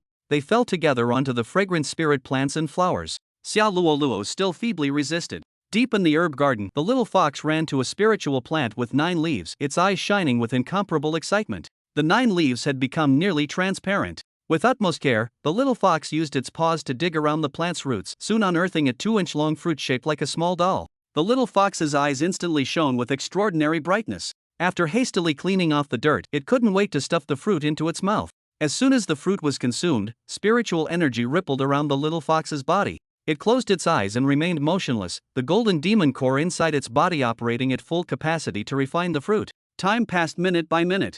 After an indeterminable period, a flash of white light appeared, vaguely revealing a delicate young maiden hiding amidst the spiritual herbs. Then came the sound of rustling movements. Soon, a beautiful girl with fox ears and a fluffy big tail emerged from behind the spiritual plants. Happily, she picked 2 spiritual fruits with flowers still attached and tucked them into the hair by her ears. Chapter 31, The Little Fox's Transformation. Ding! Congratulations, host, for cultivating new premium farmland. Reward, first form of the sky-burning sword art flaming wine cloud slash. Ding! Congratulations, host, for obtaining sword Dao enlightenment half an hour, available for extraction at any time. Ding! Congratulations, host. System space expansion successful. Lin Mo was completely immersed in Xiao Luoluo's tenderness, too lazy to even glance at the system notifications. After Xiao Luoluo fell asleep exhausted, Lin Mo carefully admired her sleeping posture. Strands of her black hair still clung to her forehead with sweat, and the unretreated flush remained on her petite face. Even in her dreams, she slightly furrowed her brows, looking utterly pitiful to behold. Lin Mo admired for a long time before finally rising contentedly and putting on his clothes. Ding! Premium quality farmland detected. Host, please take note. Ding! This plot of farmland hasn't reached its cultivation year yet, currently in maintenance phase. When subsequent years meet standards, farmland cultivation tasks will be issued. Ding! Friendly reminder, under no circumstances may the host cultivate farmland that hasn't met your standards. Otherwise, bear the consequences yourself. Which sex disciple has entered the herb garden? Lin Mo wondered as he turned his head to look around. The moment he turned around, Lin Mo got a fright. Not far away, a beautiful girl dressed in red clothes, with fox ears on her head and dragging a large fluffy tail, stood there quietly, staring unblinkingly at him and Xiaoluolua with curiosity. A chill ran through Lin Mo's heart. Was she a demon or human? How long had she been standing there? Lin Mo, what are you doing? The girl spoke, her voice sweet and crisp, yet her tone carried an indescribable awkwardness. She actually called out his name. Suddenly, a thought flashed through Lin Mo's mind. Could this be the little fox taking human form? Lin Mo widened his eyes in disbelief and said, You're the little fox? Yes, of course. How did you take human form? I ate a spiritual herb, and then transformed. The girl bounced over cheerfully, looked at the sleeping Xiaoluoluo on the ground, and asked puzzledly, Why did you take off her clothes? Lin Mo quickly fetched one of his own garments to cover Xiaoluoluo properly, then took the girl aside by the hand. You're really the little fox. The girl blinked her large eyes. Naturally. Otherwise, how would I know your name? And Xia's sister Xia's name Xiaoluoluo. Lin Mo gazed at the fox ears on the girl's head, then at the large tail she was dragging behind. For some reason, his heart suddenly swelled with excitement. Lin Mo. Give me a name. You all have names, only I don't. The girl's speech was becoming increasingly fluent. Lin Mo thought for a moment and said, Since you transformed in the herb garden, let's call you Linger. As for the surname, I only know one fox, her surname was Su, so you might as well take that surname too. Let's name you Su Linger. The young girl nodded cheerfully, spinning around Lin Mo in a circle as she exclaimed, I have a name now. I'm Su Linger. Suddenly, she stopped and looked at Lin Mo, asking, You know other foxes? Haha, that's just from historical records. I don't actually know her personally, I've only read some legends about her in books. What was her name? She was called Su Daji. Su Linger blinked her eyes and asked, Was she more beautiful than me? I don't know, I never saw her. But the books say she enchanted entire nations, so she must have been extraordinarily beautiful. Lin Mo casually said these words, but he never could have imagined the endless troubles this simple statement would bring him in the future. Oh. Su Linger wagged her tail and asked again, You still haven't told me why you took off Sister Xia's clothes. Adult matters are none of a child's concern. Tell me, how old are you? Since I was born, there have been 188 full moons. Lin Mo rubbed his forehead, calculating for a long time in his mind before saying, Then you're probably not yet 16, still a child. As he spoke, he looked at Su Linger's ears and tail, asking, Can I touch your tail? No. After uttering these two words, Su Linger's expression instantly dimmed. My mother once told me that tails shouldn't be touched by just anyone. Lin Mo asked in surprise, You have a mother? Then why were you alone at Emerald Lake? My mother died when I was very young.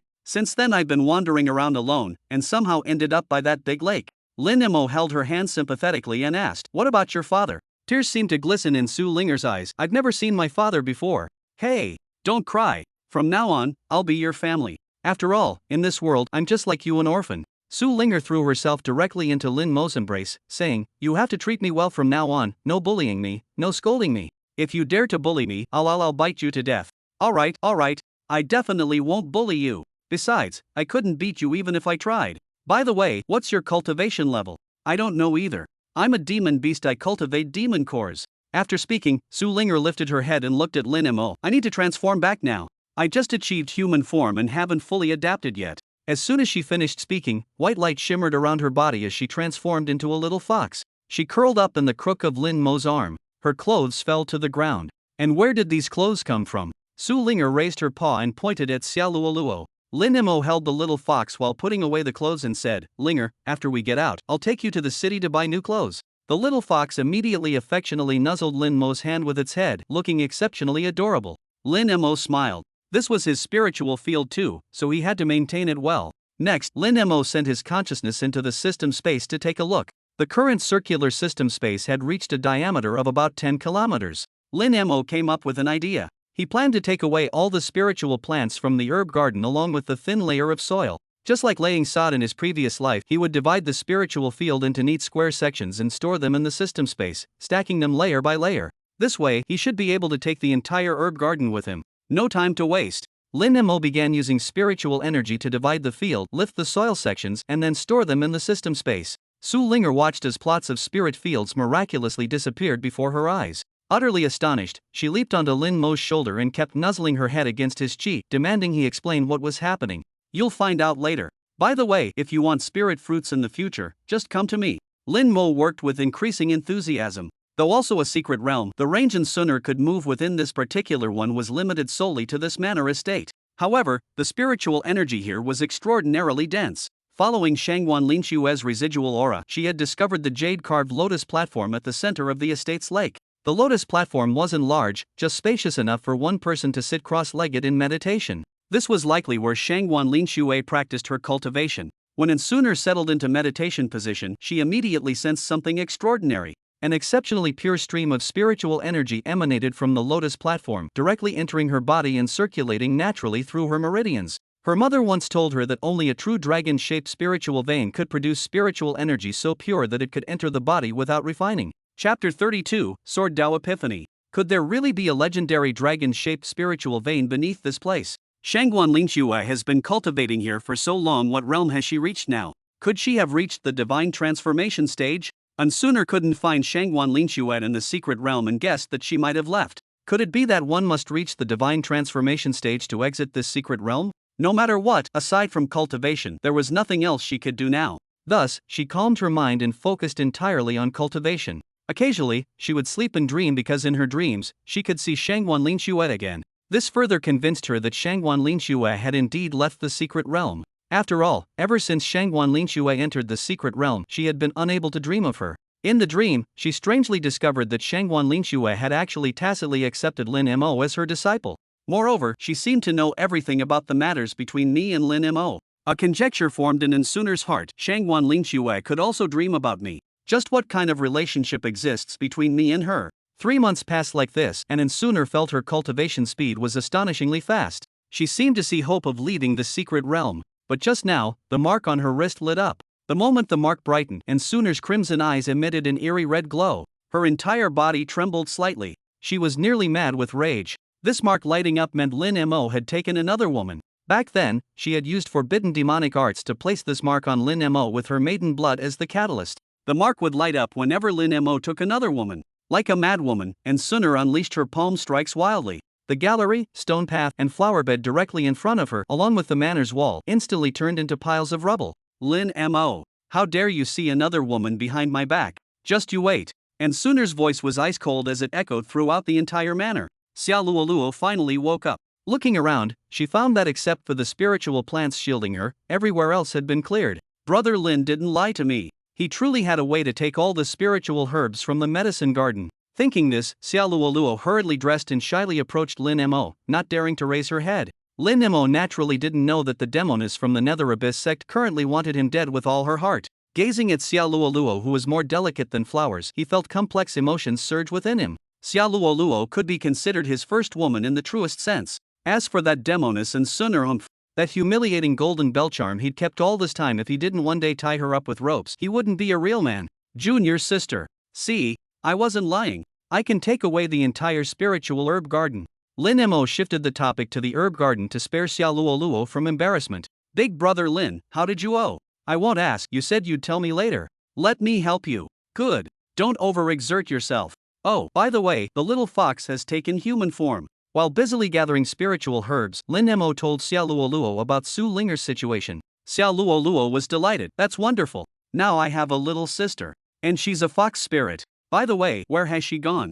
I don't see her anywhere. She went to pick spiritual fruits to eat, probably hiding in some corner of the herb fields. They worked until late at night before managing to store most of the spiritual herbs in the system space, with only the section near the valley entrance remaining uncollected by Lin Mo. During this process, they discovered too many spiritual herbs they couldn't identify, with some being impossible to determine their growth period. Junior sister, I don't plan to collect the herbs near the valley entrance. Xia Luoluo wiped the sweat from her forehead and asked, why not? Think about it, if so many people saw us harvest the spirit herb garden, not just in the secret realm but even after we leave, we probably won't have any peace. Possessing a treasure invites calamity. Xia Luoluo said, somewhat puzzled, but they all saw us enter. What does it matter that they saw us enter? Who would think that just 2 of us, one at Foundation Establishment and one at Chi Refining, could take away the entire garden? Besides, they can't enter. As long as we don't touch the area near the entrance, no one will know we've gained so much. I'll listen to Brother Lin's arrangement. Let's rest for the night, then leave from the other side of the barrier. Xia Luoluo immediately fell silent. Taking a night's rest used to be completely normal for her, but today, Lin Mo led Xiaoluoluo to the small lake used for irrigating the spirit herbs in the garden. Junior sister, look at you, covered in sweat. Hurry and go wash up. I can just use the cleansing spell. A bath would be so much more comfortable. Here, let me help you. The gentle Xiaoluoluo was pulled into the water by Lin Mo. 1 hour later, by the small tent near the lakeside, Xiaoluoluo reclined in Lin Mo's arms, her eyes unblinking as she gazed at the star-filled sky. Lin Mo looked down at her bright, large eyes that reflected the countless stars above. The starlight was gentle, and so were they. This tender moment was interrupted by a beam of white light as the little fox suddenly appeared before them. Xiaoluoluo quickly sat up from Lin Mo's embrace. Little sister Linger, have you mastered human form? The little fox glanced at Lin Mo, then at Xiaoluoluo, before using its paws to lead Xiaoluoluo into the tent. Soon after, white light illuminated the tent, followed by the sound of 2 girls conversing. Lin Mo didn't disturb them and instead began studying the first move of the heaven-burning sword technique awarded by the system, Flame Wind Cuts Cloud. This technique was profound and incredibly subtle. After just a brief contemplation, Lin Mo realized the sword art was incomparable to his previous draw sword slash technique. Even with his max-level comprehension, it wasn't something he could fully master in just a short while. Ah yes, the sword Dao Epiphany. Lin Mo remembered this reward. He directly extracted half an hour's worth of enlightenment duration. Soon, he felt himself completely entering an ethereal state. He felt as if he had entered a peculiar space where nothing existed except for a single sword suspended in midair. It was an extremely ordinary sword, its tip pointing downward, hanging motionless in the air just like that. He grasped the hilt, yet still detected nothing unusual. But when he attempted to execute the draw sword slash technique with this sword, he immediately sensed something different. When he wanted to draw the sword, he found he couldn't unsheath it. Yet this sword was guiding him to accumulate power. He even felt the sword was drawing out his strength, gathering all his power within the blade. As Lin Mo felt himself nearing complete exhaustion, that sensation of being unable to draw the sword vanished. He swung the sword forth. A brilliant sword light slashed across 100 miles. This was the true drawing sword slash. Lin Mo instantly collapsed from exhaustion. He simultaneously exited that ethereal state. He was exhausted, but he had also gained enlightenment. The drawing sword slash had only one technique, not like before when he would slash dozens of times, but rather gathering all his power into a single decisive strike. The higher his cultivation level, the more powerful this single strike would be. But there was also a fatal flaw. After executing this strike, there was no retreat. If he failed to kill the enemy, his exhausted self could only await death.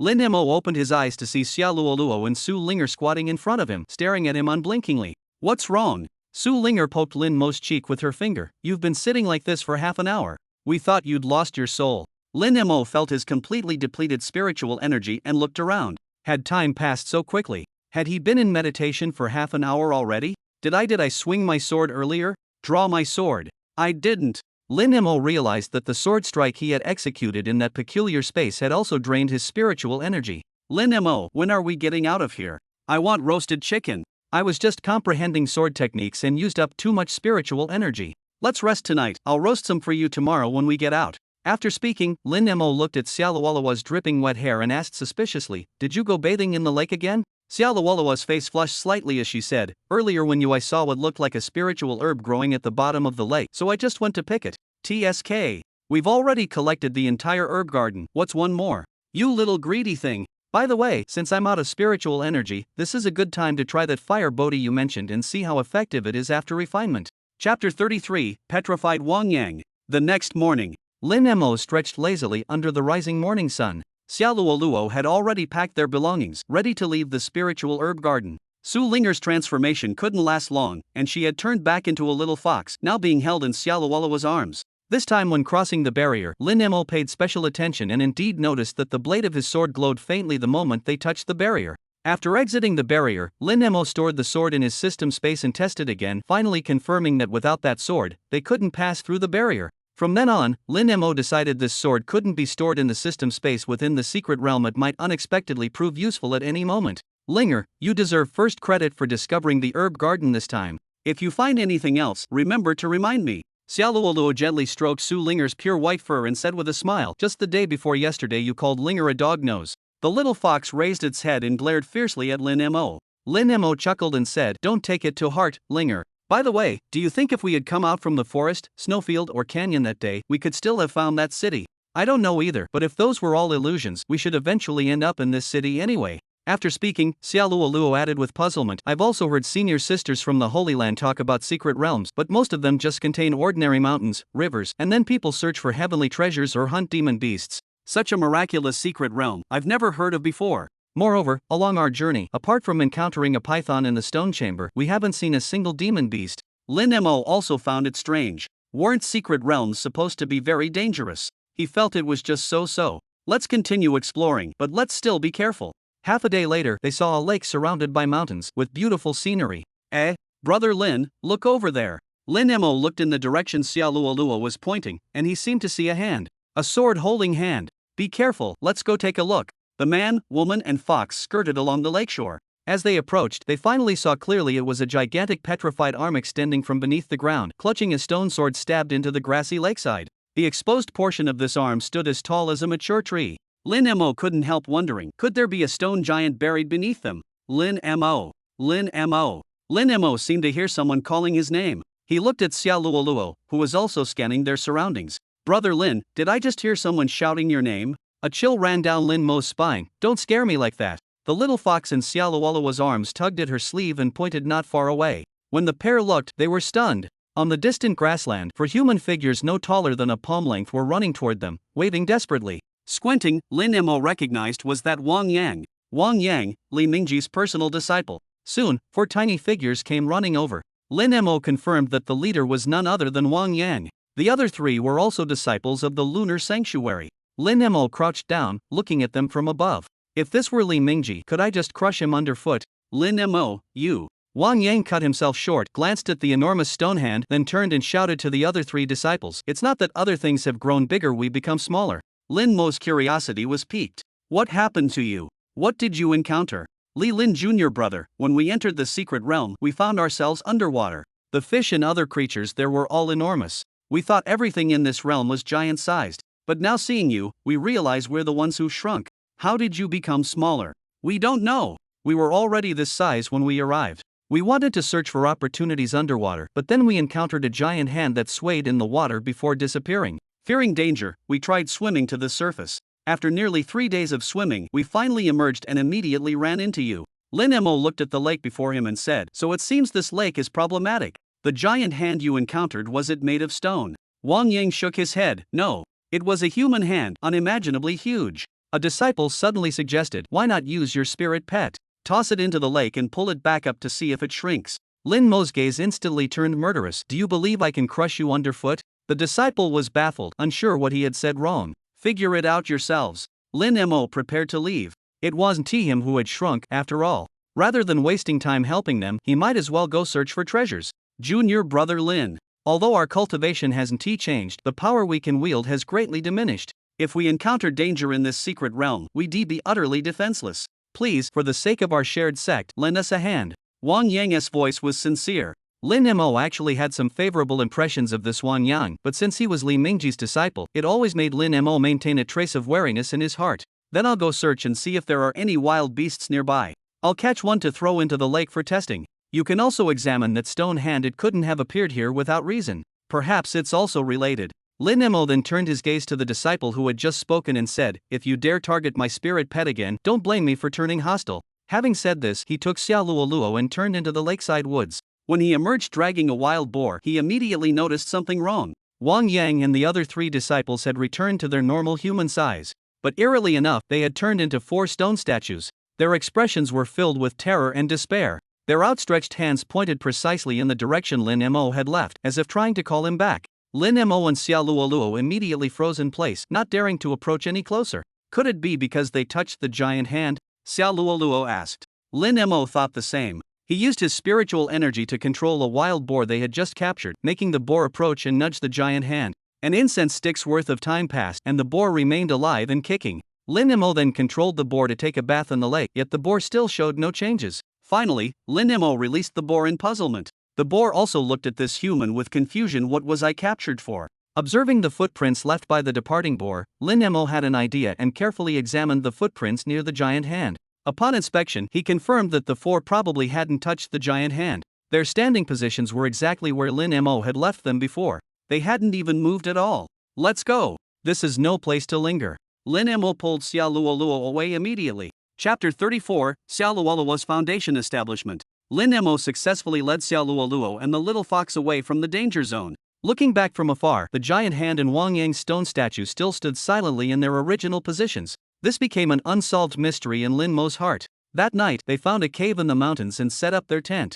When Lin Mo couldn't resist his curiosity and tried to peek into Xiaoluoluo's tent, Su Linger with fox ears twitching suddenly lifted the tent flap and asked, "What are you doing?" Lin Mo chuckled awkwardly, "Just checking if you've gone to sleep." "Why have you transformed again?" Su Linger's eyes sparkled with mischief as she replied, "Sister Xia won't be sleeping tonight with all these spiritual herbs, she's busy refining them to boost her cultivation. As for me, my human form isn't stable yet. I usually transform at night and revert to fox form during daytime." "Oh. In that case, could you maintain human form during daytime and turn back into a fox at night?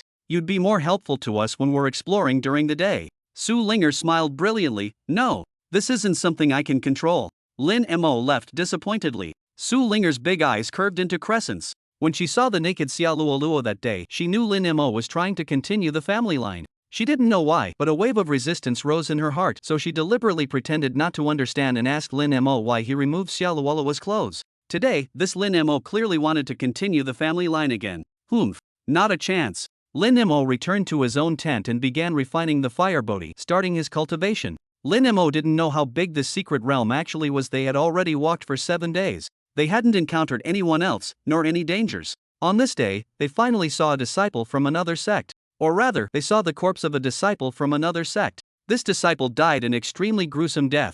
From the left shoulder to the right thigh, he had been completely torn open. Intestines and blood covered the ground.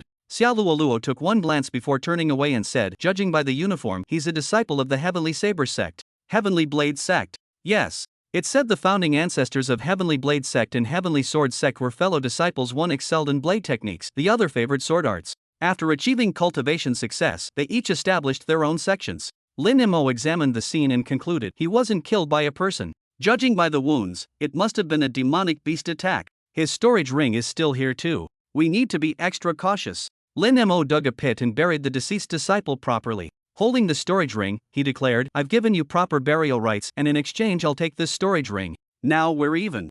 As they progressed further, they discovered more corpses of sect disciples, all evidently killed by demonic beasts. Xiaoluoluo said anxiously, "Brother Lin, perhaps we shouldn't proceed further. Let's change direction. Moreover, after refining that spiritual herb days ago, I feel my cultivation level becoming unstable. I might be about to break through to foundation establishment stage." Hearing this, Lin Mo became exceptionally serious. Foundation establishment was no trivial matter. "There's not even a guide here, neither of us has much experience. Foundation establishment is a lifelong matter that determines how far your immortal path can go. Why couldn't you control it? Wouldn't it have been better to wait until returning?" Xiaoluoluo said pitifully, I only refined one spiritual herb, the one I picked from the bottom of the medicine garden lake. Just one. That herb didn't seem very old and didn't contain much spiritual energy, so I refined it. But these days, this herb has been continuously generating spiritual energy in my body. I feel I can't suppress it much longer. And those days with you also helped improve my cultivation." Xiaoluoluo's voice grew softer and softer.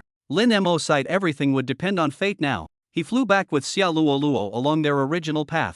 He remembered a good cave that should be safe enough for Xiaoluoluo to establish her foundation. After finding the cave, Lin Mo set up a small formation disc given by his master at the cave entrance. Surprisingly, Xiaoluoluo also took out a formation disc and handed it to Lin Mo. Lin Mo realized at a glance that this formation disc was likely of Earth rank upper grade. It was a full tier higher than the Earth rank middle grade one his master had given him. Xiaoluoluo said, "Master gave this to me for self-defense, along with a few attack talismans." It seemed Lan Muxin truly valued Xiaoluoluo highly. This made Lin Mo feel much more at ease about Xiaoluoluo's future at the spiritual medicine peak. Then, Lin Mo carefully recounted all the experiences his master had shared with him during his own foundation establishment phase to Xiaoluoluo. After listening quietly, Xiaoluoluo took Lin Mo's hand and said, "Brother Lin, look at the spiritual herb I refined. I think there's something wrong because it seems to have attached itself to my spiritual root." Lin Mo placed his hand on Xiaoluoluo's lower abdomen. It felt warm and soft to the touch. Xiaoluoluo's face turned slightly red as she lowered her head, remaining perfectly still.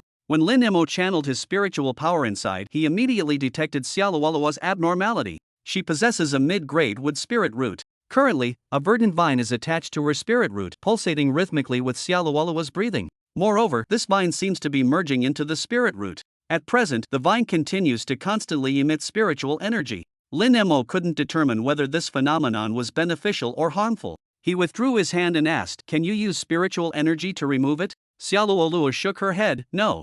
I had completely refined it, but since the day before yesterday, it appeared on my spirit root. Have you experienced any discomfort?" "None, instead it feels quite pleasant."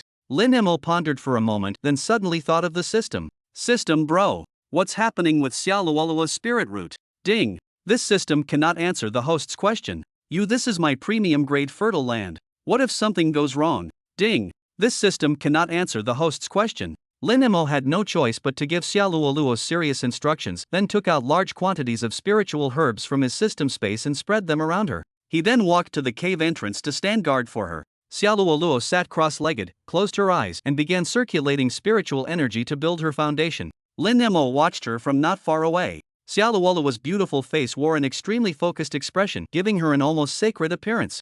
As Xiaoluoluo entered deep meditation, her body began absorbing the spiritual energy from the herbs arranged around her. 7 days passed, yet Xiaoluoluo remained completely motionless. The spiritual herbs around her gradually lost their energy, so Lin Mo replaced them with a fresh batch. Without roasted chicken to eat, Su Linger made do by snacking on Lin Mo's spiritual herbs and fruits. Lin Mo found it strange this little fox kept nibbling on these spiritual fruits every day, but could she really refine them? If she truly could refine them, then her refinement speed might even surpass his own. Boom! A deafening roar resounded. Lin Mo turned towards the cave entrance, where a giant wolf over 10 meters long was assaulting the barrier. Fearing it might disturb Xiaoluoluo, Lin Mo swiftly deployed the formation disc Lan Mushin had given him around her. Only then did he approach the entrance, studying the massive wolf through the translucent barrier.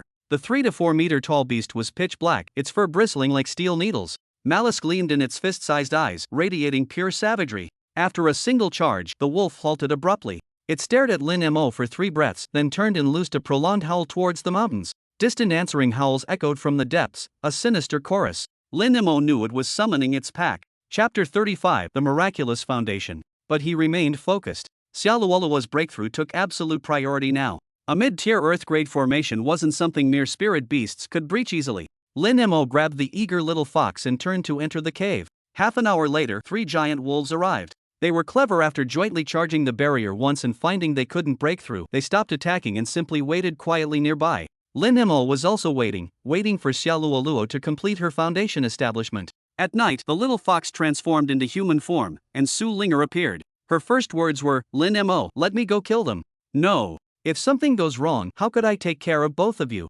Wait until Xiaoluoluo succeeds in her foundation establishment, then we'll fight our way out together." Su Linger argued stubbornly, "I can kill them. This isn't about whether you can. I can't let you take such risks alone. Be obedient." Su Linger's eyes flickered uncertainly. After hesitating a moment, she obediently sat down beside Lin Mo. When it was time to sleep, she didn't go to the tent Lin Mo had prepared for her, but instead stayed sitting beside him, leaning her head on his shoulder. 10 days later, Xiaoluoluo still hadn't moved a muscle. Not only Lin Mo was worried, but even Su Linger began to feel concerned. Yet during the foundation establishment process, one couldn't disturb her. Lin Mo thought to himself, "When I established my foundation, it didn't take this long." He desperately wanted to channel spiritual energy to check Xiaoluoluo's condition, but feared his interference might cause complications in her foundation establishment. He replaced Xiaoluoluo's medicinal herbs with the 4th batch. Another 6 days passed amidst Lin Mo's anxious thoughts. That day, just as he prepared to change the herbs again, Xiaoluoluo suddenly opened her eyes. Her lively eyes were filled with complete bewilderment.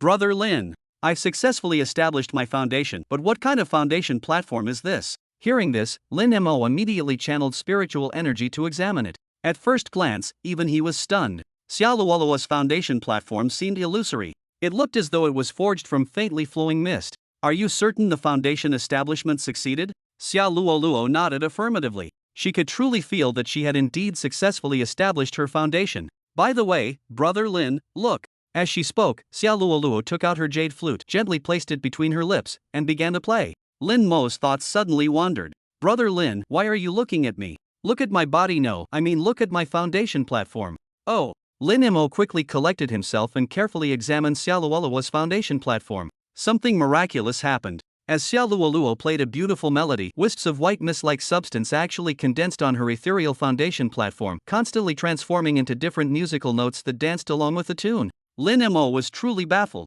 This completely exceeded his conventional understanding of foundation establishment. "This might be related to your divine melody immortal body. You should ask your master about it after we return. As Lin Mo spoke, he glanced at her spiritual root again. This glance shocked Lin Mo to the core. Spiritual roots of different grades exhibit distinct colors. Inferior grade is white, medium grade is green, superior grade is purple, and celestial grade is golden. Yet Xiaoluoluo's spiritual root was crystal clear, completely colorless. If forced to describe it, it resembled translucent jade. Moreover, that spiritual herb had also disappeared. What's wrong, Brother Lin? Look at your own spiritual root. Xiaoluoluo had been puzzling over her foundation platform and hadn't noticed anything else. Only after Lin Mo's words did she examine herself. This what's going on here? Lin Mo gazed at Xiaoluoluo as if looking at an enigma. I don't know either. First try absorbing spiritual energy with your root to see if there are any abnormalities. If not, we'll have to wait until we return. Xiaoluoluo nodded and began absorbing spiritual energy as instructed. Things were fine before cultivation, but this session once again shocked Lin Mo. He felt the cave's spiritual energy instantly drained by Xiaoluoluo. Spiritual energy from outside the cave was violently drawn inward, forming an airflow at the cave entrance. Lin Mo was at a complete loss for words. System, what grade spiritual root does Xiaoluoluo have? Ding. This system cannot answer the host's question at this time. Besides going ding ding ding, what else can you do? Just by looking at her spiritual energy refining speed, I can tell her spiritual root isn't low grade. What about me? As someone with a system, I still have to work hard improving my spiritual root through dual cultivation. After nearly a year of dual cultivation with that demoness, I've only reached middle grade. Don't you feel ashamed as a system? Ding. This system cannot answer the host's question at this time. Just as Lin Mo was about to continue berating the system, a thought suddenly occurred to him. If he wanted to improve his spiritual root, he would need to find in sooner. Because after all this time, he'd learned that the rewards from each fertile field were unique and non-transferable.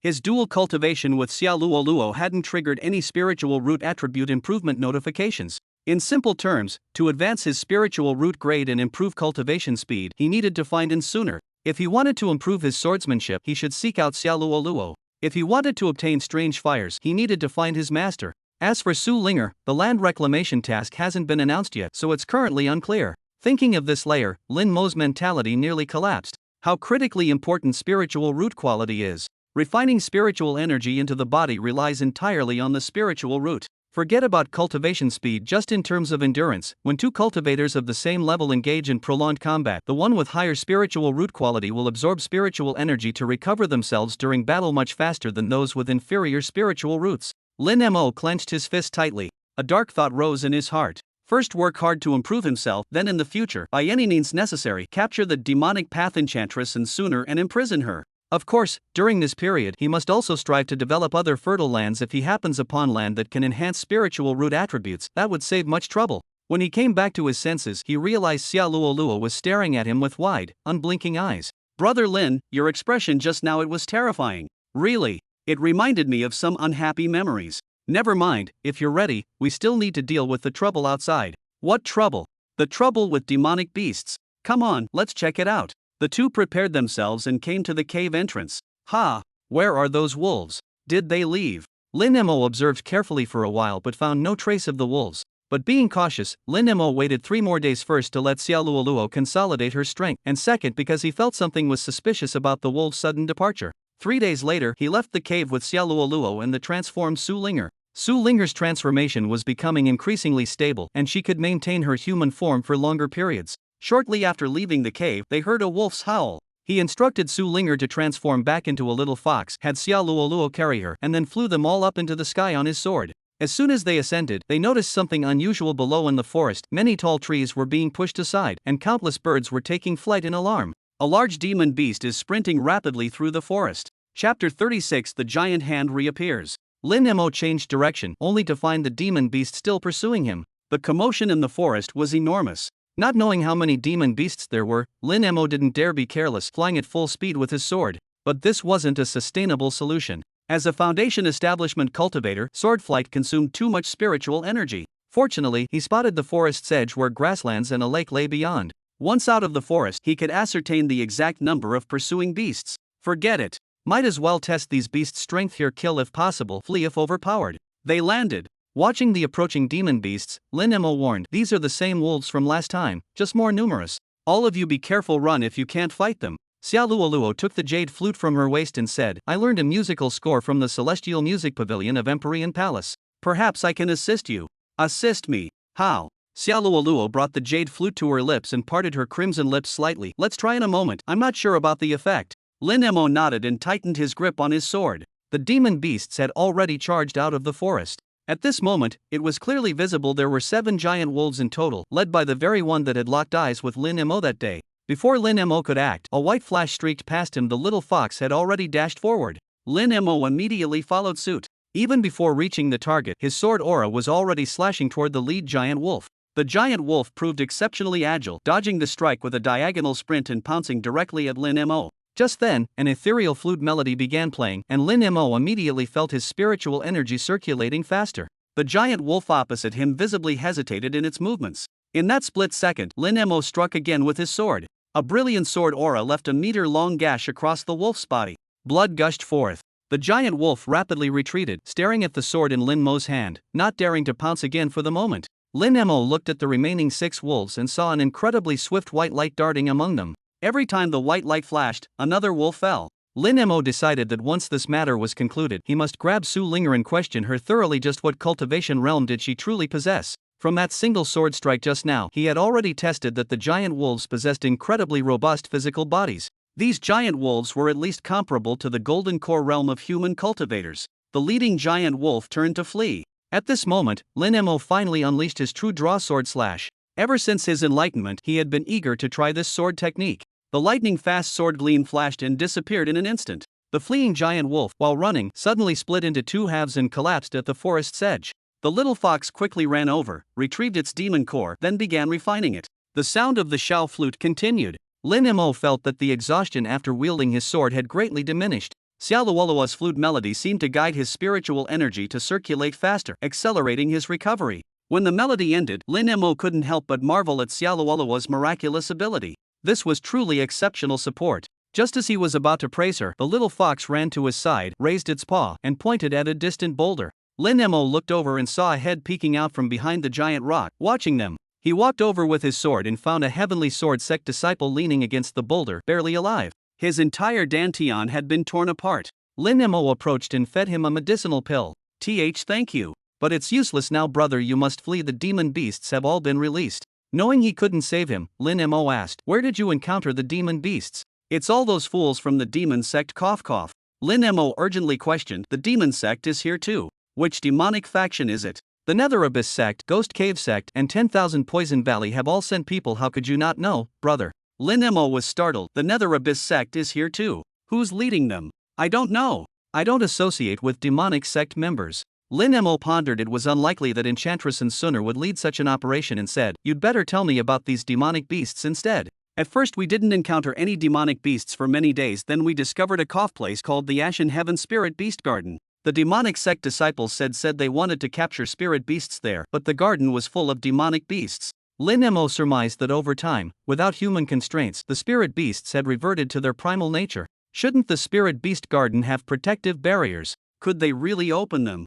The formation maintaining the barrier has grown extremely weak. Before the disciple could finish speaking, his head tilted to one side dead. Xiaoluoluo asked suspiciously, then why are the barriers in the herb garden still so strong? The reason why the barrier around the herb garden is so stable, I think, might be because the spiritual energy emitted by the herbs provides a continuous power source for the barrier formation. Xiaoluoluo nodded and said, it seems the secret realm belongs to that Flame Heaven Empress. I wonder what kind of figure she was. We haven't even heard any legends about her. Then, glancing at the deceased Heavenly Sword sect disciple, she added with concern, now that the Spirit Beast Garden has been opened, we don't know how long these beasts have been imprisoned or what realm they've reached. Combined with the demon sect disciples who've entered, this secret realm has become even more dangerous. Lin Mo agreed, but they had no choice but to continue exploring as they needed to find an exit passage from the secret realm. Lin Mo dug a simple grave and buried the Heavenly Sword sect disciple, since the latter had provided him with information after all. Xiaoluoluo gazed at the distant lake and suddenly said, Brother Lin, do you think this lake might be connected to the one by that giant stone hand?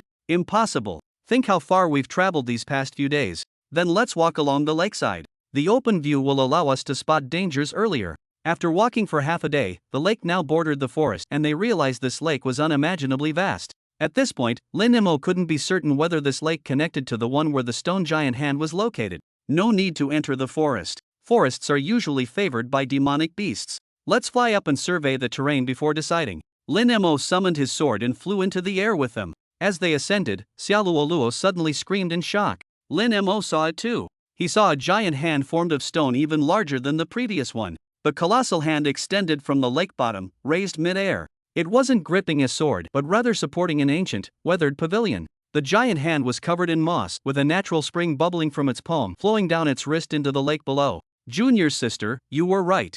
This lake might indeed be connected to the previous one. These stone giant hands must have some connection with the lakes too. Xiaoluoluo recalled her petrified fellow disciples and said with lingering fear, Brother Lin, maybe we should leave. These stone hands are too dangerous. Lin Mo stared at the pavilion atop the giant hand, hesitation written across his face. Chapter 37 The Eerie Mummies. Junior sister. What if there's some opportunity in that pavilion, or even a way out of this secret realm? Wouldn't we regret not checking? Xiaoluoluo gazed at the pavilion and declared, if Brother Lin wants to go, then I'll go with you. No. You and Linger must wait here. If anything abnormal happens, don't hesitate, leave immediately. Tears welled up instantly in Xiaoluoluo's eyes. Brother Lin, do you really think I'd leave if you turned to stone? Lin Mo looked at Xiaoluoluo, her misty eyes held unshakable determination. Forget it, let's go. Just as Lin Mo was about to leave with them, he saw the little fox in Xiaoluoluo's arms transform into a streak of white light and fly onto the giant palm. Now Lin Mo didn't have time to hesitate. He immediately grabbed Xiaoluoluo and flew over too. As soon as they reached the giant palm, Lin Mo pinched the little fox's ears and lifted it up. You little rascal, do you know how dangerous that was? If you run off like that again, see how I'll deal with you. The little fox stared at Lin Mo with its purple eyes, neither moving nor struggling. Enough. You can't just grab someone like that. Linger can already take human form. Xiaoluoluo took the little fox from Lin Mo's hands. Standing close now, Lin Mo could finally see the situation inside the pavilion clearly. Inside the pavilion stood a shrine, and kneeling before it were two figures. Or rather, two dried corpses. These two desiccated corpses faintly emitted a terrifying aura. Just this wisp of aura made Lin Mo's heart palpitate uncontrollably. Their cultivation level in life was unknown, but Lin Mo felt that even the aura emanating from Holy Master Bailey Yunkong wasn't this frightening. On the backs of both desiccated corpses were carved 8 characters: failed to guard the boundary, sentenced to 10,000 years of penance. Lin Mo looked but didn't dare approach. His gaze turned toward the shrine. Enshrined on the shrine was surprisingly a small stone carving. So lifelike it seemed real. Lin Mo recognized this stone carving at first glance. It was that woman lying in the crystal coffin in the Imperial Palace, the Flame Heaven Empress. Junior sister, do you remember the woman I told you about? The one lying in the crystal coffin in the Imperial Palace Hall. Of course I remember. The stone statue enshrined here is her. Xiaoluoluo stared intently for a while before sighing in admiration. Such peerless grace, this must undoubtedly be the Flame Heaven Empress. Lin Mo surveyed their surroundings and said, there's no opportunity for advancement here. Let's leave. But at this moment, something bizarre happened. The two dried corpses actually began turning around slowly.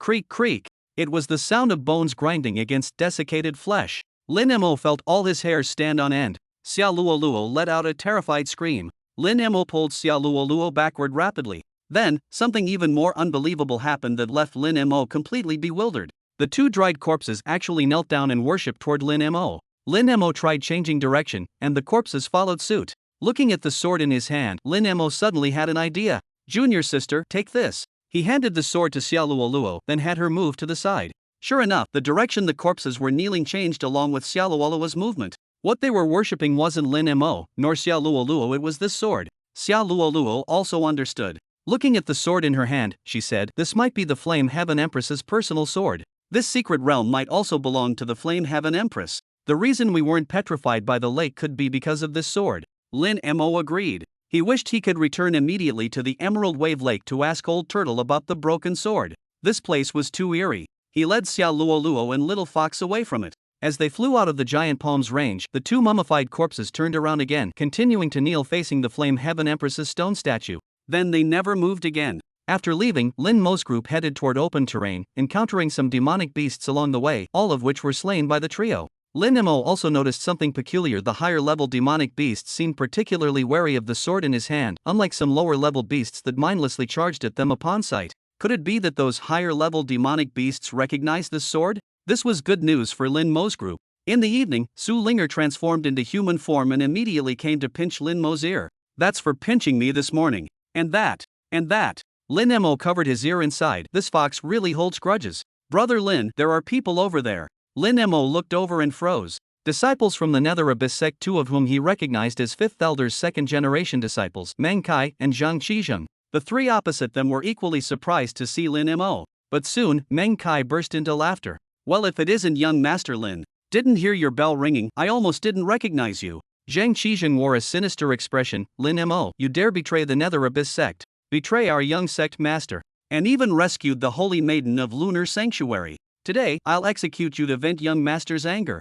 Junior brother, record this with the memory stone to present to young master later. And a transformed spirit pet. Now all three opposing figures focused their gaze on Su Linger. Transformed magical beasts were indeed rare sights. The previously unseen Nether Abyss sect disciple excitedly took out a memory stone, looking at Xiaoluoluo and Su Linger with shifty eyes as he exclaimed, Senior brother, we've got a great beauty here and a transformed fox spirit. We're in for a treat. Lin Mo knew this Zhang Qizheng was an admirer of the demoness Insuner. Back in the Nether Abyss sect, Lin Mo had heard rumors that after Insuner took him as her male concubine, Zhang Qizheng drank heavily every night, wallowing in self-abandonment for several months. This was also why the fifth elder particularly targeted Lin Mo. He had mocked Lin Mo as the fastest dresser in the Nether Abyss sect. When Lin Mo heard the words little bell, a surge of humiliation rose from the depths of his heart. He wasn't normally one to use vicious words to hurt others. He'd always believed words could sometimes wound deeper than swords. But today, he simply couldn't restrain himself any longer. Zhang Qizheng, I know you like the young sect master.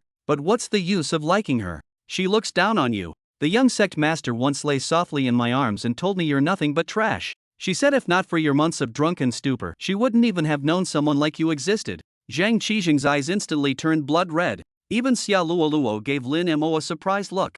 Zhang Qizheng pointed at Lin Mo, unable to form a complete sentence. You Lin Mo, I'll kill you. Lin Mo smiled radiantly. Look at yourself. Brother Zhang. Just these few words make you this furious. No wonder the young sect master looks down on you. Zhang Qizheng threw out an umbrella-like magical artifact. Before the artifact could fully activate, he madly lunged at Lin Mo, whipping out a crimson chain toward him. While advancing to meet the attack, Lin Mo warned the two women, demonic sect disciples are quite sinister, be careful. Chapter 38 The Enchantress is in seclusion. Zhang Qizheng attacked in rage, going all out from the first move. Lin Mo dared not be careless.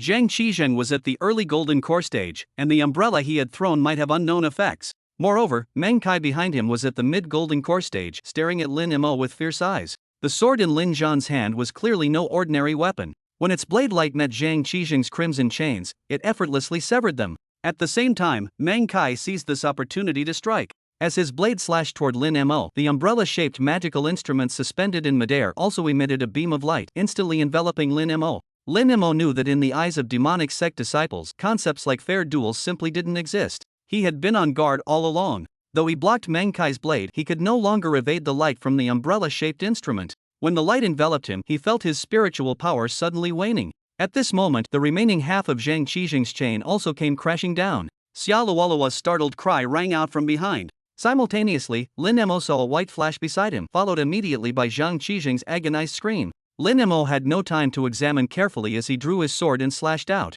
After a fleeting flash of sword light, the scene fell silent. Meng Kai's sword-wielding arm had already separated from his body. On Zhang Qizheng's abdomen, a claw wound reached deep enough to reveal bone. His dantian had already been destroyed. Lin Mo looked at the remaining Nether Abyss sect disciple and said coldly, Linger, kill him. This disciple was only at the mid-stage Foundation establishment realm. Under Su Linger's hands, he couldn't offer even the slightest resistance before her sharp claws tore through his neck. Before death, his eyes were filled with utter unwillingness. Lin Mo turned to Meng Kai, who stuffed 2 pills into his mouth and laughed bitterly. We've lost, nothing more to say. Kill me if you must. For those words alone, I'll regard you with higher esteem. I'd like to ask, what is that enchantress, the young sect master of Nether Abyss sect, doing now? Zhang Qizheng struggled to shout, don't you dare insult the young sect master. The young sect master is no enchantress. Meng Kai glanced at Zhang Qizheng, ignored him, and said to Lin Mo, the young sect master has been in closed-door cultivation ever since you rescued the holy maiden of Lunar Sanctuary and left. She hasn't shown herself since.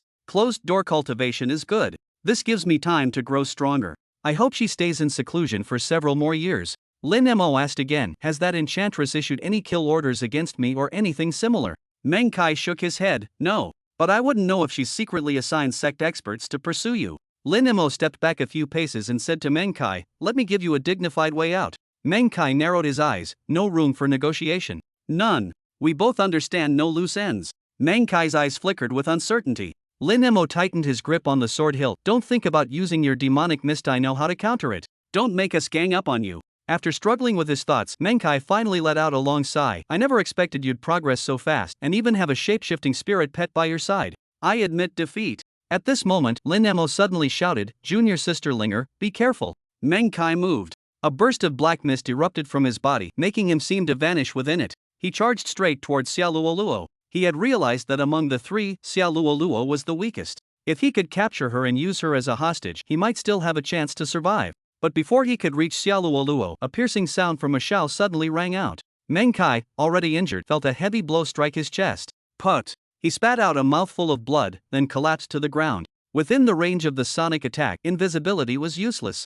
Lin Mo. Without waiting for him to finish, Lin Mo ended him with a single sword stroke. Then, he walked over to Zhang Qizheng, glanced at him, and slit his throat. At this point, there was no need for further words. Watching Lin Mo emotionlessly kill and then loot their belongings, Xiaoluoluo suddenly felt that he seemed somewhat unfamiliar. Su Linger transformed back into human form and approached Lin Mo, saying, I just saved you. You should repay my kindness. Lin Mo smiled, I understand. We're out of ingredients now, but when we get back, I'll grill a few extra for you enough to satisfy you. Su Linger raised her head proudly, that's more like it. By the way, Linger, what exactly is your cultivation level?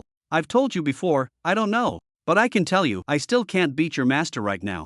Wait until I eat more spirit fruits and roast chicken in a couple of years, I'll be able to defeat her. Lin Mo asked curiously, why do you want to fight my master? I just want to challenge her. I've been feeling that ever since your master returned after being away for months, something's been off about her. What do you mean by off? Su Linger said impatiently, I can't explain it, but something's wrong. Hurry up and pack, we need to leave this place before the blood scent attracts more demonic beasts. Lin Mo glanced at Xiaoluoluo, knowing this girl was probably imagining all sorts of things in her mind again. He decided to properly tell her about his experiences in the Nether Abyss sect tonight to prevent her from getting wrong ideas. When night fell, Lin Mo set up their tent by a small stream. After setting up the array formation barrier, he ducked into Xiaoluoluo's tent. Linger, go sleep in my tent. I have something to discuss with Junior Sister. Su Linger grabbed Xiaoluoluo's arm. I won't go. I want to hear what you're talking about. Be good. I have serious matters to discuss with Junior Sister. I want to listen too. Xiaoluoluo naturally knew what Lin Mo intended to do. She lowered her head. Lin Mo looked at the blushing, bowing Xiaoluoluo, feeling the fire within him ignite. It's been so long since he gained that sword enlightenment, his future prospects looked bleak. But this Linger seemed rather inconsiderate. Yet she too was fertile ground for his future, someone he couldn't afford to offend. Fine. After I'm done talking you'll go sleep in my tent. Su Linger said discontentedly, if you'll be finished talking, why still drive me away? Do you want to eat roast chicken in the future or not? Su Linger hesitated for quite a while before grumbling, fine, I'll go. I don't even care what you have to say anyway. After speaking, she left the tent and sat by the small river, pricking up her ears. Lin Mo didn't pay her any mind, taking Xiaoluoluo's hand as he carefully recounted his experiences to her. From joining the Heavenly Sword sect, being sent undercover to the Nether Abyss sect, getting captured by a demoness to become her male concubine, until rescuing Shangguan Linshui and arriving at the lunar sanctuary, Lin Mo concealed nothing from her. So that's how it is. Brother Lin, I never imagined you endured so much suffering. Junior Sister, the reason I'm telling you all this is because I don't want you to misunderstand me as a cold-hearted person. Perhaps I've been influenced by the demonic sects, sometimes my methods may resemble those of demonic disciples, but I would never harm those close to me. Xiaoluoluo gently rested her head on Lin Mo's shoulder. Brother Lin, I don't misunderstand you. Even if you were a demonic sect disciple, my heart would still be with you. The distinction between righteous and demonic paths means nothing to me. Lin Mo embraced Xiaoluoluo tightly. With such a wife, what more could I ask for? Su Linger pouted her lips, refusing to listen further, then turned and slipped into Lin Mo's tent. Xiaoluoluo suffered greatly as Lin Mo, in his pursuit of swordsmanship enlightenment, pushed her to extreme limits. Chapter 39, The Eerie Disciples of the Sect. Early the next morning, Lin Mo sat cross-legged by the stream, entering meditation to comprehend the way of the sword. When Su Linger woke up, she had transformed back into a little fox again. She first crept into Xiaoluoluo's tent, twitching her nose to sniff around, then glanced at Xiaoluoluo's flushed face sleeping soundly before turning and running out, finally curling up beside Lin Mo. During his enlightenment, Lin Mo once again entered that mysterious space. The sword remained still, its tip pointing downward as it hovered silently in mid-air. He grasped the sword and began practicing the scorching wind cloud splitter technique. He felt this technique was practically tailor-made for him. The moment the sword was raised, all the fire elements within his body were mobilized. With a single swing, the area enveloped by the sword energy instantly transformed into a sea of flames. He needed continuous practice to precisely control the range and power of this fiery sea. Moreover, the magnitude of power this move could unleash was directly related to the concentration of fire elements within his body. Simply put, he needed to diligently collect exotic flames. Lin Mo awoke from his sudden enlightenment, and the first thought that came to mind was his master. The thought of obtaining his master's reward made Lin Mo's blood boil with excitement. Yet, recalling his master's ice-cold attitude, a chill ran through his heart. The road ahead is long and arduous. Lin Mo's sigh had barely faded when a small creature nestled into his arms. Seeing the eager look in the little fox's eyes, Lin Mo knew it was time to feed it. He gently rubbed the little fox's head and said, "Today, we'll see if we can hunt a suitable spirit beast for roasting. But my seasonings are gone, so the taste might not be as good." The little fox nodded excitedly. It was nearly noon when Xia Luoluo finally emerged. She shot Lin Mo a coquettish glare, washed up by the stream, and then the duo plus the fox continued their search for the way back. At the same time, the Holy Master's Grand Hall of Lunar Sanctuary was filled with gathered elders and peak masters. Shangguan Linxue stood coldly in the center. Bailey Yunkong observed his disciple and rubbed his forehead, feeling he'd been overly suspicious earlier to doubt whether Shangguan Linxue had been body snatched. Xiaoying spoke up, "Sixth elder, as both an elder and master of alchemy peak, how could you go back on your word? You actually instructed your disciple Lu Dajiang to attempt murder against Lin Mo during the sect competition. That day at Minor Cold Peak, you stated before the Holy Master that this matter was settled." Elder Sun Rui's face no longer held its usual smile as he replied sternly, "I never instructed Lu Dajiang to kill Lin Mo. Is that so?" The protective barrier during the grand competition malfunctioned at the same time. If you claim Lu Dajiang sought revenge on Lin Mo for Wu Tian's sake, how could a mere personal disciple like him disable the barrier? The sixth elder said, "This old man had already left the mountain before the grand competition. How would I know?" Xiaoying and Sun Rui argued endlessly, leaving Bailey Yunkong with a splitting headache. Finally, Bailey Yunkong had no choice but to speak. "Since you claim ignorance, we'll let this matter rest. However, Lu Dajiang was your disciple. You promised me this matter would be settled, yet your disciple disobeyed your orders. This shows your inadequate supervision. You shall be punished with 3 years of confinement at the Reflection Cliff. Do you have any objections?" "I have no objections," Bailey Yunkong concluded decisively. "Then this matter ends here." Shangguan Linxue, who had remained silent until now, suddenly spoke, "Master, we must investigate why the sex competition barrier failed." Bailey Yunkong glanced at Li Mingji indifferently and said, "Li Mingji, your disciple was also involved in this matter and died by the formation hub of Array Peak. You shall investigate this together with the Peak Master of Array Peak." Li Mingji and the Peak Master of Array Peak bowed in unison. "We obey." Bailey Yunkong disappeared in a flash. The various elders and Peak Masters also departed one after another. "Junior sister. Wait." Shangguan Linxue turned around and said coldly, "Does second senior brother have business with me?" "Junior sister, first let me congratulate you. Who would have thought that in just a few short months of absence, junior sister has already reached late-stage nascent soul? This senior brother of yours feels quite ashamed. If second senior brother has no business, I'll take my leave first." "Wait. Junior sister, I obtained a sword long ago that looks quite good, but I have no use for it. Considering junior sister practices the sword path, it would be perfect for you, so I'll gift it to you." Li Mingji took out a sword. The blade was semi-transparent pale blue, emanating a chilling aura. Shangguan Linxue, with her 9 profound physique, immediately sensed an extraordinary compatibility between herself and this sword. Yet she still shook her head, saying, "No need. Such a precious item, senior brother should keep it for yourself." Having said this, she turned to leave.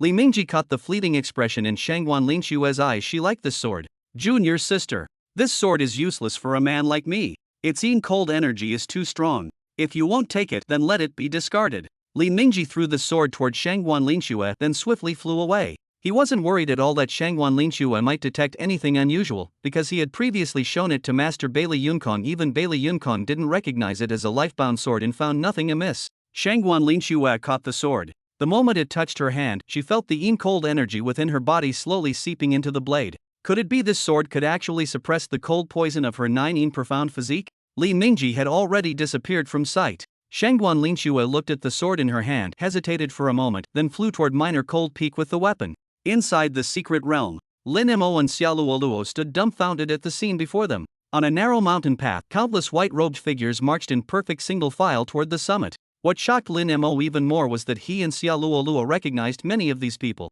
They were disciples of Lunar Sanctuary. The unfamiliar ones were likely disciples from other sects sent to the secret realm, as Lin Mo spotted several Nether Abyss sect members among them. Each walked upward with expressionless faces, muttering something under their breath with every mechanical step. Cautiously moving closer, Lin Mo finally heard their chant with each step. They softly recited, "Enter our nether, never to fall again." Xia Luoluo's voice turned chilling. "Brother Lin, what's happened to them? They've all changed into white robes, and it seems their storage rings, weapons, and magic treasures have all disappeared. Lin Emo shook his head and walked up to a Taiyin disciple, shouting loudly, "Junior brother, what's wrong with you?" The Taiyin disciple acted as if he didn't hear, continuing his upward march step by step, muttering to himself. Lin Emo reached out to pull him, but the moment he touched the disciple, he heard an ear-piercing, miserable scream. The disciple's face suddenly contorted, as if enduring unbearable agony. Lin Emo was startled and immediately let go. The pain on the disciple's face gradually faded away. Lin Emo took out the recording stone obtained from Menkai and handed it to Xiaoluoluo, "Junior sister, record everything with this." Then, Lin Emo attempted to touch others again. Similarly, the moment he made contact, they all appeared to be suffering boundless torment. Lin Emo raised his eyes to the mountaintop and said slowly, "Junior sister, Linger, let's go up and take a look." Chapter 40, Gate to the Ghost Realm. Lin Emo led Xiaoluoluo and Su Linger, leaping over the crowd and flying straight towards the mountaintop. Upon reaching the summit, they discovered a pitch-black cave opening. These disciples were lining up and walking into the cave one by one. The black cave and the white-robed figures formed a striking contrast, creating an illusion of a giant mouth swallowing its food automatically. Lin Emo attempted to probe with his weak foundation establishment-level spiritual sense and preliminarily determined the cave's interior was vast. Xiaoluoluo also felt uneasy. Her hands holding Lin Mo's were sweating profusely. "Wait here for me, I'll go in and investigate." "No." The usually gentle Xiaoluoluo suddenly became unusually firm. "If Brother Lin is going in, I'm going with him." As Lin Emo hesitated, Su Linger suddenly transformed. She gazed at the cave and said, "I sense a vast space inside with no immediate dangers, but there's an extremely eerie atmosphere." "Then let's go in together and investigate." Lin Emo took the lead, guiding the two women as they bypassed the queuing disciples in white robes. Upon entering the cave, the trio was immediately assaulted by an overwhelmingly sinister aura. Yet what they saw next was even more terrifying. Their eyes met a gigantic black skull and several towering skeletal remains. The central skull had two pitch-black hollows where eyes should be. Beneath its jaw hung a half-open door with light emanating from within. Beside the door stood four towering skeletons, their upper bodies visible as they guarded the entrance. A single glance was enough to chill one's bones. The white-robed sect disciples were performing mechanical kneeling rituals on the stone floor not far from the door. After completing their bows, they proceeded to enter the glowing door. Xiaoluoluo gripped Lin Mo's hand tightly and said, "Brother Lin, whatever lies beyond that door, I won't let you go in." Lin Emo never intended to enter in the first place. Just looking at that door filled him with unease. Who knew what horrors lay beyond? The three of them retreated from the cave. Lin Emo watched as disciples entered the cave one after another, making another attempt to stop them.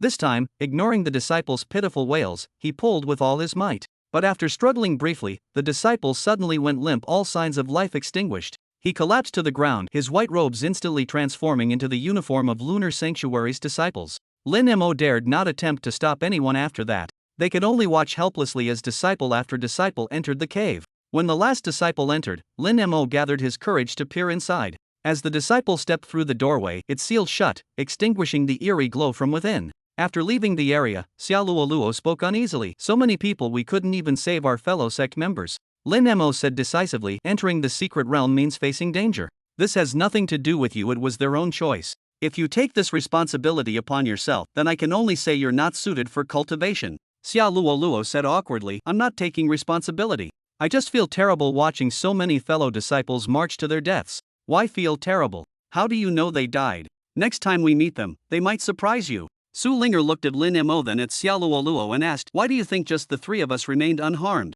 Lin Emo couldn't figure it out either. He looked at his sword and said, "I'm not sure if it's related to the sword, but one thing's certain, those disciples must have encountered something that made them line up to climb the mountain. We were just lucky not to encounter it." "Brother Lin, do you think that gate might be the exit from the secret realm?" Lin Emo shook his head. "Junior sister, do you still remember the giant hand holding up a pavilion?" On the backs of the two mummified corpses in the pavilion, there were carved words, "Failed in guarding the boundary, sentenced to 10,000 years of atonement." "I suspect that behind that door might be another realm." Su Linger exclaimed with alarm, "We wouldn't end up in the ghost realm just by walking through that door, would we?"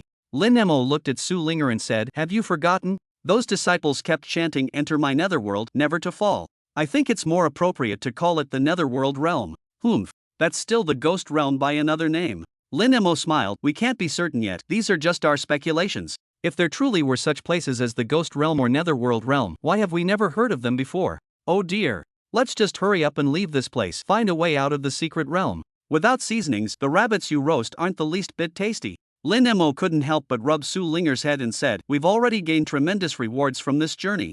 Of course I want to leave now and focus on cultivation, but being impatient won't help. We need to find a way out first. Su Linger deftly tilted her head to avoid having her ears touched. Xiaoluoluo suddenly spoke up. If Linger leaves the secret realm in her human form, there might be some troubles ahead. What kind of troubles? Shapeshifted beasts are rare, and Linger is so beautiful, being a fox spirit at that. She might attract unwanted attention. I heard from Alchemy Peak disciples that once, a shapeshifted rabbit spirit was auctioned in Donli City for an astronomical price. Lin Mo fell silent for a moment before asking, "Are you suggesting I can't protect her?" Xiaoluoluo didn't deny it and continued, "Just look at the spirit beasts at Lunar Sanctuary's Beast Peak. Even those who've just awakened intelligence are highly sought after as spirit pets, let alone a shape-shifted fox spirit." Lin Mo knew that with his current strength he truly couldn't protect Su Linger. Even the spiritual herb garden he obtained this time would need to be kept secret after returning, to be used discreetly. Fortunately, Su Linger transformed within the secret realm. Had it happened in the lunar sanctuary, who knows what kind of trouble it might have caused.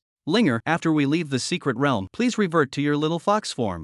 Bear with it for now. When I've cultivated enough strength to protect you, you can appear in human form again. Is that all right? Su Linger nodded obediently in agreement. Junior sister, we must absolutely not reveal anything about obtaining the spiritual herb garden or Su Linger's transformation, not even to Xiafei. It's not that I don't trust him, but he's too impulsive. I fear any accidental leak could bring serious trouble. I understand the gravity of the situation, Brother Lin. You can rest assured. For the following several days, they continued exploring the secret realm. Apart from occasionally finding some well-aged spiritual herbs, they made no significant discoveries. It wasn't until half a month later that Lin Mo and the others gradually noticed something strange. All the demon beasts they encountered on the road were running wildly in the same direction. In the past, those low-level demon beasts would always pounce when they saw Lin Mo's group, but this time was different. They seemed to be fleeing for their lives, completely disregarding everything else. The high-level demon beasts behaved the same way, desperately fleeing in that same direction. This made Lin Mo and the others grow increasingly anxious. Could there be some great terror ahead? Chapter 41, The Mysterious Stone Chamber. Lin Mo decisively took Xiaoluoluo and Su Linger, mounting his sword to fly high into the sky. As they flew higher and higher, they gradually witnessed another shocking scene. The sky was shrinking. The continent was shrinking. Only as the entire secret realm shrank did they gradually realize their true situation. This was a world floating in the void, enclosed by a translucent spherical barrier. Now they understood it wasn't that the sky and continent were shrinking, but that the barrier was rapidly contracting. As the barrier contracted, the distant lands outside had already vanished into the void. Lin Mo had no time to think further. He immediately channeled all his power into sword flight, speeding toward what he estimated to be the barrier's center. Su Linger watched as demonic beasts in the distance, unable to outrun the contracting barrier, disappeared one by one. She couldn't help muttering, "We're doomed. We're going to die here.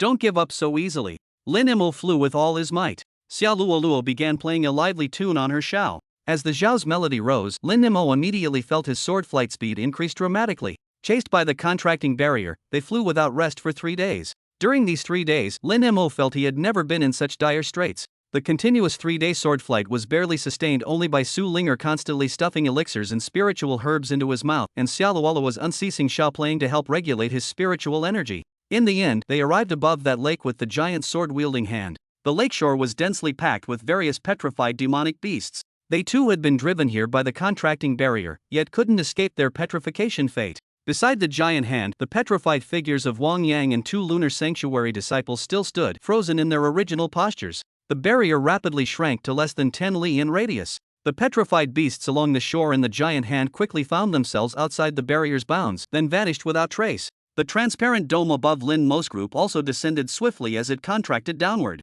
Into the water. Lin Mo and his companions had no other choice. Whatever lurked beneath the surface, they had to dive, and remaining outside the barrier meant certain annihilation. Splash! Splash! Splash! The trio plunged into the water, with Lin Mo immediately conjuring a protective air bubble using his spiritual energy. Enclosed within the shimmering sphere, they began descending into the depths. They witnessed nearby lake water and swimming fish disappearing instantaneously the moment they crossed beyond the barrier's edge. Xiaoluoluo also became pessimistic. "Brother Lin, we have nowhere left to escape. This barrier keeps shrinking without any sign of stopping." Lin Mo also felt desperate. He remembered the imperial palace and the secret realm that disappeared after a barrier shrank. That barrier eventually condensed into a single point of light. "Lin Mo, look quickly. Is that a door over there?" Su Linger shouted while pointing ahead. Lin Mo and Xiaoluoluo looked simultaneously ahead. A door stood abruptly in the water. Just a single door, without any doorframe, much less a building. Lin Mo didn't hesitate, leading the two girls forward as he directly pushed with his hand.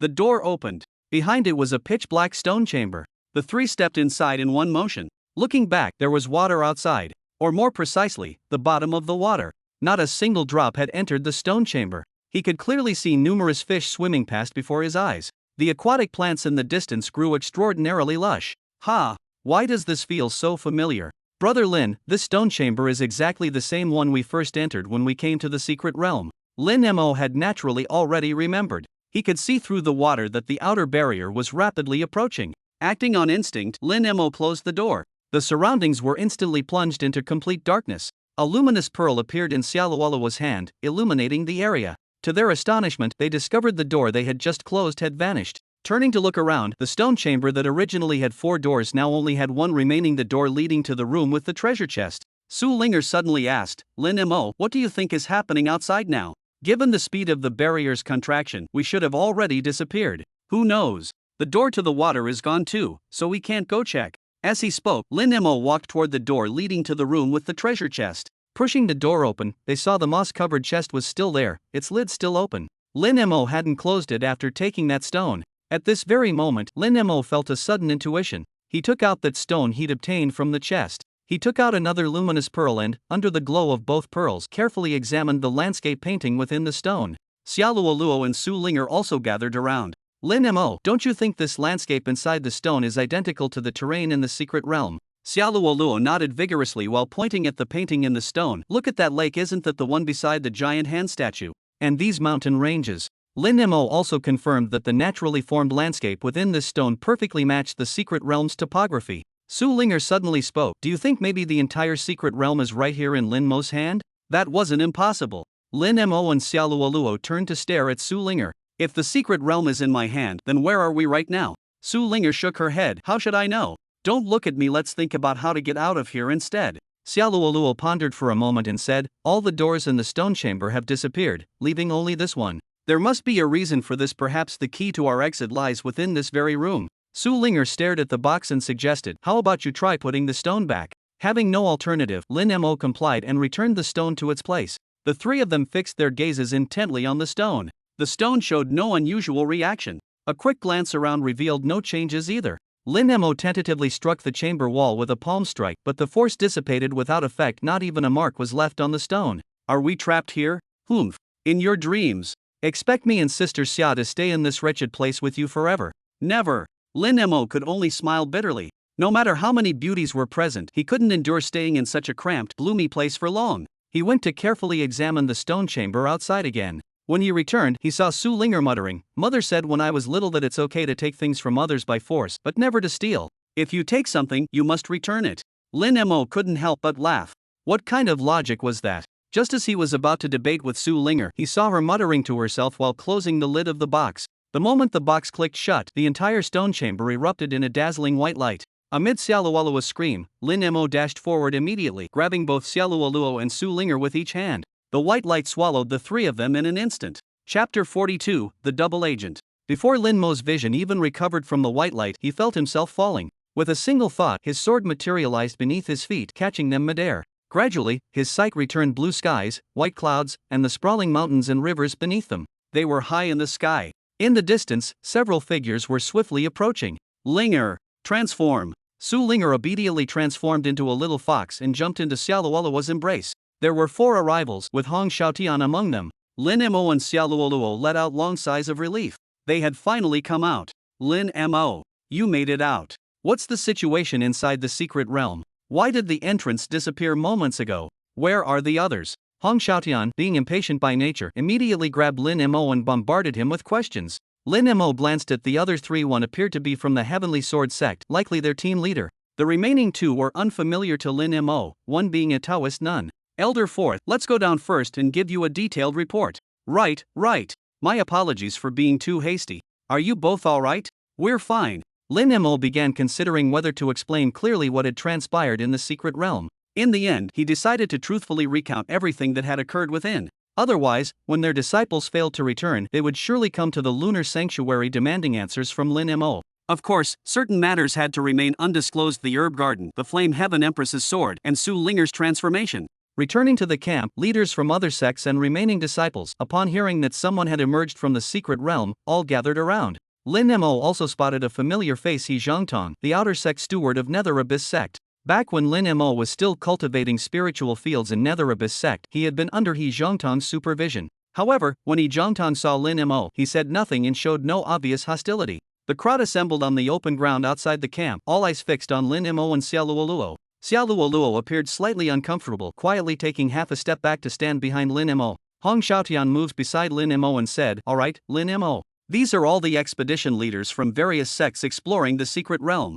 I won't introduce them one by one, they're all eager to know the situation inside. You tell them." Lin Mo glanced around at everyone, then shocked them with his first words. "Your sect members probably won't be returning." Immediately, everyone became displeased. "What do you mean? What do you mean our sect members won't return? What happened to them? Are they dead? Right, why couldn't they return? Then how did you manage to come back?" Hong Xiaotian quickly stepped forward to silence the clamoring crowd. "Why are you all in such a hurry? He should be allowed to explain slowly." After speaking, he turned to Lin Mo and said, "No hurry, take your time." Before his words even faded, he grabbed Lin Mo's arm and asked loudly, "Wait, just now you said they couldn't return, does that include my lunar sanctuary disciples too?" Lin Mo nodded gravely in response, "Yes, Elder Fourth. Those martial brothers and sisters most likely won't be returning." This made Hong Xiaotian anxious too. What exactly happened? "First look at these memory recordings, then I'll explain in detail." As he spoke, Lin Mo projected the recorded images: the disciples in white robes lining up to ascend the mountain, and the scenes inside the cave. The bizarre scenes left everyone stunned. The sight of the skeletal boundary gate particularly shocked them into speechless silence. They reviewed the memory recordings 3 times in total. After 3 repetitions, Hong Xiaotian carefully put away the shadow stone. The images inside were too precious, possibly involving realms not yet explored in the current cultivation world. The crowd inquired further about Lin Mo's experiences in the secret realm. Apart from his personal gains, the spirit herb garden and that sword, Lin Mo concealed nothing from them. At this moment, the leader of the Heavenly Sword sect, a gaunt middle-aged man, suddenly said with a darkened expression, "So many disciples went to their deaths, yet you made no attempt to stop them. Never mind others, there were so many of your own sect members among them. Did you just stand by and watch them die?" Lin Mo glanced at him. From the previous questioning, he'd already sensed this man harbored hostility toward him, and now he was jumping out to pick faults. "I've already said under those bizarre circumstances, I still tried to save them. I went above and beyond my duty." The gaunt middle-aged man sneered coldly, "Humph. Try. Don't forget, you are now a disciple of a righteous sect, no longer a demon sect member. How can you act so irresponsibly? Could it be your heart still belongs to the demon sect?" Upon hearing this, the crowd exclaimed in surprise, "What demon sect member? Isn't he a disciple of the lunar sanctuary?" The gaunt middle-aged man smiled and pointed at Lin Mo. "Let me introduce everyone to this person named Lin Mo. He initially joined our Heavenly Sword sect, then was sent undercover to the Nether Abyss sect. After 3 years of infiltration, he saved the Holy Maiden of Lunar Sanctuary from the Nether Abyss sect a few months ago, and thus joined the Lunar Sanctuary, becoming the Holy Maiden's personal disciple." The crowd began discussing again. "Then this disciple has excellent character. After 3 years undercover, he still remembered to rescue the Lunar Sanctuary's Holy Maiden." The gaunt middle-aged man raised his hand slightly to silence the murmurs, then continued, "However, according to our information, he became the male concubine of the young sect master of Nether Abyss sect. Though no one has seen the young sect master's appearance, it's said she showed signs of becoming a great beauty even in childhood. Tell me, how could a man, especially a mere handyman disciple, resist such temptation?" After speaking, he suddenly raised his voice and shouted, "Is steward he of Nether Abyss sect present?" He Zhongtang responded calmly, "What is it?" The gaunt middle-aged man said, "It's already an open secret that our 2 sects plant spies in each other's ranks. There's no point dwelling on that. What I want is for steward he to speak truthfully. According to our intelligence, Lin Mo's rescue of the Holy Maiden from Lunar Sanctuary went suspiciously smoothly. Steward he, please confirm, is this accurate?" He Zhongtang hesitated momentarily before answering. It was indeed abnormally smooth. They had already escaped Nether Abyss sect's territory before alerting our higher-ups. The gaunt middle-aged man clapped his hands. "Exactly. According to our information, Lin Mo was only at the chi refining stage when he rescued the Holy Maiden. Think about it, everyone, how could a mere chi refining disciple so smoothly rescue the Holy Maiden from the dungeon of the number 1 demonic sect?" Expressions of doubt appeared on everyone's faces. The gaunt man continued, "Therefore, I suspect this Lin Mo is a double agent. Enchanted by the beauty of the young sect master of Nether Abyss sect, he was turned by her. His rescue of the Holy Maiden might have been precisely to infiltrate and lurk within Lunar Sanctuary." The female Taoist priest spoke up. "That doesn't make sense. To send him undercover in Lunar Sanctuary by letting go of Lunar Sanctuary's holy maiden, wouldn't that be like dropping a watermelon to pick up a sesame seed? The gaunt middle-aged man said, Taoist Yun, you may not know this, but the news that the holy maiden was imprisoned by the Nether Abyss sect had already leaked. If the Nether Abyss sect hadn't released her, it might have sparked a sect war. Given this, why not take the opportunity to let Lin Mo rescue the holy maiden? This way, with Lin Mo hiding in the Lunar Sanctuary, no one would suspect him. Chapter 43. Who the hell do you think you are?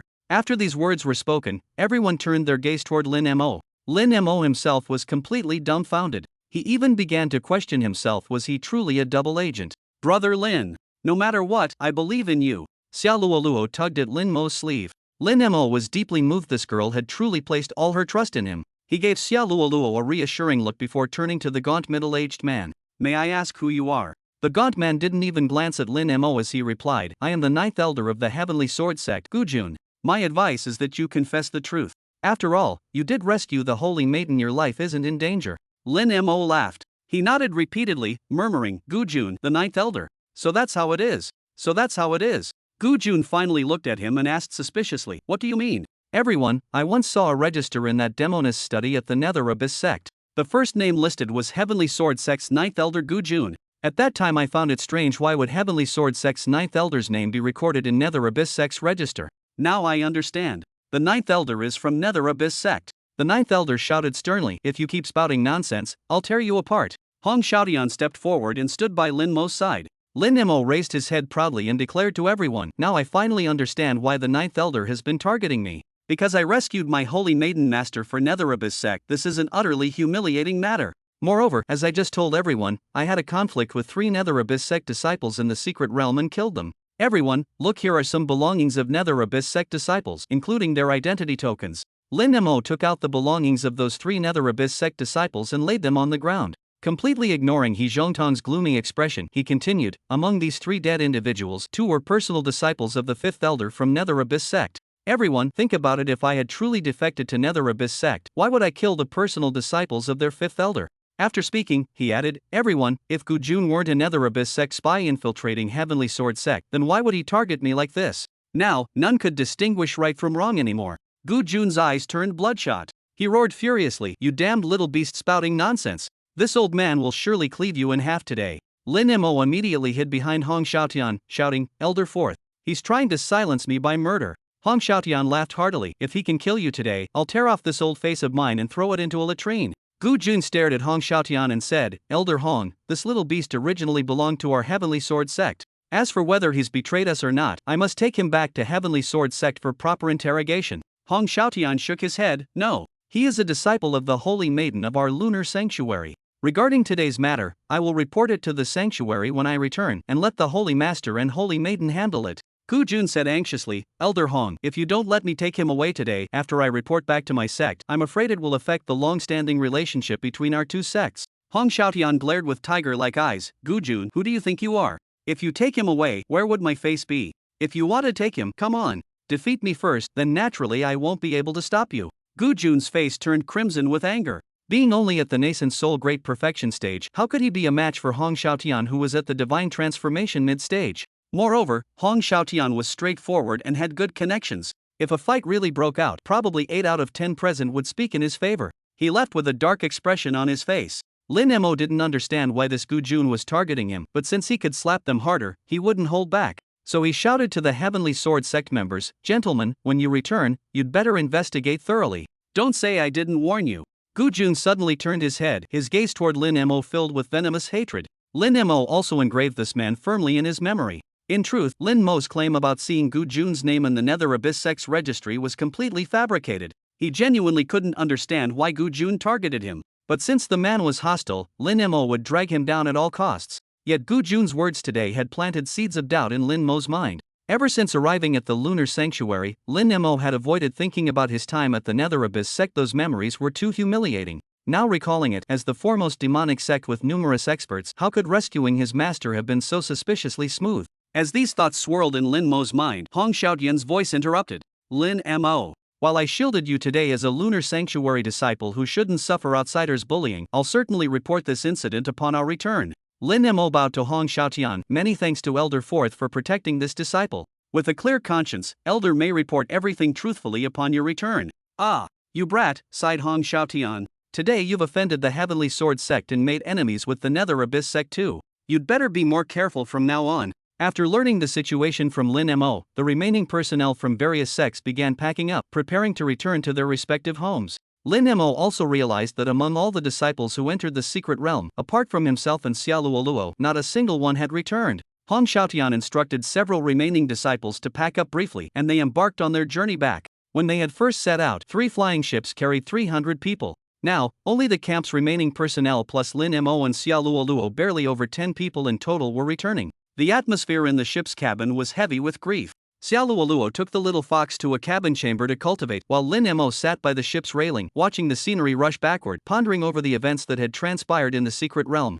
Before long, Hong Xiaotian arrived. He sighed and inquired about some details regarding the secret realm expedition. After conversing with him for a while, Lin Mo retrieved 2 fire-attributed spirit herbs and handed them to Hong Xiaotian. Elder Fourth, I gathered these in the secret realm. Please accept them as a token of this disciple-less gratitude. Hong Xiaotian's eyes widened in shock. This is blazing sunroot. He took them and examined them carefully before shoving them back toward Lin Mo. Brat, this is the rare blazing sunroot. Its age must exceed 10,000 years. I can't even tell exactly how old. It's far too precious. Keep it for yourself to refine and cultivate. Elder Fourth, I still have plenty more in my storage ring. Please take them. It's this disciple-less sincere offering. Absolutely not. As your elder, I haven't even gifted you anything. How can I accept such a treasure? What you gained in the secret realm was earned through your own perilous efforts. This old man may lack shame, but I want to take what is yours. Put them away at once. Hong Xiaotian's stance was unyielding. Left with no choice, Lin Mo could only reluctantly store the herbs away. Elder Fourth, I'd like to consult you about some cultivation questions. You also practice the purple sun art, don't you? Correct. The purple sun art is the finest fire attribute cultivation technique in our lunar sanctuary. I've made some modifications to this technique. Would you please review it and see if there are any issues? Hong Xiaotian looked at Lin Mo as if he were an idiot. You modified the purple sun art. Chapter 44, Master, I'm back. Yes, I completed the modifications long ago but didn't dare cultivate it for fear of chi deviation. I've been meaning to ask for your review. Lin Mo handed Hong Xiaotian a manual he had handwritten himself. Hong Xiaotian took it with suspicion and began reading. The more he read, the more astonished he became. A full half-hour later, Hong Xiaotian finally looked up and asked, You improved this? Indeed. After Master gave me the purple sun art, I began cultivating and noticed areas for improvement during practice. I haven't dared practice this complete modified version yet. Please review it for me, Elder Fourth, and tell me if there are any issues. I can't give you an answer now. Wait until we return to the lunar sanctuary. After I've studied it and confirmed, then we'll talk. If it really works, then you'll be our lunar sanctuary's greatest treasure. Those techniques in the scripture pavilion might all be modified by you in the future. When Lin Mo heard this, he immediately waved his hands in refusal. No, please don't harm me, Elder. I still need to focus on my cultivation. Hong Xiaotian disappeared into the cabin and never came out again. However, Lin Mo got acquainted with Hong Xiaotian's third disciple, Yang Xiuhao, who had come with Hong Xiaotian to help manage travel arrangements but didn't enter the secret realm. He was a very diligent person with a good personality, his facial features giving an impression of great magnanimity, though his skin was slightly dark. The two got along quite well during the journey. Lin Mo eventually forced upon Yang Xiuhao the 2 spiritual herbs that Hong Xiaotian had refused to accept. A little over a month later, they successfully returned to the lunar sanctuary. Hong Xiaotian hurriedly carried the memory stone and Lin Mo's modified version of the purple sun art to find Bailey Yunkong. Xia Luoluo also needed to return to the Spirit Herd Peak to report to her master Lan Muxin, so she and Lin Mo separated at the inner sect square. Lin Mo, holding the little fox, went straight back to Minor Cold Peak. Master, I'm back. Master isn't here. Minor Cold Peak was small enough to take in at a single glance. While wondering where his master had gone, Lin Mo approached Shangguan Linxua's door and peeked inside. No need to make such a fuss just because you've returned. A cold voice came from behind Lin Mo, startling him. Lin Mo quickly turned around to find Shangguan Linxua standing behind him, staring coldly at him. Master, I came to report about my trip to the secret realm. What were you looking at just now? This disciple was checking if Master was here. Is that so? Lin Mo didn't reply. He felt his master was truly becoming colder. Shangguan Linxua walked straight to the stone by the lake and sat down without another word. Lin Mo had no choice but to walk over, standing to one side as he began recounting the events of the secret realm expedition. Shangguan Linxua listened with an expression of perfect calm. It wasn't until Lin Mo reached the part about returning to the lunar sanctuary that Shangguan Linxue finally stood up, indifferently stating, "I understand." Seeing Shangguan Linxue about to return to her quarters, Lin Mo hurriedly asked, "Master, may this disciple inquire about your spiritual root?" Ice spiritual root. Lin Mo's spiritual sense probing his storage ring froze mid-action. He had originally intended to gift his master some high-quality spiritual herbs matching her spiritual root attributes, but never expected she would possess the rare mutated ice spiritual root. What kind of spiritual herbs would be suitable for cultivating an ice spiritual root? Master, this disciple obtained some exceptional spiritual herbs from the secret realm. Please see which might suit you. As he spoke, Lin Mo took out all the spiritual herbs from his storage ring, covering the entire ground. Shangguan Linxue glanced briefly before saying impassively, "These are all extremely valuable spiritual herbs. Finding even one would be difficult outside. Keep them for your own cultivation." Master, this is your disciple's sincere offering. If you don't accept it, this disciple will always feel there's a barrier between us. Shangguan Linxue glanced at Lin Mo and accepted a jade-colored spiritual herb. Rest well today. Tomorrow, I'll teach you a sword technique. Lin Mo's heart leaped with joy upon hearing this. Previously, his master had never offered to teach him swordplay. She had just tossed him a fragmented manual of sword drawing and left him to figure things out on his own. He had always assumed his master didn't practice the sword path. Master, this disciple isn't tired. Could you teach me now instead? Very well. First, I'll impart the mental cultivation method to you. After I demonstrate, you should combine it with the mental method for your own comprehension. Ask me if there's anything you don't understand. Yes, master. Shangguan Linxue pressed a finger against Lin Mo's forehead, and he instantly felt an icy coldness transmitting from her fingertip. Then, a complete mental cultivation method emerged in his mind. Shangguan Linxue withdrew her hand and walked to the very edge of Minor Cold Peak. Facing the sky, a pale blue sword exuding cold air appeared in her hand, clearly no ordinary weapon. With just a light tap of her toes, she soared into the air and stood suspended mid-air. This was Lin Mo's first time seeing his master's sword. As Shangguan Linxue gently vibrated the sword's edge, a clear phoenix cry seemed to respond from deep within the clouds. Pale blue mist rose from the sword's body as azure radiance shimmered along its blade. Her graceful form spun through the air as the blue radiance gradually formed the shape of a flower bud about to bloom. Shangguan Linxue appeared like a flower fairy wrapped within petals. As she thrust her sword toward the sky, the flower bud instantly bloomed. Petals formed of blue radiance followed this thrusting strike, shooting straight into the heavens.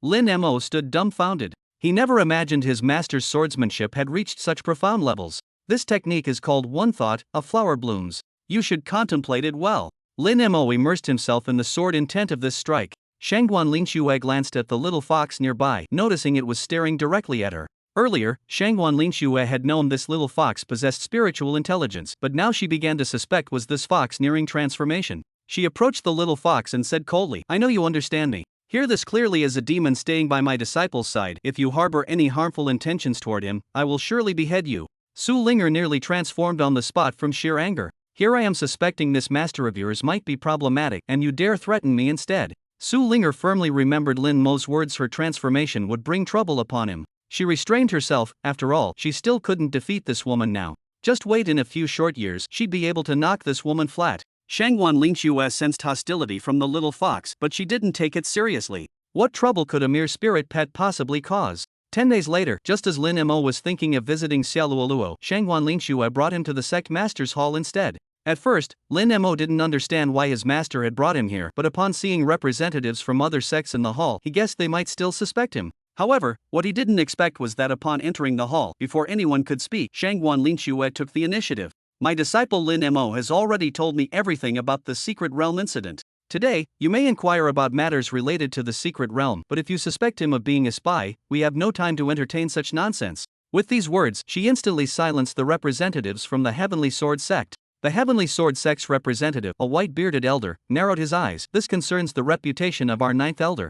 Wouldn't it be better if the Holy Maiden's disciple could provide a clear explanation to dispel all suspicions?" "Humph. Why should my disciple need your approval? My trust in him is enough." Chapter 45, Daily Life on Minor Cold Peak. Lin Mo felt deeply moved. Although his master had become colder than before, she still cared deeply about him as her disciple. The crowd exchanged glances. Shangguan Linxue directly bowed to Bailey Yunkong and said, "Master, Lin Mo has already explained everything in detail to Elder Fourth. If you have questions, please ask Elder Fourth." As Lin Mo is about to form his golden core, this disciple must take him to make some preparations.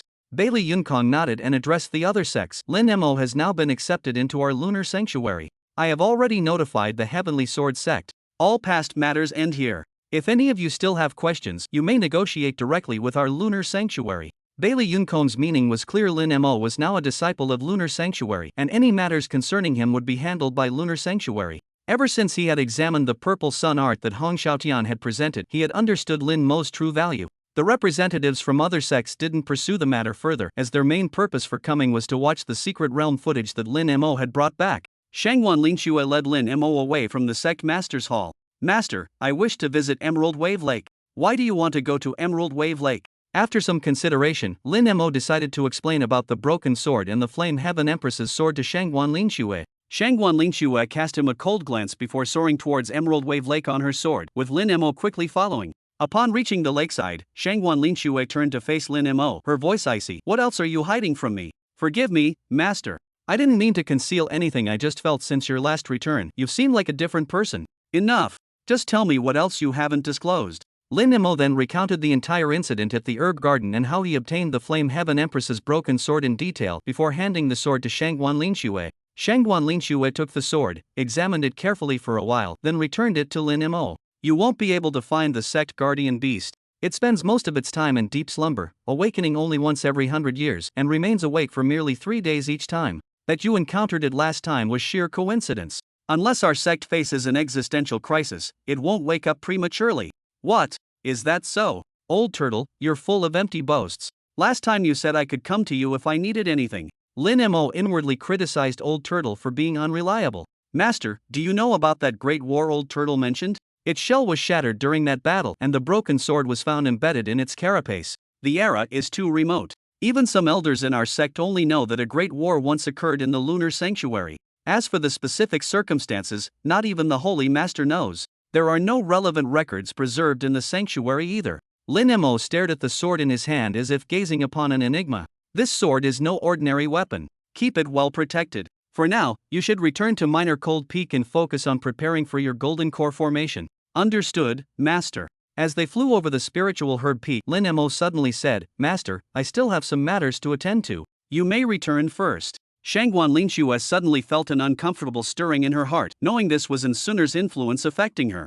Without saying a word, she rode her sword away. Upon arriving at the spiritual herb peak, Lin Mo couldn't find Xiaoluoluo, nor even Xiafei. After inquiries, he learned that the 7th elder Lan Muxin had sent them into closed-door cultivation for 1 year. Lin Mo immediately understood with all the high-grade spiritual herbs Xiaoluoluo had brought back, Lan Muxin would naturally make her enter seclusion to refine them and enhance her cultivation. Without Xiaoluoluo, there would be no sudden enlightenment in Sword Dao, and he wouldn't see his junior sister for a whole year. Lin Mo returned to Minor Cold Peak in low spirits. When Shangguan Linxue saw Lin Mo returning so soon, she knew he hadn't met Xiaoluoluo. For some reason, she felt a faint sense of satisfaction rising in her heart. She rubbed her forehead vigorously and sighed. She had been too deeply influenced by Sun'er from her dreams. She had assumed that as time passed, the dream's influence would gradually fade, especially since she had stopped dreaming of Sun'er ever since the girl entered that secret realm. Over the following days, Shangguan Linxue discovered that Lin Mo possessed extraordinary comprehension ability. Each morning, Lin Mo would stand motionless at the edge of Minor Cold Peak for long periods. Suddenly, he would swing his sword a few times, then become still again. After prolonged stillness, he would abruptly slash toward the sky. Shangguan Linxue concluded he was contemplating sword principles by observing the rising sun while utilizing his 9-yang sacred body. In the afternoons, Lin Mo would sit cross-legged by the lake on Minor Cold Peak, refining spiritual herbs while focusing on cultivation. The little fox clung to Lin Mo nearly constantly. The only time it left him alone was during his cultivation sessions. Shangguan Linxue thought to herself that she must urge Lin Mo to take the little fox to the Spirit Beast Peak and sign a spirit pet contract. That morning, heavy rain poured down across the entire lunar sanctuary. Lin Mo alone braved the rain to visit Emerald Wave Lake, catching some spirit beasts and fish. He released the fish back into the lake while setting several rabbits and deer free to roam Minor Cold Peak. Then beneath the eaves of his wooden cottage, he set up a wooden rack. Taking several pheasants from his storage ring, he began roasting them. The little fox's eyes sparkled with delight. Soon, the aroma of roasted meat permeated the entire Minor Cold Peak. After placing 2 roasted pheasants before the little fox, Lin Mo took a golden brown roasted chicken and ran to his master's cottage. Master, this disciple has prepared some roasted game. It tastes wonderful. I've brought one for you to try. Shangguan Linxue had long caught the enticing aroma. She too was curious how had the meat been roasted to smell so delicious. No need, keep it for yourself. I've been fasting for quite some time. Master, please just try it. I guarantee you've never tasted anything like this before. The little fox chewing greedily in the distance kept shouting in her heart, if she won't eat it, bring it back to me. I can still eat more. The door opened. Shangguan Linshue calmly accepted the roasted chicken, then the door closed. Lin Mo returned speechless to his wooden cottage, finding the little fox eyeing him with discontent. He chuckled, ruffling the fox's head and whispered, "My apologies." Shangguan Linshue stared at the roasted chicken in her hands, hesitated for a long while, then tore off a small piece and put it in her mouth. The taste was surprisingly good. She tore off another small piece. Before she realized it, only the skeleton remained in her hands. At night, the little fox snuggled up beside Lin Mo again, curling up to sleep. In the early morning, Lin Mo woke up to find Su Linger in human form sleeping in his arms. He sighed wearily and got up. Every night at midnight, Su Linger would unconsciously transform into human form, still half asleep as she kept snuggling into Lin Mo's arms. Lin Mo couldn't bear it, so he got up very early each day to contemplate Sword Dao by the minor cold peak. From his master's daily behavior, Lin Mo could tell that his master didn't yet know about Su Linger's transformation. This also proved his master never used spiritual sense to probe his room. In this world, there was no concept of respecting privacy. That his master behaved this way already counted as showing him respect. Chapter 46, News of the Unusual Fire.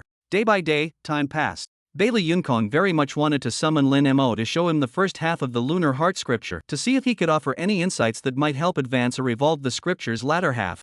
The Lunar Heart Scripture was the Lunar Sanctuary's supreme sect treasure, its grade impossible to determine. Only personal disciples with sufficiently high talent and exceptional temperament had the opportunity to cultivate it. Shangguan Linshue cultivated the Great In Heart Sutra, and merely mastering its first half had already made her a prodigy in the cultivation world. Of course, this was also largely due to her innate talent. After all, without sufficient aptitude, one couldn't possibly comprehend such an abstruse cultivation method. The current sect leader of Nether Abyss sect, and Ruoi, who was once the direct disciple of Great In, also practiced the Great In Heart Sutra. However, for reasons unknown, after cultivating its first half, she would suffer unbearable heart-devouring pain every year. And Ruoi once believed that mastering the second half would relieve her of this torment. The Holy Master at that time told her the latter part had long been lost, but she never believed it. Because 10 generations prior, there were still cultivators who had practiced the complete Great In Heart Sutra. How could it have disappeared without being passed down? Yet Bailey Yunkong knew the truth. The second half of the Great In Heart Sutra was indeed lost. The Purple Sun art was originally an Earth-grade high-tier fire attribute cultivation technique. Now, after seeing Lin Mo's modified version, Bailey Yunkong felt this technique might qualify as a heaven-grade mid-tier. If Lin Mo could improve the Purple Sun art to this extent, he might truly be able to deduce the second half of the Lunar Heart Sutra. Even if he couldn't deduce the complete second half, providing a cultivation direction for the latter part would still be a tremendous achievement. Since Shangguan Linshue mentioned Lin Mo was preparing for core formation, Bailey Yunkong decided not to disturb him. While Bailey Yunkong refrained from visiting Lin Mo, Hong Xiaotian couldn't hold himself back. After practicing Lin Mo's improved Purple Sun art during this period, he felt endless regret. With the cultivation speed of this improved technique, if Lin Mo had come to Lunar Sanctuary decades earlier and he had started practicing then, he might have reached the Unity Realm by now. But this was just wishful thinking judging by Lin Mo's bone age. He hadn't even been born decades ago. Shangguan Linshue opened the restriction and welcomed Hong Xiaotian inside. Hong Xiaotian didn't bother with greetings, rushing directly to Lin Mo's side and grabbing his arm excitedly. The improvements you made to the Purple Sun art are flawless. You can practice it with complete confidence. Moreover, with such talent, you should go to the Scripture Pavilion. That's where you truly belong. Shangguan Linshue's cool voice interjected, "Fourth uncle, are you trying to poach my disciple right in front of me?" Hong Xiaotian gave an embarrassed chuckle. No. This old man merely thought it would be such a waste not to utilize his talent. Of course Lin Mo had no intention of going to any Scripture Pavilion. Spending his precious time and energy painstakingly improving cultivation techniques for others' benefit, did they take him for a candle, burning himself out to illuminate others? Elder Fourth, Lin Mo said firmly, "As I told you last time, I'm focusing on my own cultivation." Hong Xiaotian finally relented. Glancing at Shangguan Linshue, he said, "I came today for two matters. First, to inform Lin Mo that the technique is safe to practice. Second, to express my gratitude by offering him an opportunity." "Oh, what kind of opportunity?" "In my early years, I once saved a person in the southern wastelands but failed to keep him alive. Later I learned he was from the Ghost Cave sect. Before dying, he told me they had gone together to hunt a mutant beast, only to perish together with it because this beast had cultivated an alien flame. Based on his description, I speculated this beast might be a Qilin. After burying him, I rushed to the location he mentioned, only to find a massive skeleton and a bottomless fissure in the ground. From the fissure, I sensed an extraordinarily intense fire attribute energy. After descending 1,000 meters into the fissure, I could no longer withstand the severe fire poison and had to give up. Over 10 years ago, I visited again, yet still couldn't venture deeper. Considering Lin Mo survived falling into the Earth's core furnace last time, perhaps he could attempt this. Upon hearing this, Lin Mo immediately became intrigued. An alien flame. This was precisely what he needed most right now. Refining the alien flame could strengthen his flame imprint and ignite the sun within the imprint. The power of the sky-burning sword technique depends entirely on the strength of one's internal fire attributes. The task of reclaiming Master's fertile land currently seems hopeless. If I want to collect exotic fires, I'll have to rely on myself. Master, I want to go and see for myself. Shangguan Lingxue ignored him and asked Hong Xiaotian, fourth uncle, can you specify the exact location? The location is about 2,000 li west of Lonely Heart Mountain in the southern wastelands. Shangguan Lingxue slightly furrowed her brows. That's Witch Clan territory. Even the Ghost Cave sect, the strongest power in the southern wastelands, doesn't dare venture deep into their domain. Do you think Lin Mo could return alive? Hong Xiaotian nodded. The Holy Maiden speaks truth. The Witch Clan are just primitive villagers living in the mountains, the local natives. As long as you don't provoke them, they won't actively seek trouble with others. Lin Mo became curious and couldn't help asking, what's so frightening about primitive villagers? Hong Xiaotian said, what you don't know is that those villagers are quite peculiar. They don't cultivate immortal arts, but practice some kind of witchcraft instead. Truly marvelous. In the past, even mighty immortal cultivators tried to figure out the secret of this witchcraft, but none of those who went ever returned. Witchcraft. In his previous life, Lin Mo had heard various legends about witchcraft too, all incredibly mysterious. But those were merely legends after all. Now hearing firsthand about witchcraft that could rival immortal arts, Lin Mo's curiosity was completely piqued. Hong Xiaotian continued, having entered the vicinity of Solitary Heart Mountain 3 times, I've gained some experience. As long as you don't provoke them or inquire about their witchcraft, they won't bother you. Frankly, I find passing through the Ghost Cave sect's territory much more dangerous. Shangguan Lingxue glanced at Lin Mo. Whether to go or not is your own decision. Just as Lin Mo was pondering, Hong Xiaotian spoke. With the 6th Elder of Alchemy Peak currently in seclusion for self-reflection and the Medicine King Valley's Alchemy Conference approaching soon, the Holy Master has assigned me to lead the Alchemy Peak disciples there. The round trip will likely take a year. Otherwise, I would have liked to accompany you. Lin Mo immediately suggested, then how about I go with Elder Fourth after a year? No need. Who can predict what will happen in a year? First achieve your golden core formation. After you've formed your core, I'll accompany you there. Lin Mo looked at Shangguan Lingxue and surprised this cold, aloof master actually offered to go with him. That would be ideal. For years now, I've been worrying that this exotic fire might be taken by others, yet I couldn't do anything about it. It's been weighing heavily on my mind. Lin Mo couldn't help but laugh at Hong Xiaotian's distressed expression. One more thing, remember this. Once you enter the Witch Clan's territory, never fly in the air. They're particularly sensitive to things in the sky, even hostile toward them. Thank you for the reminder, Elder Fourth. I'll remember it. After Hong Xiaotian left, Lin Mo immediately began his cultivation. He needed to form his golden core quickly and then obtain that exotic fire. Chapter 47, Lin Mo's Inner Demon. 1 month later. On this day, not a single cloud graced the sky. By the emerald waves of the lunar sanctuary's lake, Lin Mo sat cross-legged while Shangguan Lingxue stood beside him. The tribulation begins at the golden core stage. The lightning tempers the body, while the heart demon tempers the mind. You must not take this lightly. Understood, Master. I'll remember it. Are you prepared? Lin Mo nodded. Rest assured, Master. I'm ready. Shangguan Lingxue cautioned him again. The lightning tribulation doesn't worry me, but be vigilant. After surviving it, you'll feel your soul detach. That is when the heart demon tribulation strikes. Only by overcoming it will your spirit return. Remember, keep your mind clear.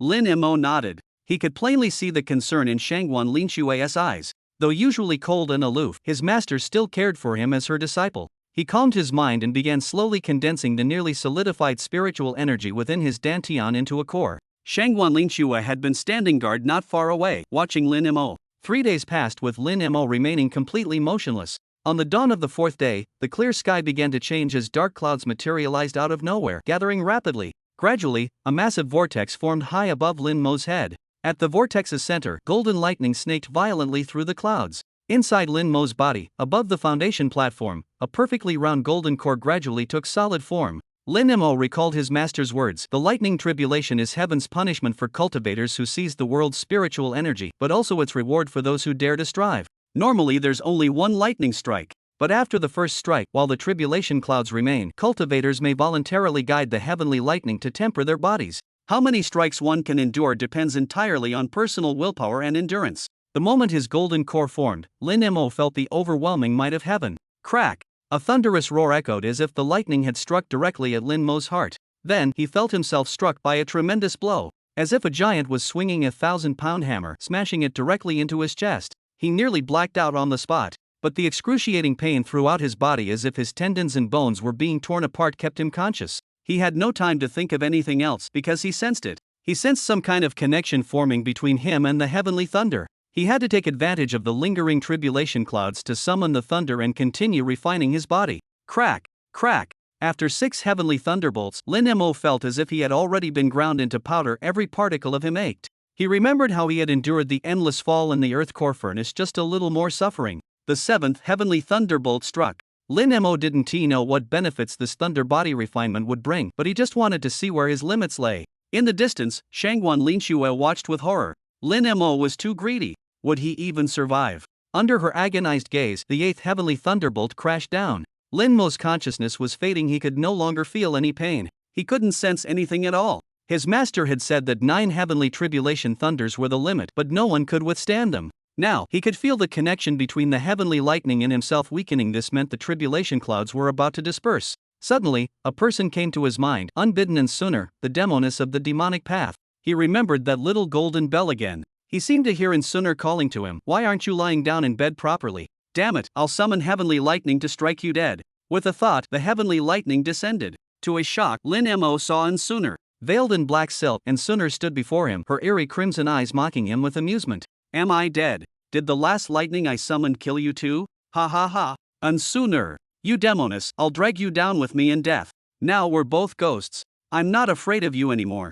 Lin Mo lunged at Suner like a madman. "Lin Mo! Lin Mo!" A voice called out to him from behind. Lin Mo turned around and saw his master, Shangguan Linxue. Dressed in white robes, her eyes full of concern, she waved at Lin Mo and shouted, "Lin Mo, come back." "Master!" Lin Mo called out to his master, then turned back to look at Suner. She remained ahead, still watching him quietly, her gaze clearly conveying, "Come and vent your anger on me if you dare." Just as he was about to chase Suner, he heard his master shout, "Only with a clear spiritual platform can one see truth.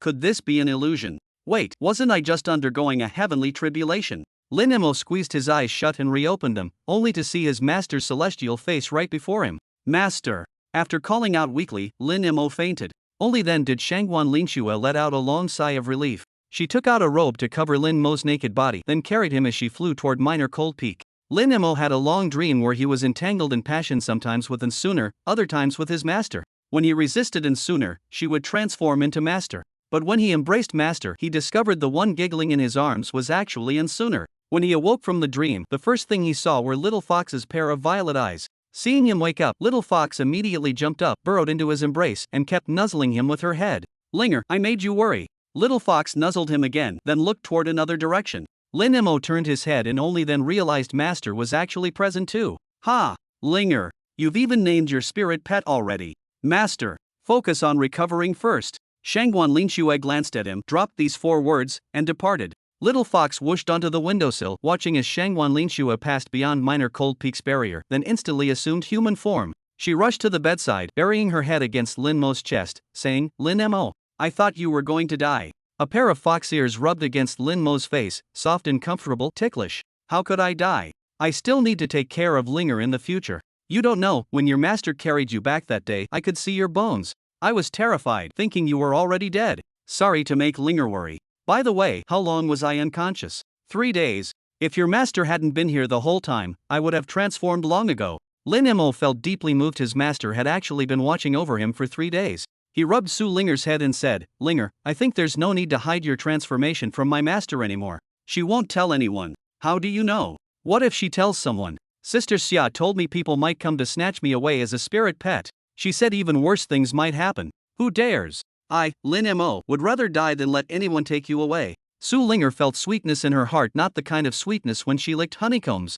"But your cultivation level is so low, even if you tried with your life, you couldn't protect me." "What nonsense are you speaking? That happens to be true." Lin Mo looked at Su Linger's obedient appearance and became even more determined in his resolve to cultivate strenuously. "Linger, think about it. If even my master can't be trusted, then who in this world can be trusted?" "Me. You can trust me." Lin Mo was utterly speechless. "Of course Linger is the person I trust most, but my master is also trustworthy. Besides, we're about to go on a long journey and I must bring you along or I won't feel at ease." On such a long journey, she would definitely notice. Why don't we tell her directly tonight? Alright, I'll listen to you. If someone comes to take me away, I'll return to the forest. Chapter 48, Sister Shangguan. I'd be even more worried if you return to the forest. I'll strive to cultivate harder so I can protect you in the future. Su Linger was overjoyed. She kept happily nuzzling her head against him. It wasn't until afternoon when the barrier showed movement that Su Linger transformed back into the little fox. Shangguan Lingxue arrived, bringing some healing elixirs with her. Lin Mo, I just want to ask you, how can you be so greedy? During the 8th heavenly tribulation lightning, you were already on the brink of life and death, yet you still dared to provoke the 9th heavenly thunder. Lin Mo was stunned. I provoked 9 heavenly thunders. Master, I didn't even know I provoked 9 heavenly thunders. By the 8th heavenly thunder, I already felt my spiritual consciousness fading. When you provoked the 9th heavenly thunder, why were you calling in Suner's name? Is she really so unforgettable to you? Lin Mo's eyes darkened. Master, sometimes hatred is harder to forget than kindness. And Suner didn't really do anything to you. Why do you hate her so much? Lin Mo shook his head. Master, you don't know the whole story, and I'm not afraid you'll laugh at me. At that time, she tied that golden bell to my ankle and threatened that if I didn't obey, she would replace it with a bigger bell tied around my neck. From that moment on, we became mortal enemies. Shangguan Lingxue knew it all too well, and she felt as if she were reliving that moment. She clearly remembered that day when Lin Mo had refused stubbornly, got beaten up by Suner, and then had that golden bell tied around him. Recalling this scene, Shangguan Lingxue momentarily couldn't distinguish whether it was she or Suner who had tied that bell around Lin Mo. She wanted to escape these feelings again. Just as she turned to leave, Lin Mo called out to her. Master, this disciple has one more thing to tell you. Before I speak, please understand that I didn't intentionally conceal it. What is it? Lin Mo glanced at the little fox and said, this little fox is called Su Linger. Actually, she had already taken human form back in the secret realm. Lin Mo then proceeded to tell Shangguan Lingxue everything about his encounter with Su Linger, including her 9-tailed lineage, holding nothing back. Shangguan Lingxue listened calmly, then nodded and said, don't worry, I won't tell anyone. But this matter must not be known by others, especially her 9-tailed bloodline. I understand, Master. Only you, me, and Xia Luoluo know about it. Shangguan Lingxue looked at the little fox. Su Linger, being exceptionally clever, immediately transformed into human form and called out, Sister Shangguan. Lin Mo immediately spoke up. Linger, she is my master, how can you call her sister? Why can't I? She's not my master. Lin Mo was left speechless. Enough, I'm leaving. Rest well and consolidate your cultivation. We'll set off in 10 days. After Shangguan Lingxue left, Lin Mo argued with Su Linger about this Sister Shangguan title. But he couldn't win against the quick-witted Su Linger. He had no choice but to give up. That night, Su Linger became even bolder and crawled into Lin Mo's arms to sleep. Far away in a secret realm thousands of miles away, and Suner suddenly sat up from her bed. Her demonic crimson eyes fixed on the window as she murmured, how dare that vixen steal my man? With her 9-tailed bloodline. Just wait, Lin Mo, you wait too. And speaking of irreconcilable differences, Lin Mo had fully recovered. After enduring the tempering of 9 heavenly lightning strikes, he discovered his meridians had visibly expanded, their flexibility enhanced, allowing spiritual energy to circulate more smoothly. His entire physical constitution had improved by more than 1 tier. Those 9 lightning strikes weren't endured in vain. On this day, Lin Mo went to the spiritual herd peak and handed the letter he left for Xia Luoluo to Lan Muxin. This journey to search for exotic flames might take an unknown duration. Leaving this letter would prevent Xia Luoluo from worrying. Lan Muxin kept scrutinizing him from head to toe before asking, I heard you withstood 9 heavenly lightning strikes during your tribulation. Indeed, 7th Elder. Let me tell you, no matter what cultivation realm you reach in the future, if you dare wrong my foolish disciple, even if you're the Holy Maiden's apprentice, I, Lan Muxin, will absolutely not let you off. Hearing this, Lin Mo immediately understood that Lan Muxin knew Xia Luoluo was already his woman. 7th Elder, rest assured. No matter what, I, Lin Mo, would never wrong my junior sister. I hope so. Upon returning to Minor Cold Peak, he found his master already waiting for him. Master, let's go. Lin Mo confidently held the little fox as he stood on his sword. Now that he was a golden core cultivator, he believed his sword flying speed wouldn't lag far behind his master's. Shangguan Lingxue said nothing and immediately took off on her sword. After flying for half a day, Lin Mo realized the gap between him and his master remained enormous. At your speed, who knows how long it'll take to reach Solitary Heart Mountain. Come up here. Lin Mo's heart skipped a beat. He could finally hold his master's waist again and let her fly with him. To his surprise, the moment he embraced Shangguan Lingxue, he heard a sharp rebuke. Let go. Master, wasn't it always like this before? Before you said you were afraid during your first sword flight. Surely you're not still afraid now. Lin Mo fell silent. He began to doubt whether his master's farmland reclamation task could be completed. His master's slender waist was right before him, yet he could no longer embrace it. Her hair strands brushed against Lin Mo's face with the wind, filling his heart with infinite regret.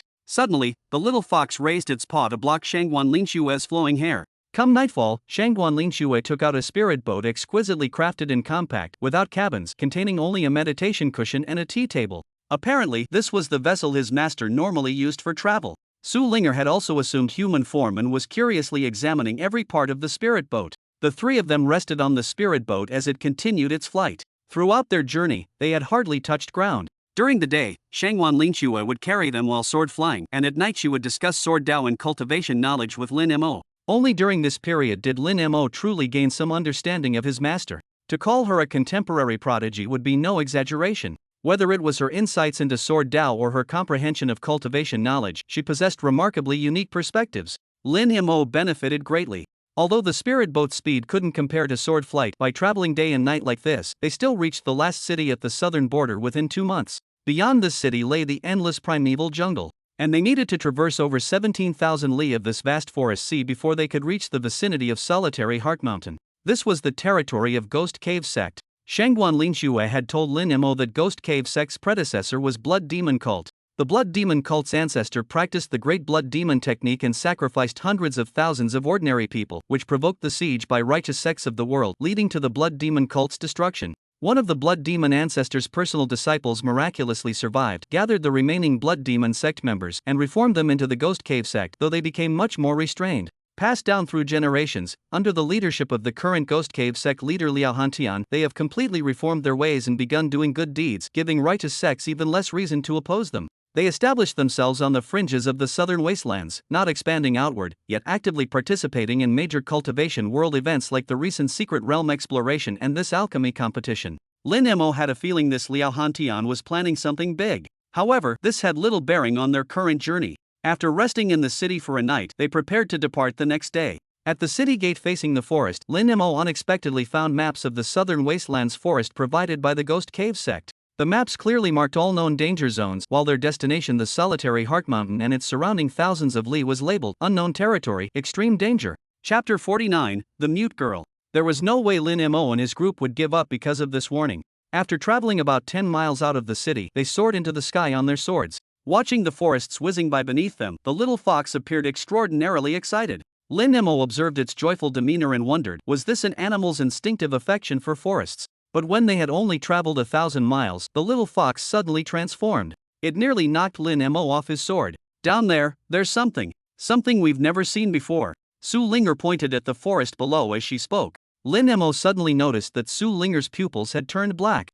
Her pupils had always been purple. Even back at Bibo Lake, her eyes only turned black during the Z hour 11 p.m. 1 a.m., maintaining that state for the duration of one incense stick's burning. But ever since her transformation, Su Linger's black pupils had never appeared. Why were they showing now? Could it be that her black pupils could see something others couldn't? Lin Mo looked at Shangguan Linshue. Master, do you sense anything? I don't sense anything, but a nine-tailed celestial fox must have some special abilities. If the little fox says there's something below, there probably is. Su Linger said displeasedly, when I was a fox, you could call me Little Fox. But I've taken human form, now I have a name. You should call me Su Linger. Shangguan Linshue ignored her and looked downward, asking, do you know what it is? I don't know, I just saw a white shadow running extremely fast through the trees below. It's neither human nor animal. Look, it's over there. The two looked where Su Linger pointed but saw nothing. Su Linger clutched her chest. Heavens, I feel like it just glanced back at me. Look, it's running again. Lin Mo said, we're only 1,000 li from the city, there shouldn't be anything terrifying here. I remember the Ghost Cave Sect's map marked this entire area as safe. Let's go down and investigate. Shangguan Linshue sheathed her sword and descended with the two others. They landed in a dense forest, position ahead of where Su Linger claimed the creature would come from, waiting to intercept it. But after waiting for some time, they found nothing. It probably sensed us and hid, Su Linger said while scanning the surroundings. Lin Mo said irritably, maybe you just imagined it. I don't see anything at all. Su Linger glared at Lin Mo. You don't believe me. I do. Let's just keep moving. You clearly don't believe me. The rest of their journey proceeded smoothly and quietly, though Su Linger kept glancing back downward, making Lin Mo increasingly uneasy. I can't see it anymore, but I feel it's still following us. Lin Mo pressed Su Linger's head down and ruffled her hair vigorously. Stop saying that. Su Linger muttered, I'm telling the truth, you never believe me. At dusk several days later, they saw forests and mountain ranges shrouded in thin mist, stretching endlessly beyond sight. According to Hong Xiaotian, this mist-shrouded forest belongs to the territory of the Witch Clan. They could no longer fly on their swords through the air. Gazing at this mysterious land, Lin Mo suddenly began to doubt whether traveling thousands of miles through these woods for the rare flame was truly worth it. Shangguan Linxue merely glanced at him, seeming to already understand his thoughts, and said indifferently, "What? Having second thoughts? No, I just wonder if it's worth putting Master and Linger in danger just for the rare flame I desire." Lin Mo, I must say your path to immortality has been too smooth. You've suffered no setbacks. Do you know how lower-ranking disciples would risk their lives just for a 1,000-year-old spiritual herb? For an unverified opportunity, they'd travel 10,000 miles even if it might come to nothing. Lin Mo remained silent. With my system, I don't need to go through such hardships. Of course I'm not asking you to be like them, but opportunities won't come to you on their own. Even Elder Fourth has traveled to the southern wasteland several times. The unique flame he seeks must be extraordinary. I wouldn't accompany you here for anything mediocre. I understand, Master. After we return this time, you should take on some external sect missions. Consider it a form of training, and observe how other disciples survive. Their experience is exactly what you lack most. Yes, Master. Su Linger pouted slightly, apparently dissatisfied with Lin Mo's reverence toward Shangguan Linxue. Shangguan Linxue ignored Su Linger. She gazed at the moon in the sky, a faint trace of worry appearing on her face. After traveling through the forest for 2 hours, they rested on a slope overnight and continued towards solitary Heart Mountain the next day. Su Linger told Lin Mo that since entering the Witch Clan's territory, the thing that had been following them had disappeared. Lin Mo didn't take it seriously at all. He'd been watching the whole way and hadn't seen anything. He noticed that while they could still see some massive or high-level demon beasts in the forest they had flown over earlier, upon entering this area, demon beasts became much rarer. Only some low-level spirit creatures inhabited this part of the forest. 3 days later, they finally saw the indigenous people Hong Xiaotian had mentioned. They were walking along a small river when they spotted 3 houses on the opposite bank. These were 3 thatched cottages with cylindrical walls and umbrella-shaped roofs made of straw.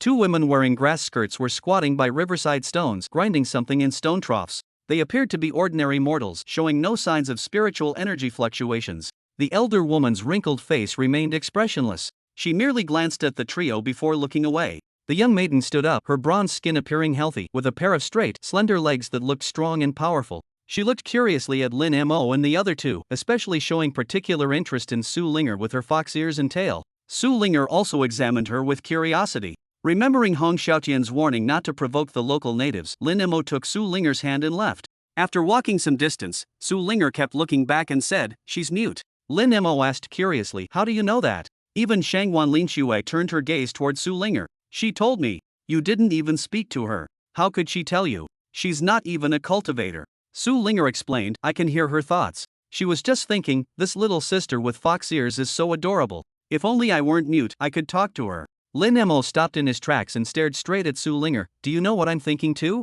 "Of course not. I wish I could. I don't know why I could hear her thoughts though." Lin Mo and Shangguan Linxue exchanged glances before he asked, "What about the older woman? Can you hear what she's thinking?" Chapter 50, The Onset of Cold Poison. "No." Shangguan Linxue gazed at the distant mountain range and said, "I didn't notice anything unusual about her, yet Little Fox did. This proves Little Fox possesses some special talent. It might also be related to witchcraft. We should be careful and hurry on our way. I have a name, I'm Su Linger." Lin Mo asked with a smile, "Linger, have you studied witchcraft?" "I didn't even know what witchcraft was before." "Then how could you hear her thoughts?" "I don't know that either." When night fell, Lin Mo noticed something unusual about Shangguan Linxue. She kept looking up at the full moon with restless eyes, and her complexion appeared somewhat pale. "Master, what's wrong? Are you feeling unwell?" "I'm fine, but you don't look well. Shouldn't we find a place to rest? It's already dark, there's no need to rush now." Shangguan Linxue silently acquiesced. They found an open area and set up 2 tents. "Linger, don't sleep too soundly tonight. Keep your ears sharp. I sense Master might be unwell, we need to stay alert." "Got it." Su Linger lifted the blanket and snuggled into Lin Mo's embrace. The howling mountain winds outside only made the tent feel cozier by contrast. Su Linger shifted her body, found a comfortable position in Lin Mo's arms, and lay still. Lin Mo sighed inwardly, expecting this little fox to keep watch was hopeless. While stroking Su Linger's fox ears, he remained attentive to their surroundings. Su Linger soon fell sound asleep, a glistening strand of drool at the corner of her lips. Lin Mo smiled fondly and wiped her mouth. At that moment, he sensed a chill in the air. The cold emanated from Shangguan Linxue's nearby tent. Lin Mo instantly realized what was happening. Master's cold toxin had erupted. He was all too familiar with this chilling aura. It was exactly like when in Sooner that enchantress of Nining mystic body had her cold toxin flare up. Lin Mo gently moved away, got up, covered Su Linger with a blanket, then exited the tent. He arrived outside Shangguan Linshua's tent and shivered violently. The cold was unbearable. Just a few steps away felt like an entirely different season. Master, is your cold toxin flaring up? I'm fine. Shangguan Linshua's voice seemed to squeeze through clenched teeth. I can tell from your voice you're not fine at all. I'm coming in. As Lin Mo lifted the tent flap, he saw Shangguan Linshua curled under blankets, her face deathly pale. Frost had already formed at the tips of her eyebrows. Yet she still clung tightly to that pale blue sword in her hand. Was this defense against him? Lin Mo knew that the Nining mystical physique enabled extremely fast cultivation speed, especially for ice-based techniques. However, every advantage comes with its disadvantage. When the cold toxin of this physique flared up, not even spiritual power cultivation could suppress it. This was an inherent defect at the constitutional level. The flare-ups of cold toxin were excruciatingly painful. Otherwise, Sooner wouldn't have had to give herself away back then. Master, I know how painful the cold toxin flare-ups are, and Sooner suffered the same before. I know how to alleviate it, though I must beg your forgiveness for what I'm about to do. Shangguan Linshua clenched her teeth tightly, unable to speak anymore. When the midnight hour arrived, she would turn into an ice sculpture, and only after 3 days would the profound ice melt away. She had originally thought the sword Li Mingji gave her could suppress the cold toxin, but unexpectedly, the sword proved completely useless during the flare-up. Lin Mo could no longer hesitate. He reached into the blanket and placed his hand on Shangguan Linshua's lower abdomen. The nine-yang burning heaven physique naturally countered the cold toxin. A continuous stream of warmth flowed from Lin Mo's palm into Shangguan Linshua's body. Soon, the frost flowers on Shangguan Linshua's eyebrows quickly melted away, and her body gradually warmed up. Suddenly, Shangguan Linshua closed her eyes. She was all too familiar with this sensation. In the past, before Sooner went to sleep in her dreams, she would always have Lin Missouri place his hand on her abdomen to suppress the cold energy. It was just that Lin Mo's cultivation level had been too low back then, so the effect wasn't as good as it was now. She also knew that if Lin Mo were to remove his hand, she would immediately be frozen again by the cold poison. But she felt utterly ashamed. This was the first time a man's hand had touched her body, and in such an embarrassing place too. She simply didn't know how to react, so she closed her eyes. The comfortable sensation brought by the warm current made Shangguan Linshua, who had just exhausted all her energy resisting the cold poison, relax unconsciously. Utterly exhausted, she actually fell asleep very quickly. This was the first time Lin Mo had observed his master at such close range. She was extraordinarily beautiful, as if a character stepped out from a two-dimensional anime world. Her brows were slightly furrowed, and her fan-like lashes still trembled faintly, revealing how much pain the recent cold toxin outbreak had caused her. Lin Mo suddenly thought it had been nearly a year since he left the Nether Abyss sect. Hadn't Sooner, that demonic woman, suffered cold toxin outbreaks? Would she be unable to endure it and come looking for him? If he hadn't escaped, her cold toxin would probably have been nearly eradicated by now. Looking at Shangguan Linshua, Lin Mo realized this was the first time he'd witnessed her during a cold toxin outbreak. How had she endured it alone all those previous times? Lin Mo made a decision: every full moon night he would come to help his master alleviate the cold toxin. While dual cultivation wasn't possible, his assistance could at least ease her suffering. 2 hours later, Shangguan Linshua suddenly opened her eyes, moved slightly, and withdrew from Lin Mo's palm, saying, "I'm fine now. You should go back and rest." "Yes, master. Next time the cold toxin flares up, let this disciple help you. Enduring it like this isn't sustainable. I know exactly how painful the cold toxin attacks are." Shangguan Linshua lowered her eyes and said, "We'll talk about it later." Lin Mo understood she felt somewhat embarrassed, so he simply left. Returning to his tent, he found Su Linger with her head buried under the pillow, sleeping soundly. At noon 7 days later, as the trio walked along the valley, they suddenly heard Su Linger exclaim with curiosity. They saw her fox ears stand straight up as her pupils turned completely black, dashing toward 3 rocks. Lin Mo and Shangguan Linshua hurried to follow. There stood 3 ordinary rocks arranged in a triangular formation on the southern side of the valley. Su Linger didn't approach them directly. She stood staring intently at the space between the 3 stones. "Linger, what's wrong? What are you looking at?" Su Linger turned her head in confusion and asked, "You don't see it?" "See what?" "3 rocks. The jar between the rocks." "A jar?"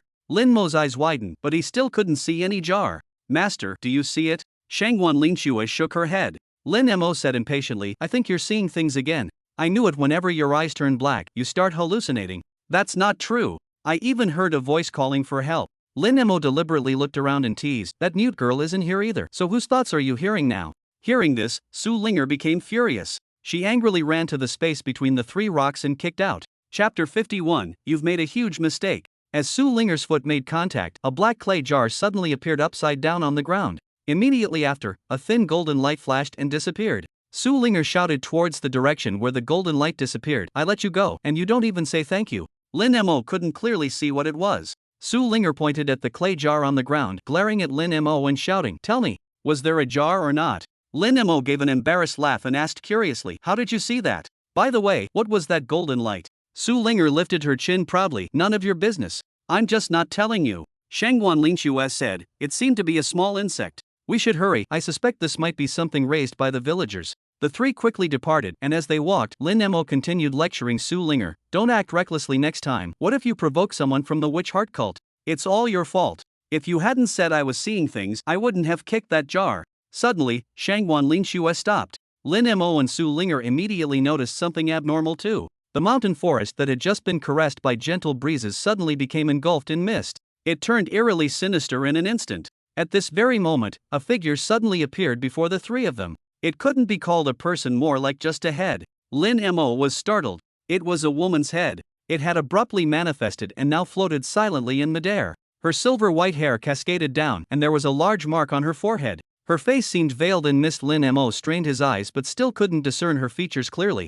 The head suddenly opened its mouth to speak in a rather pleasant voice. Gazing at Su Linger, it said, "I knew it was you. No one else can perceive what's concealed by my witch clan's heaven veiling art." Su Linger grabbed Lin Mo's arm and exclaimed, "Her! It's her, the one who's been following us all this way." Lin Mo asked in confusion, "Didn't you say it was a white shadow?" "What I saw back then was a white shadow, but I'd recognize her scent anywhere." The head spoke again, "What do you mean I followed you? I was just returning home." Su Linger immediately questioned, "You're from the witch clan?" The severed head said, "Yes, you just knocked over my witch clan's cursed jar and released the formless scorpion that our great witch has been nurturing for 3,000 years. You've caused great disaster." Su Linger was in the wrong, but she still argued, "Who told you to put that jar there? I didn't know it contained your so-called formless scorpion. You'd better come with me to see the great witch, otherwise you'll face great trouble. Very, very great trouble." Su Linger pouted her lips and hid behind Lin Mo, shouting, "I won't go." The severed head said, "A nine-tailed heavenly fox appears only once in 10,000 years. Your birth was already a rare event. It would be such a pity if you perished here because of this matter." Lin Mo immediately shielded Su Linger, his sword already appearing in his hand. Shangguan Linxue stepped forward, stopping Lin Mo, and said, "May I ask, Miss, is there any way to retrieve that formless scorpion? If there's a method, we'll do our best to find it. The formless scorpion has escaped the curse jar and can take on myriad forms. How could we find it? If we could retrieve it, why would I need to take you to see the great witch?" Shangguan Linxue cautiously inquired, "Does your great witch want compensation from us, or?" "You couldn't possibly compensate. The formless scorpion is irreplaceable to our witch clan. You'd better come with me to see the great witch." Lin Mo grew displeased. If it's so important, why was it left unprotected in the valley? Shouldn't it have been properly secured? The floating head remained calm. It was concealed by the heaven veiling art. No one could see or touch it. Who would have expected a nine-tailed heavenly fox to appear? Nine-tailed foxes naturally see through all illusions. Perhaps this was destined. Lin Mo glanced at Su Linger. Could this little creature be so formidable? Then why couldn't she see through the illusions in the secret realm? Was it because she hadn't yet taken human form? "Follow me. Until you provide an explanation, you'll never leave this forest." With that, the floating head vanished into thin air. The mist in the forest quickly dissipated, leaving only a trail of white fog about a foot wide, extending into the distance. This was directing them to follow the fog's path. "I just don't believe it. Master, let's first fly up and take a look." Shangguan Linxue stopped him. "Wait. Don't act recklessly. You should know how many powerful cultivators have entered to explore the mysteries of witchcraft, yet none have ever left." Lin Mo had just reached the Golden Core realm. He felt he could level this mountain with a single sword strike and thus gain some confidence. "Master, if they're truly so powerful, why do they always hide in these remote mountains instead of expanding outward?" "I don't know that, but I must warn you, never underestimate the enemy. Ever since being discovered by the Blood Devil sect, the witch clan has survived in these lands. Their longevity alone proves their extraordinary nature." Lin Mo restrained his bold spirit and said, "Then let's go meet this great witch. But if he tries to harm Linger, I'll fight him to the death before letting him succeed." Su Linger's large eyes curved upwards. Her gaze became extraordinarily bright. Shangguan Linxue mercilessly struck him down. "You're just a small golden core cultivator. Even if you fight with your life, who could you possibly defeat?" Lin Mo smiled sheepishly, then turned to ask Su Linger, "Linger, was that head just now an illusion?" "No. No. Then why was she just a head?" "I don't know either." The three of them followed the white mist forward, but before long, they noticed the sky growing darker the further they walked. It was only early afternoon. How could it be getting dark already?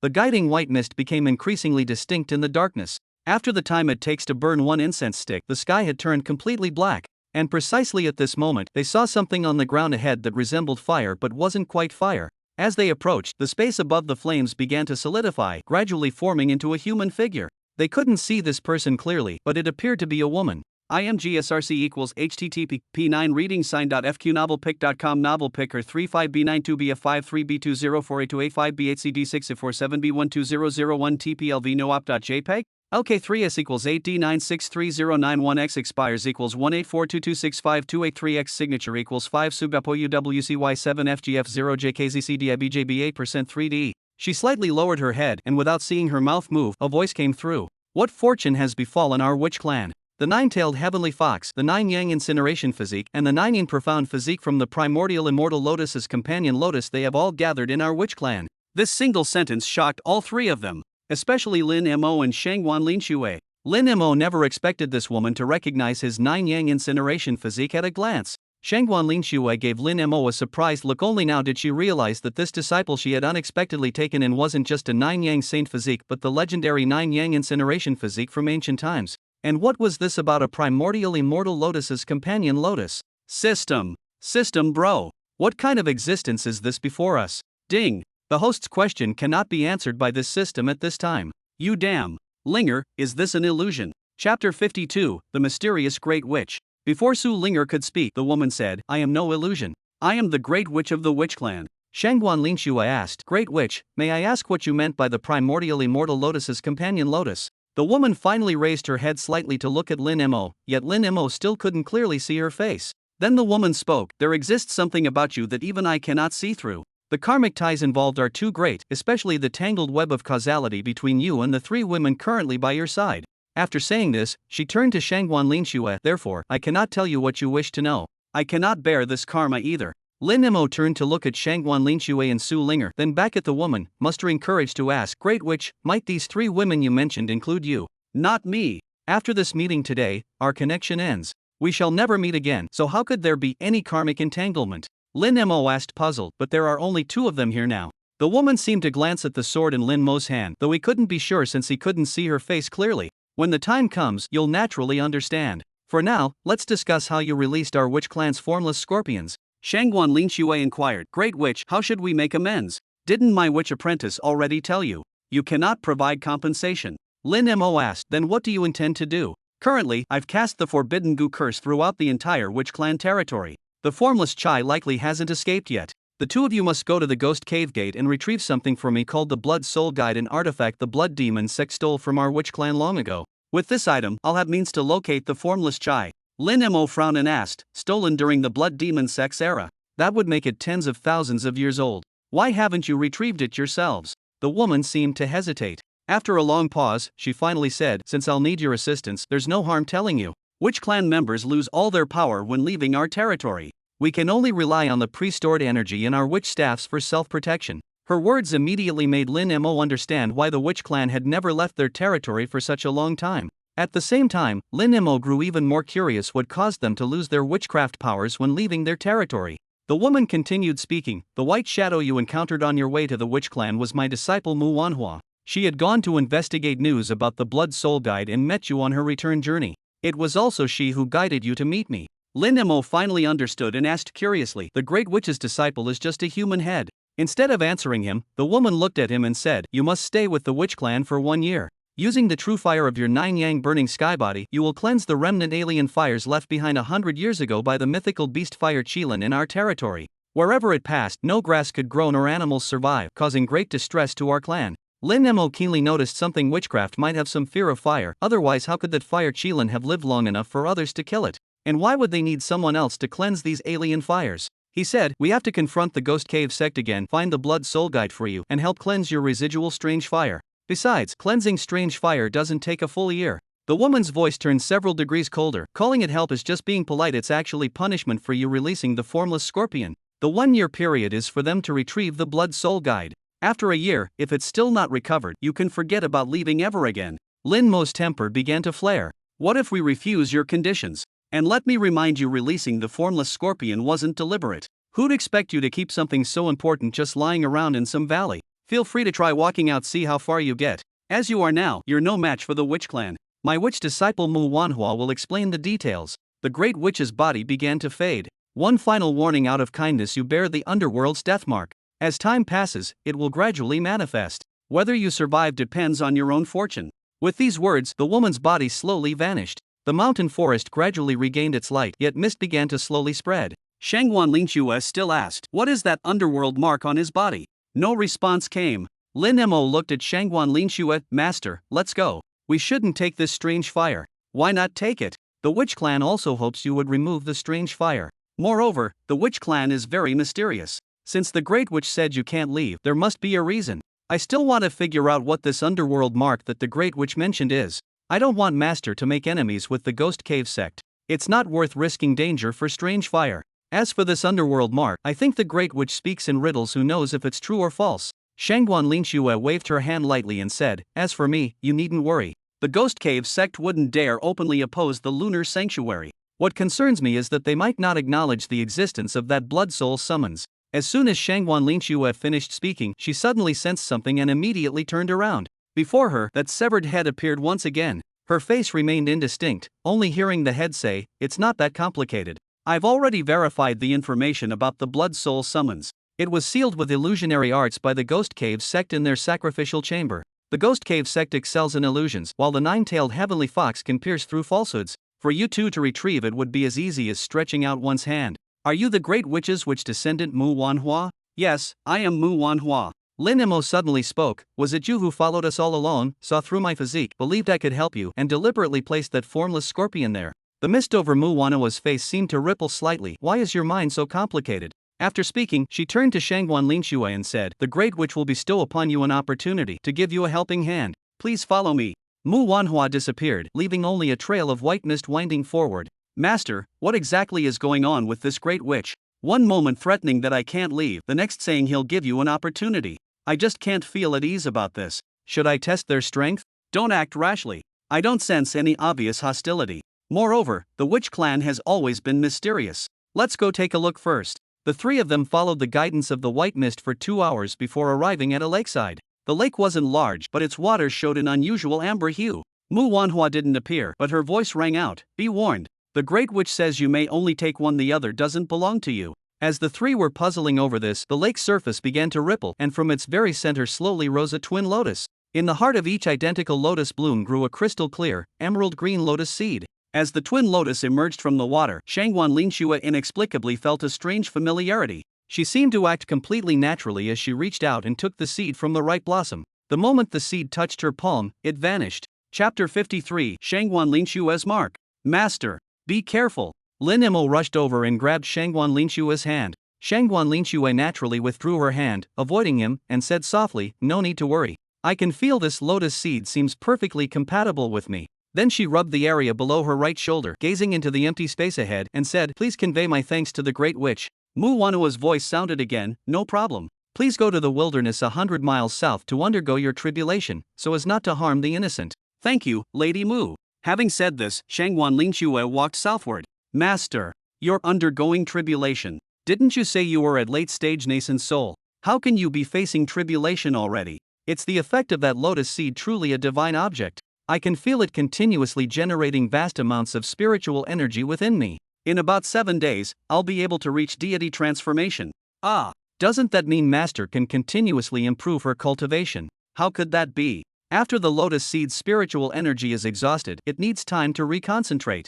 No one knows when it will release spiritual energy again. Still, that's a divine object." Lin Mo spoke while turning to look at the lake, only to discover the remaining lotus had already submerged back into the water. Shangguan Lingxue warned him, "Do not give in to greedy thoughts." Lin Mo smacked his lips and suggested, "Master, since we're working for them anyway, why don't we just fly across?" "Never mind, we should still respect local customs." 7 days later, Shangguan Lingxue sat cross-legged on a grassy patch with her eyes closed. Lin Mo and Su Linger were roasting a rabbit over a fire nearby. Just as the aroma of roasted rabbit began spreading, the sky changed. Lin Mo immediately recognized these were tribulation clouds gathering. Having experienced one heavenly tribulation before, he didn't pay it much mind. But why weren't these tribulation clouds finishing their formation? As the dark clouds grew increasingly thick, Lin Mo gradually sensed something wrong. He immediately grabbed Su Linger and ran.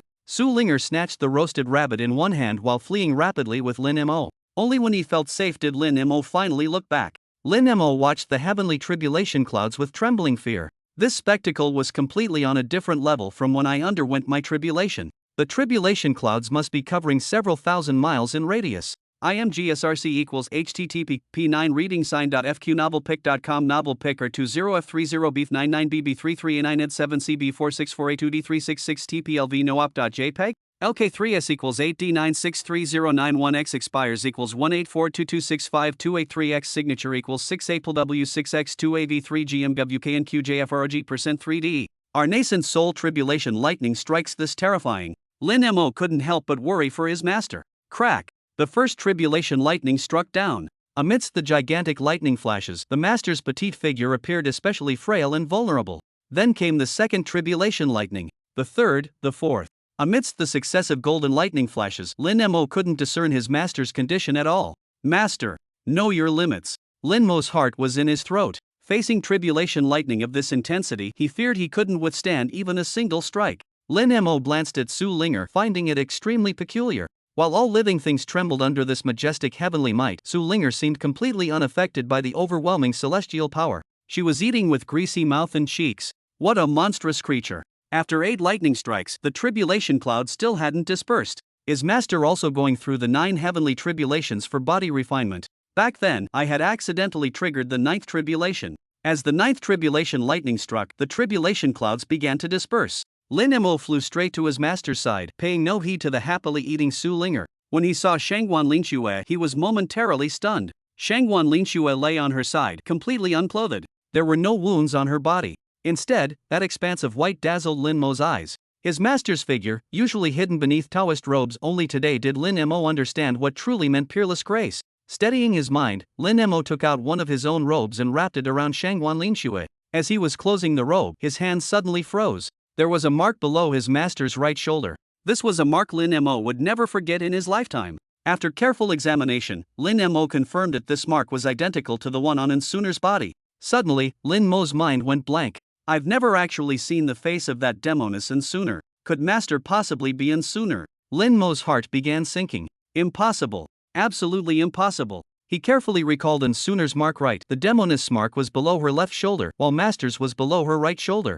Lin Mo let out a long sigh of relief. He vigorously shook his head. Demoness, you've caused me deep harm. Leaving me with such tremendous psychological trauma, I, Lin Mo, will never let you off. But why would Master have the same mark as Insuner? This isn't the time for such thoughts. Lin Mo carefully lifted Shangguan Linxue in his arms. Master's body was very light and soft. Lin Mo looked down at her pale face. At this moment, she lacked her usual coldness, showing only a fragility that inspired pity. Master must be undergoing her inner demon tribulation now. I wonder what form Master's inner demon tribulation takes.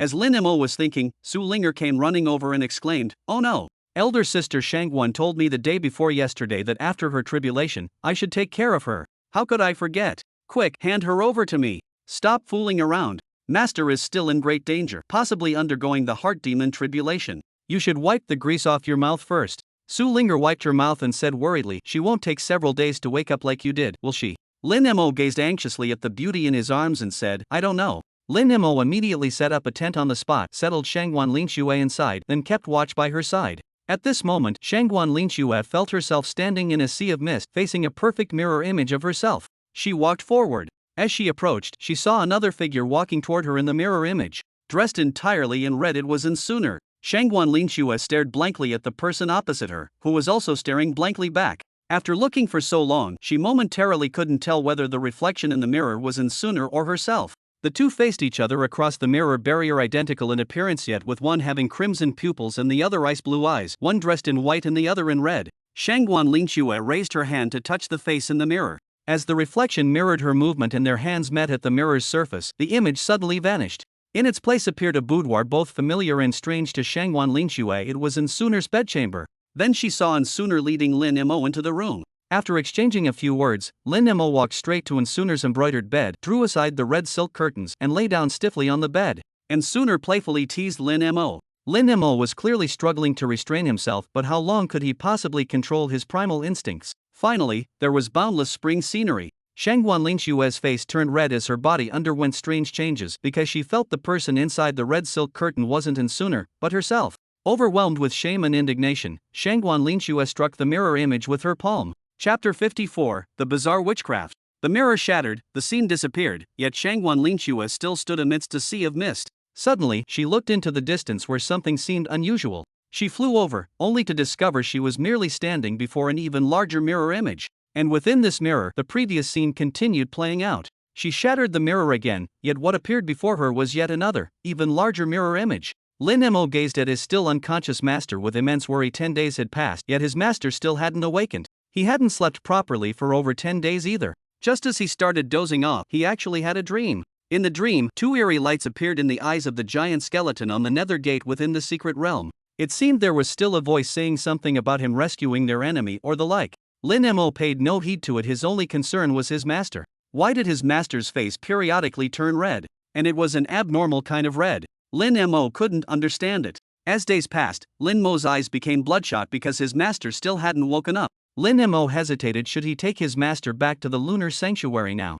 Su Linger was very well behaved, not clamoring for food. Sometimes when Lin Mo dozed off, she would keep watch. Before they knew it, another full moon night arrived. Watching Shangguan Lingshue's body begin to emit cold energy, Lin Mo couldn't help but wonder, how had his master endured this before? He placed his hand on his master's abdomen and began using his inner true fire to dispel the cold energy. Shangguan Lingxue felt utterly exhausted. She had lost count of how many mirrors she'd shattered, yet each time she broke one, she'd find herself in a new mirrored world. All these mirrors reflected moments of Suner and Lin Mo together. Shangguan Lingxue had stopped attacking, merely watching silently, the reflection showing Lin Mo and that person who might be either herself or Suner. At this very moment, in her mirror world, boundless cold air swept in, freezing even the mist into ice. Yet in the reflection before her, crimson flames blazed across the sky. When the chill had frozen everything solid and the flames had reduced all to ashes, she awoke. "Master, you're finally awake." What greeted Shangguan Lingshue's eyes was Lin Mo's bloodshot gaze, brimming with infinite delight. Shangguan Lingxue immediately sensed her cold poison flaring up and noticed Lin Mo's hand placed upon her abdomen. She closed her eyes once more. Lin Mo observed his master's faintly trembling eyelashes and finally felt reassured. Early the next morning, as Lin Mo was preparing to pack up the tent, he spotted someone approaching from afar. He never expected that the newcomer would be that mute girl. The moment the mute girl arrived, Su Linger ran over to her. After locking eyes for a moment, Su Linger took the mute girl's hand as if they were old friends. Lin Mo was just about to approach when Mu Wanhua appeared with the human-headed staff.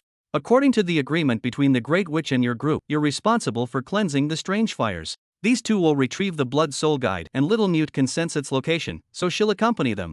Lin Mo said nothing but glanced at Shangguan Lingxue. After all, they just received such tremendous fortune from her master. Shangguan Lingxue nodded, agreed. "If we can retrieve the Blood Soul Guide early, he won't need to wait a year among the Witch Clan, correct?" Mu Wanhua replied, "Certainly not, but he must completely cleanse all strange fires left by the Fire Qilin. His 9-yang scorching sky physique can detect where the strange fires linger, eliminating the need for guides." Lin Mo asked, "May I travel by sword flight?" "You may, but don't fly while wearing red robes, lest some witch decides to strike." Why would wearing red invite attack? Back when the Blood Demon sect was searching for the Witch Clan's secrets, they mobilized their entire sect to invade. Our Witch Clan suffered heavy losses. The Blood Demon disciples all wore red robes. Lin Mo understood. He wanted to ask Mu Wanhua why she only had one head and why her face was indistinct, but ultimately held his tongue. These questions might involve secrets of others' witchcraft. After speaking, Mu Wanhua disappeared. Su Linger approached with the mute girl, excitedly giving Lin Mo a long list of precautions. All this information had been obtained from the mute girl. Lin Mo could tell that Su Linger really liked this little mute. Perhaps she already considered her a friend. Lin Mo felt worried, concerned that his master's cold poison might flare up. "Master, what if your cold poison acts up during this journey? I have my own methods. I've endured it all these years. Now that I've reached the transformation realm, the poison's effects will weaken further. You needn't worry." Lin Mo wanted to say more, but Shangguan Lingxue raised her hand to stop him. "Be careful," Shangguan Lingxue said before leaving with Little Fox and Little Mute, showing not the slightest concern for Lin Mo. Lin Mo soared into the sky, riding his sword towards solitary Heart Mountain. During his journey, he spotted numerous Witch Clan settlements below, most clustered around lakes and rivers. He had originally intended to collect the strange fire first, but along the way he sensed several locations with exceptionally dense fire elements. Upon investigating, he determined these were places where the Fire Qilin had once resided. Within dozens of miles of these locations, not a single blade of grass grew. The earth was dyed crimson. This alone made Lin Mo realize the fire Qilin strange fire was anything but ordinary. When he absorbed all the surrounding fire spiritual energy, the temperature in the area plummeted abruptly. It seemed this was exactly what the Great Witch wanted him to do. He became even more convinced that the Witch Clan's wariness toward the strange fire was far from ordinary. Perhaps Elder Fourth's several smooth visits to the Witch Clan territory were because they wanted him to take the strange fire away. After clearing the fire spiritual energy around a cave, he continued forward. This time, he didn't have to walk far before seeing 3 young indigenous boys wearing grass skirts below in the mountain forest, carrying someone and moving rapidly. Lin Mo focused his gaze and saw that the carried indigenous youth had a large gash on his thigh covered with herbal medicine, while his lower leg was twisted in an unnatural manner. He was injured. Lin Mo descended. "I have medicine here. Give him 1 pill and he'll recover immediately." The boys glanced at him but neither spoke nor acknowledged him, continuing their hurried pace. "Hey, I mean no harm. His leg will be crippled if not treated soon." One youth turned back, waved at him dismissively, then continued rushing forward. Lin Mo grew curious. With such serious injuries, where could they possibly be rushing to? Soon, they arrived at a small village. The other villagers who saw them showed no concern at all, as if this was routine, even cheerfully greeting the boys.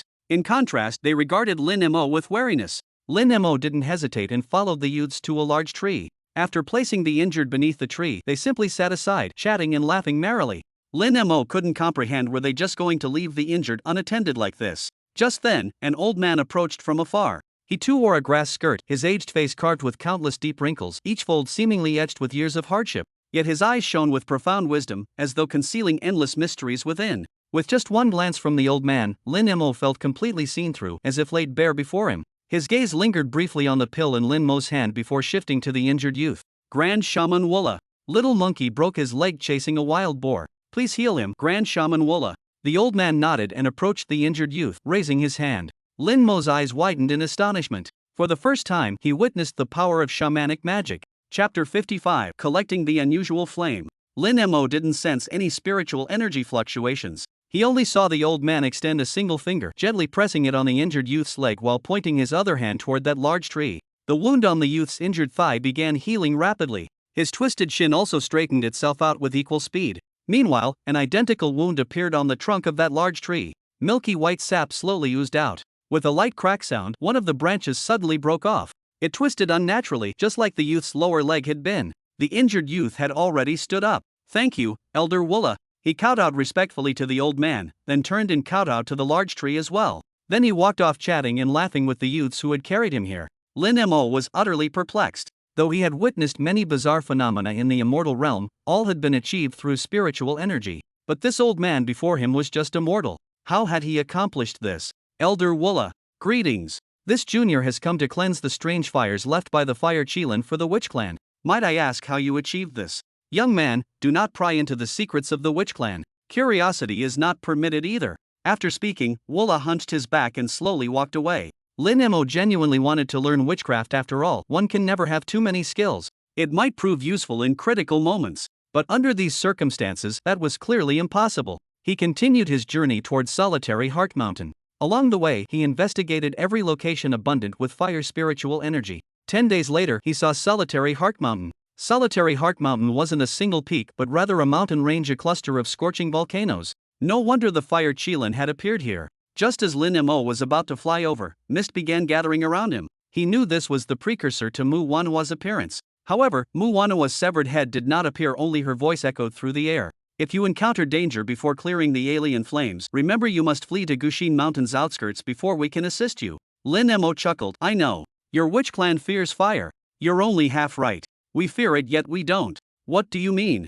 "No need for you to understand." The mist dissipated. Lin Mo swiftly flew toward Gushin Mountain. As he drew nearer, he sensed increasingly abundant fire spiritual energy. He wondered, wouldn't cultivation progress faster in this environment? But he immediately dismissed the thought. Though plentiful, this fire spiritual energy lacked purity, inferior to both the fire Qilin's remnants and the fire spirit's essence. Soon, Lin Mo beheld the skeletal remains of the fire Qilin that Elder Fourth Hong Xiaotian had described. Elder Fourth's description was inaccurate. He spoke of an enormous skeleton, but the one before us measures only about 50 meters from head to tail. The entire skeleton faintly glows red, though the hue is nearly faded now. When the red completely fades, this will become an ordinary set of bones that will soon turn to dust. 10 li east of the skeletal remains lies a shattered basin, where the earth is split by an abyss of immeasurable depth.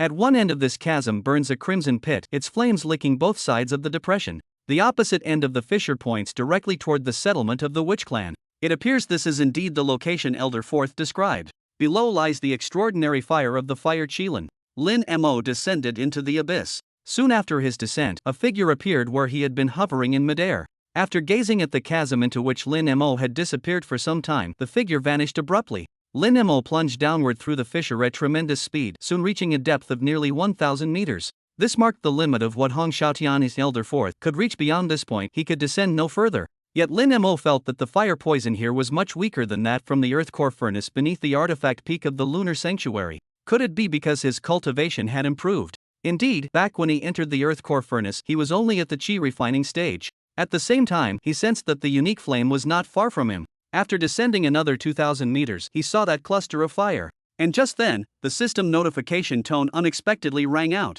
Ding! Premium grade farmland detected. Host, please take note. There are women here.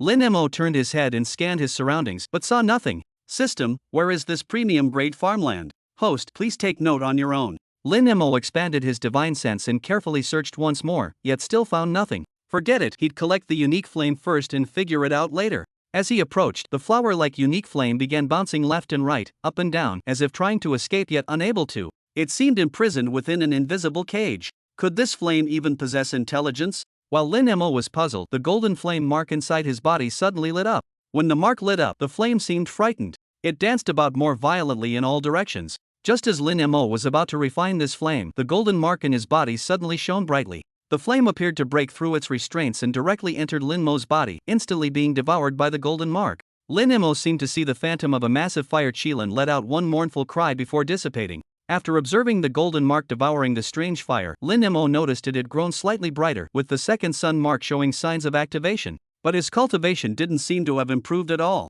Damn it! Stealing from me again. Couldn't you let me refine it to boost my cultivation? He had originally assumed that after reaching the golden core stage, the second of his 9 sun marks would activate. But it didn't, making Lin Mo realize that simply improving one's cultivation wasn't enough to light up the sun marks. Apparently, they required devouring strange fires to activate. After the exotic fire was devoured, the temperature in the abyss plummeted abruptly. The flames attached to the abyss walls extinguished rapidly, plunging the abyss into complete darkness instantly. Where is this premium fertile land located? Lin Mo searched once again and queried the system several more times, but achieved no results whatsoever. Cursing the system, Lin Mo flew out of the abyss. Regarding fertile land that didn't directly issue cultivation tasks, he decided to simply ignore it. Shortly after his departure, mist began rising in the abyss. A section of the abyss wall suddenly cracked open, and a headless body slowly emerged from within the stone. As it advanced step by step, its head gradually solidified and became visible. Naturally unaware of the abyss's anomalies, Lin Mo flew toward the Witch Clan settlement after leaving the abyss, intending to wait for Mu Wanhua and complete his mission.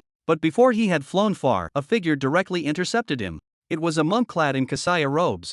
Moreover, with golden hair and blue eyes, he was actually a foreigner. This was Lin Mo's first time seeing a foreigner on this continent. He couldn't help but call out, "Hello!" But the other party clearly didn't understand the meaning of hello. Amit Ba. This humble monk is Zhou Nan from the Tianyun Temple in the far west. May the benefactor hand over the fire Chelan's extraordinary flame to this monk, so it may be properly safeguarded at Tianyun Temple and prevent catastrophic suffering. Unable to discern the monk's cultivation level, Lin Mo replied, "Venerable master, if you wish to seize the extraordinary flame, just say so directly. Why resort to such hypocrisy? For over 200 years, this old monk has traveled the land to eradicate various extraordinary flames, all for the benefit of humanity. How dare the benefactor slander me? If you refuse to surrender the flame today, even the Buddha possesses demon-subduing methods." Lin Mo wondered, did this monk also possess some special constitution? "Venerable master, you claim to have been collecting extraordinary flames for 200 years. Chapter 56, Wula's Power. Ha! Does a mere golden core realm benefactor dare covet my Tianyun Temple's extraordinary flame?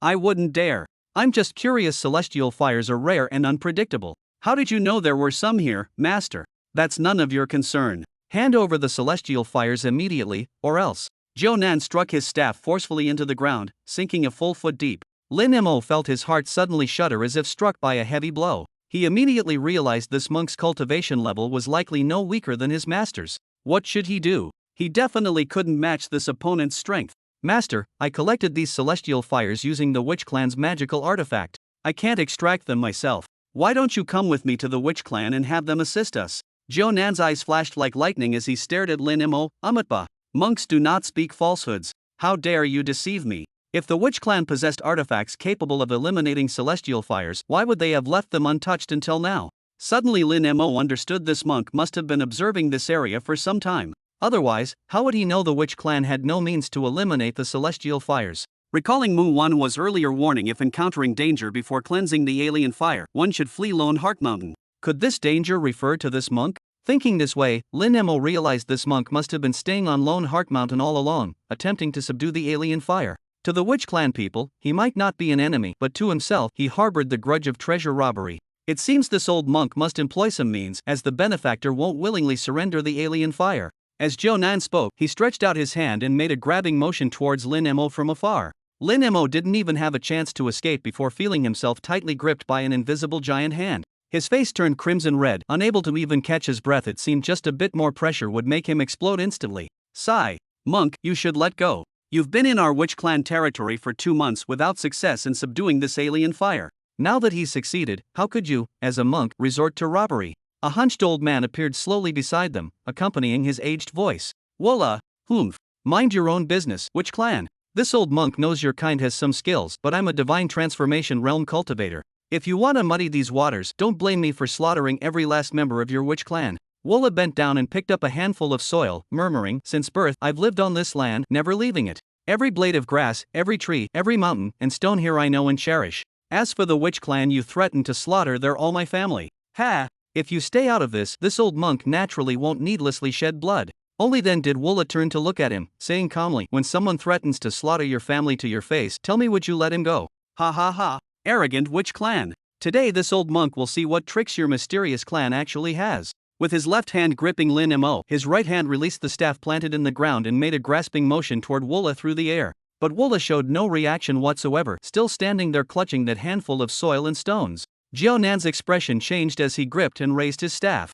Immediately, a colossal phantom image of a staff appeared between heaven and earth, descending upon Walla's head as he swung it down. Sigh. Was this necessary? Walla let out a long sigh, releasing the sand and stones from his hand, which slowly trickled through his fingers. The moment the first grain of sand from Walla's hand touched the ground, Lin Mo suddenly felt the restraining force disappear. Nan's movement abruptly halted, as if resisting some invisible force. Lin Mo watched as Nan's body gradually turned to stone, starting from his feet, slowly spreading throughout his entire body. Gathering all his strength, eyes bloodshot, Nan strained to bring the staff down. But his movements grew slower and slower, until finally, a look of fear emerged in his eyes. When the last grain of sand fell from Walla's hand, Nan had completely turned into a stone statue. Sigh. Getting old, even slight exertion makes me want to rest. Walla's figure gradually faded and disappeared. Lin Mo shouted towards Walla's vanishing figure, Grandpa Walla, thank you for saving my life. Watching Walla completely disappear, Lin Mo finally believed what the Great Witch had said. Without the Great Witch's permission, he truly couldn't leave this place.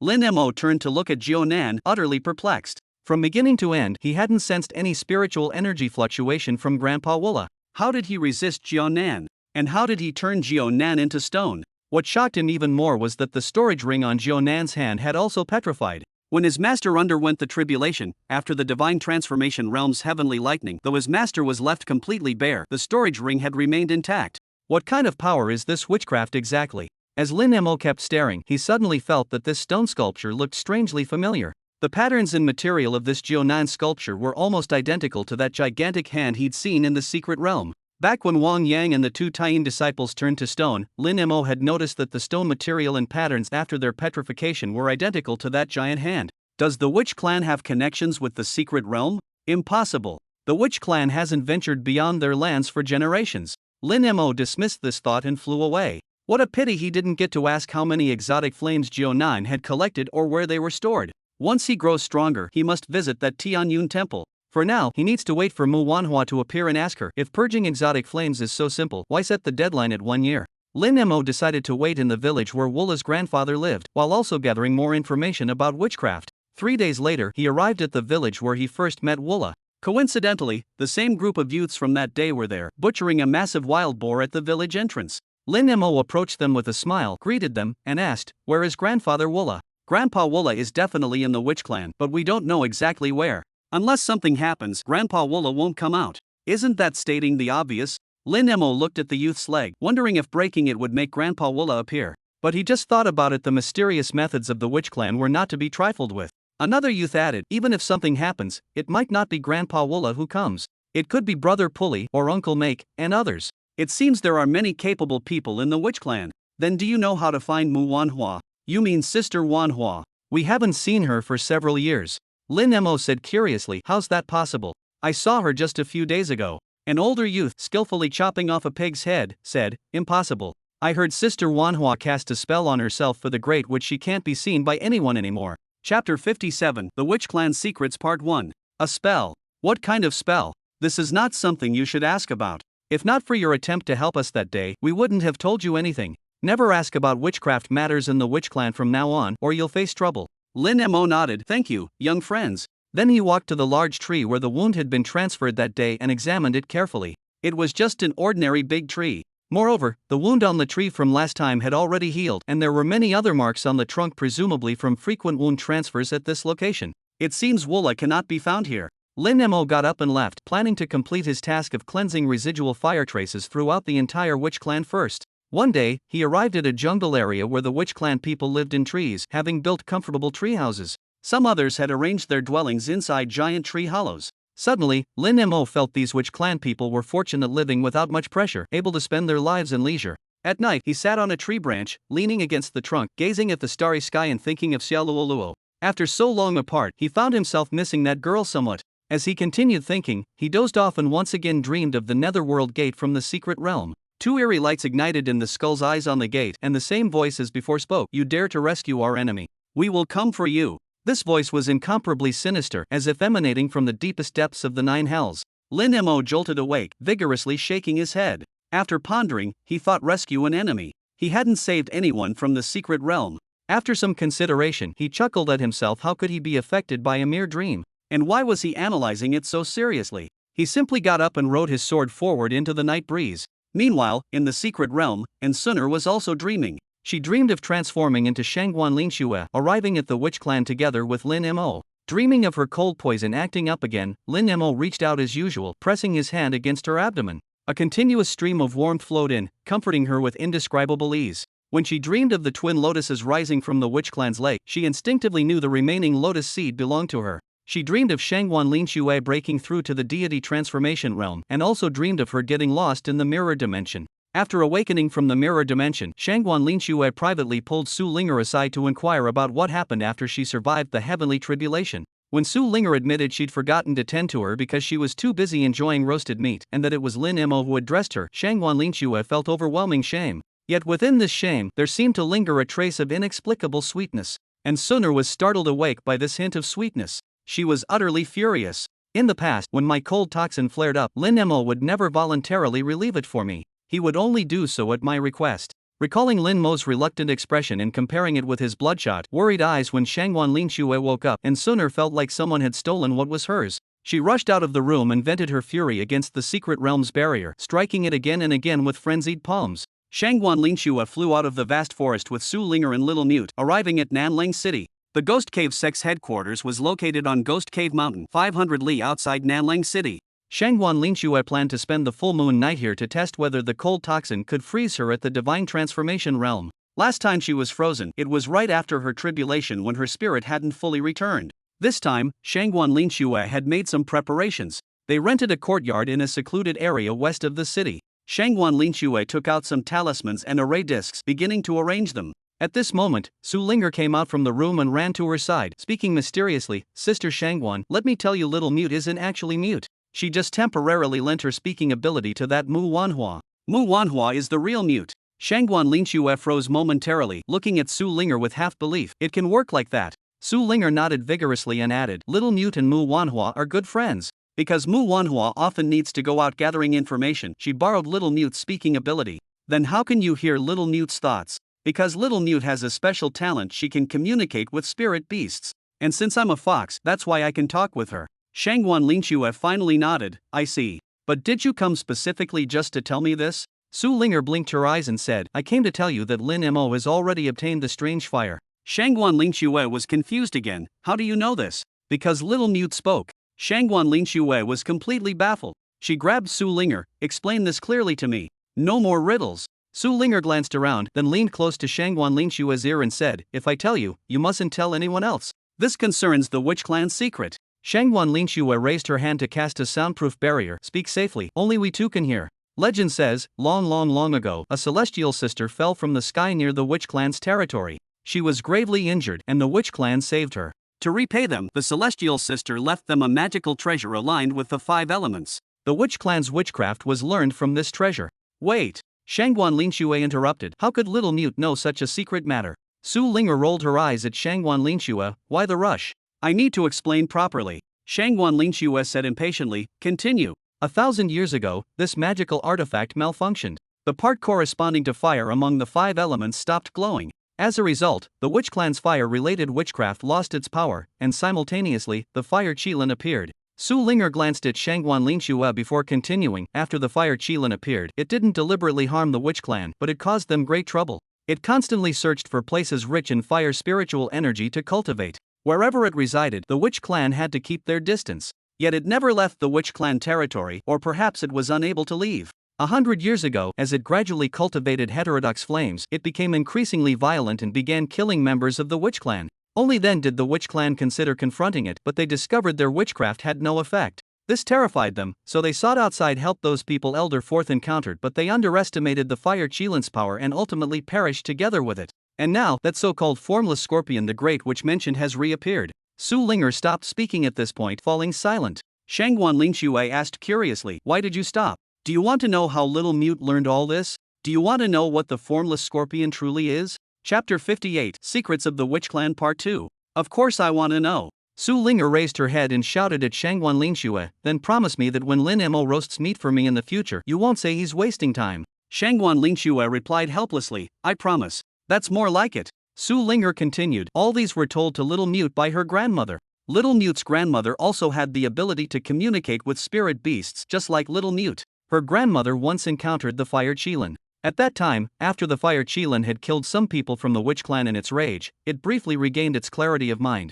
The fire Qilin told Little Mute's grandmother that the fairy sister was an immortal, a true celestial being. She had sealed 5 mystical beasts within a treasure called the 5 Elements Heaven Weaving Plate, and the fire Qilin was one of them. The mysterious power of the Witch Clan came from their ability to manipulate the 5 elements of heaven and earth through witchcraft using this 5 Elements Heaven Weaving Plate. The power of the 5 Elements Heaven Weaving Plate itself originates from the strength of these 5 beasts, which the Witch Clan harnessed. Anyway, the fire Qilin said it only managed to escape after the fire corresponding section of the 5 Elements Heaven Weaving Plate malfunctioned. As for why that treasure malfunctioned, I don't know, and neither does Little Mute. Shangguan Lingxue asked, but that fire Qilin doesn't seem very powerful. Elder Fourth mentioned several cultivators managed to perish together with it. That's because its cultivation regressed over the long passage of time. For ages, the Witch Clan has needed to use the 5 Elements Heaven Weaving Plate when employing witchcraft to harness the power of heaven and earth's 5 elements. Although the plate merely serves as an intermediary, it still consumes the power of 5 extraordinary beasts, leaving them all weakened.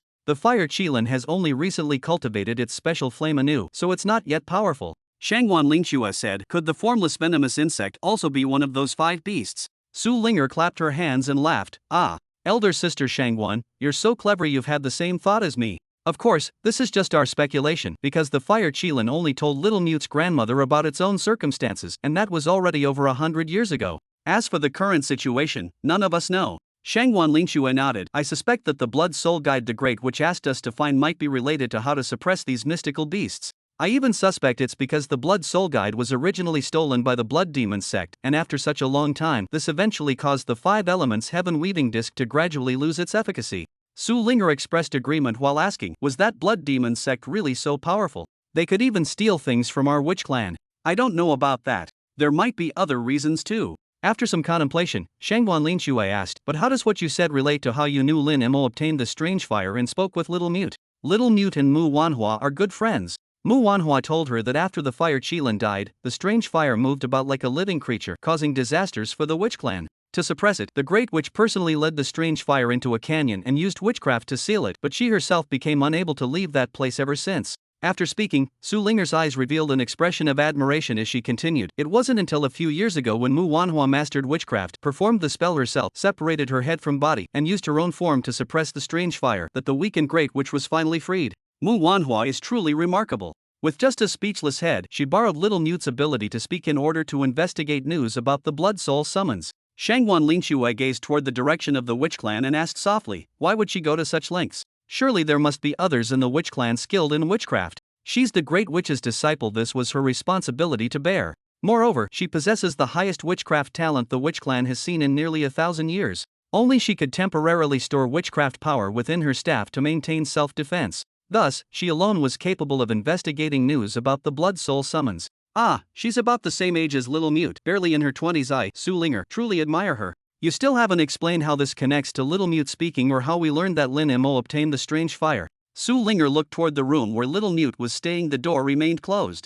Mu Wanhua said that if the exotic fire was subdued, she would return to complete human form while also restoring Little Mute's ability to speak. Now that Little Mute can speak, it proves Mu Wanhua has regained her normal human form. At the same time, her becoming Little Mute also indicates that Lin Mo has taken the exotic fire. After carefully organizing Su Linger's words in her mind, Shangwan Lingxue said, it seems this Blood Soul talisman is extremely important to the Witch Clan. They probably had no other choice but to seek us out. Let's do our best to obtain the Blood Soul talisman first, then go to the Witch Clan for answers. Yes, we'll follow Sister Shangwan's lead. Little Fox, tonight is a full moon. If I turn into an ice sculpture, I'll need you to look after me. Su Linger protested indignantly, don't call me Little Fox. My name is Su Linger.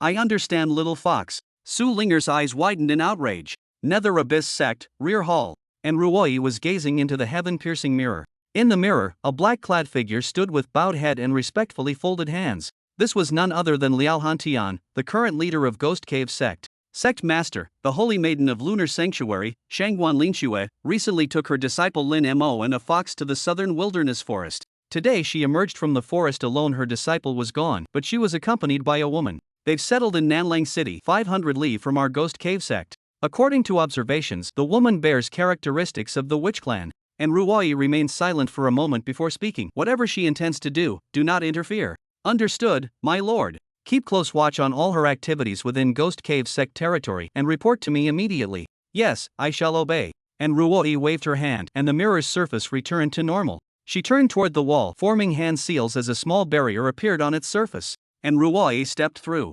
This was a secret chamber. On one wall's cabinet shelves lay some rolled-up parchment scrolls alongside ancient texts. Beneath the opposite wall stood various bottles and jars. At the center of the secret chamber stood a bronze desk, upon which burned an oil lamp with eerie blue flames that looked supremely sinister. And Ruoi formed several hand seals toward the lamp from a distance. Above its flame appeared a tiny, illusory human figure. The figure appeared to be in extreme torment, struggling and wailing, yet not a single sound escaped. This was a remnant soul. After observing quietly for a moment, and Ruoi extended her finger, letting a drop of blood seep from her fingertip into the lamp oil. The azure flames instantly turned crimson. Simultaneously, the small figure ceased its struggles. Its labored panting gradually became audible. Blood Demon Ancestor, tell me, what exactly did you seek to obtain from the Witch Clan back then? The shadowy figure said weakly, you people generations of the Nether Abyss Sect have asked me, and you've asked me dozens of times. I've always told the truth. Why won't you let me go? Chapter 59, The Wordless Prophecy Steal. Once I obtain what I want, I'll disperse your remnant soul, because by then you'll be useless. Say it again, let me analyze it. The founding patriarch of my Blood Demon sect said there are two opportunities for immortality in this world.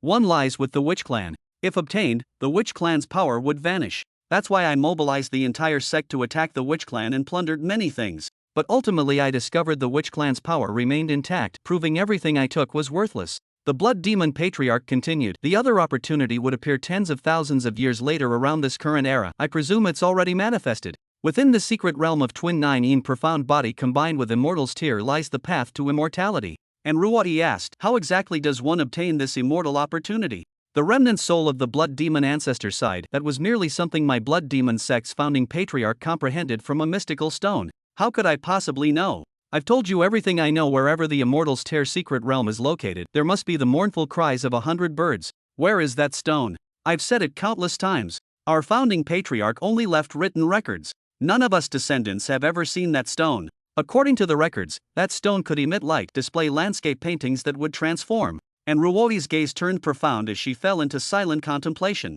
Only when the drop of blood in the oil lamp burned out and the flames returned to their dark blue hue did she emerge from her deep thoughts. Just as the Blood Demon Ancestor began struggling silently, with a wave of her hand, she dismissed the small phantom projection, leaving the Blood Demon Ancestor's remnant soul to struggle on its own. Shangguan Linshue's face turned deathly pale. Su Linger and Little Mute watched her with concern from the side, though they also sighed in relief since Shangguan Linshue had already thawed. Shangguan Linshue felt somewhat dejected in her heart. This time's cold poison, though it only froze her for a single day, felt as if the pain of 3 previous frozen days had been compressed into this one day. After regulating her breathing for a while longer, she discussed with Su Linger and Little Mute how to retrieve the Blood Soul Guide. By nightfall, Shangguan Linshue had completely recovered. The 3 of them headed straight for the Ghost Cave sect. Shangguan Linshue never expected the journey to be so smooth. Almost without any obstruction, they easily obtained the Blood Soul Guide. She credited the success to Su Linger, for without the Fox Spirit's help in that illusionary realm, she truly couldn't have located the Blood Soul Guide.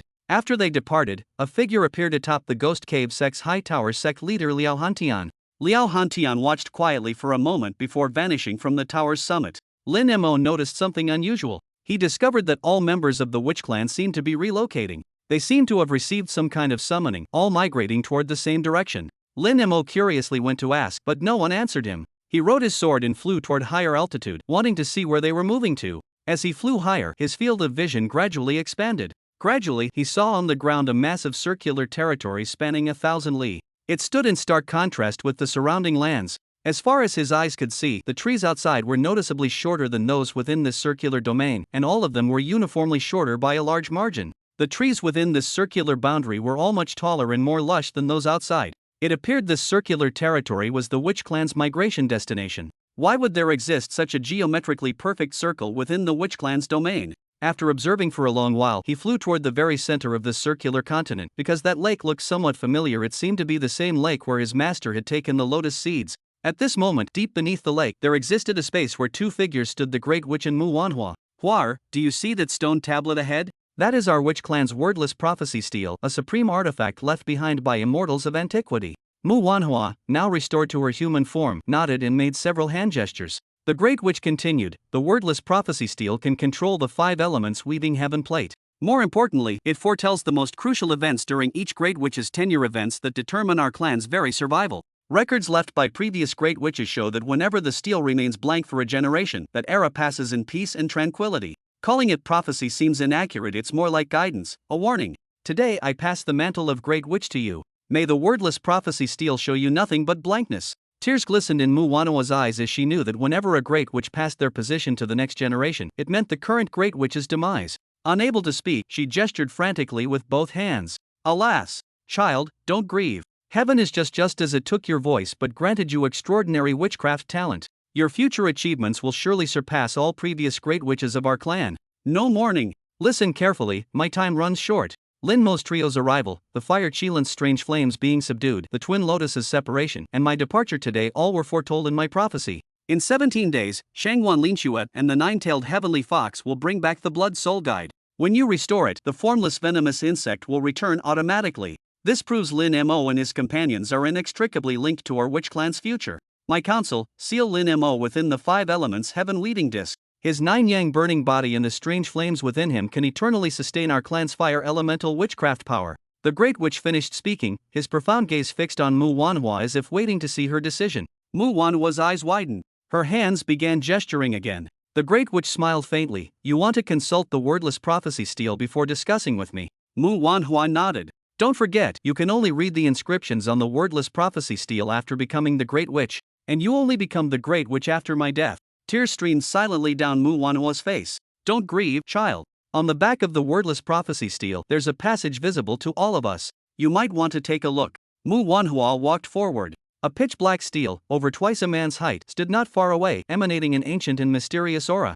It seemed to have stood there since time immemorial. Mu Wanhua saw that the wordless prophecy stele was completely blank. Not being the Great Witch, she couldn't see anything yet. She circled to the back of the stele and saw an inscription. I am neither immortal nor demon, wielding dark power to perform righteous deeds, yet misfortune befell me. I now seal this dark power within this stele. The Witch Clan must guard it through generations. I shall slumber in darkness, awaiting the dawn of light. Let the Witch Clan know. The deepest darkness often originates from obsession with light. Chapter 60, Dark Power. Mu Wanhua read it several times without full comprehension, yet found it peculiar. She turned and made several consecutive gestures to the Great Witch. The Great Witch nodded with a smile. Indeed, the true source of our Witch Clan's power lies in this stele, the dark power sealed within. This secret is known only to successive Great Witches. The so-called manipulation of the 5 elements through the heaven-weaving disc was merely to protect this secret. What the heaven-weaving disc truly channels is the dark power sealed within this steel. Mu Wanhua suddenly understood why their witchcraft appeared so miraculous, lacking cultivators' spiritual fluctuations yet possessing incomparable might.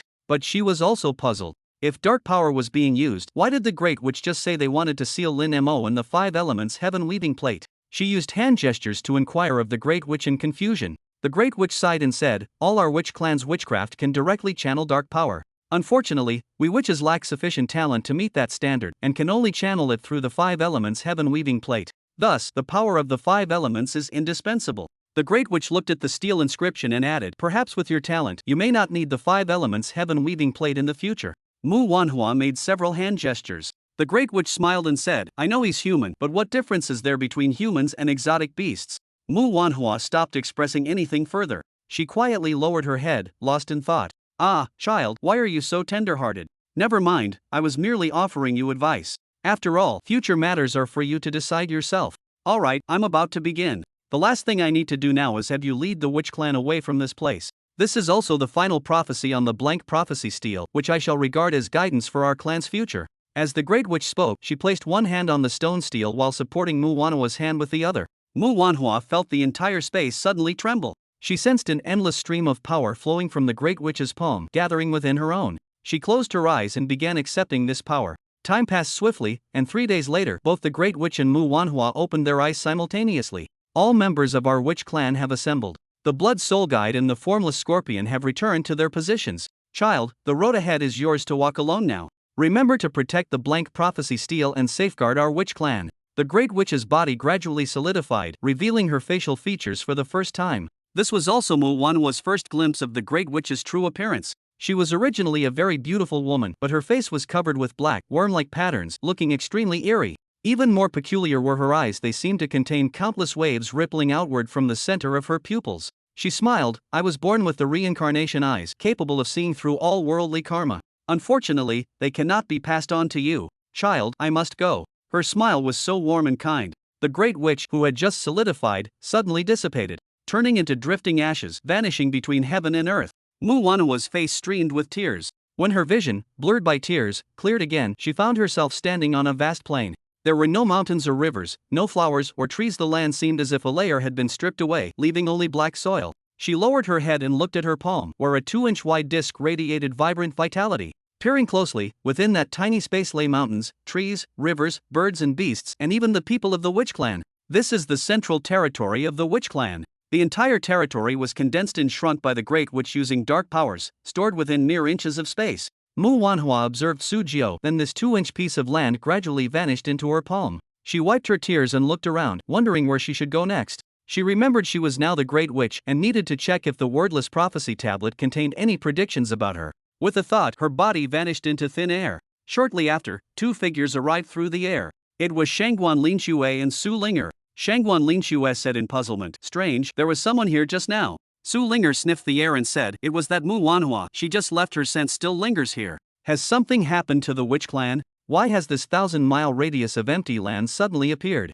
Su Linger nodded, her eyes filled with extreme anxiety. "Ever since entering the witch clan's territory, I felt something was wrong. Something must have happened. Little Mute and the Blood Soul Guide have vanished into thin air, and all the witch clan members are gone. Lin Mo has disappeared too. Don't panic. Mu Wanhua just disappeared. If we can find her, we'll know what happened." Shangguan Linxue took Su Linger and soared straight into the sky. Then, they saw a 2 on the ground below, a perfect circle spanning 1,000 miles. Within this circle, there was nothing at all. Everything that had been there seemed to have been scooped away into thin air. "Elder Sister Shangguan, what's happening? What should we do? I need to find Lin Mo."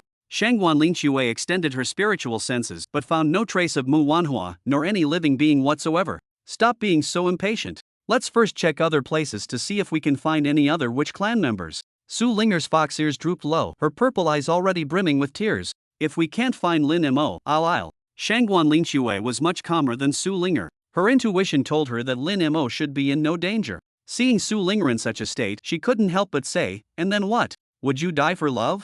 Look at yourself, you're acting like a widow grieving her husband." Unexpectedly, Su Linger shouted loudly, "I'll avenge him first. Aren't all foxes supposed to be seductive and fickle? Yet here you are, acting like some paragon of chastity." "Nonsense. Who says foxes are fickle? Shangwan Lin Shui. I can't beat you yet. Just wait. When I'm strong enough to defeat you, I'll make sure to beat you to death. A rare hint of amusement appeared in Shangwan Lin Shui's calm eyes. Good. I'll be waiting. Lin Mo felt as if the entire space had shuddered for a moment. But when he stopped to carefully sense his surroundings, he found nothing unusual. When he reached the lakeshore, he examined the area carefully and called out several times for the Great Witch but received no response. He leaped straight into the lake. The lake water was extremely clear. He kept swimming downward, but after a full half hour, he gave up. This lake seemed to have no bottom. So, he began to surface, but strangely, in just a moment he broke through the water. What was going on? He had dived for so long, why had he resurfaced so quickly? As he puzzled over this, he spotted a figure standing by the distant shore.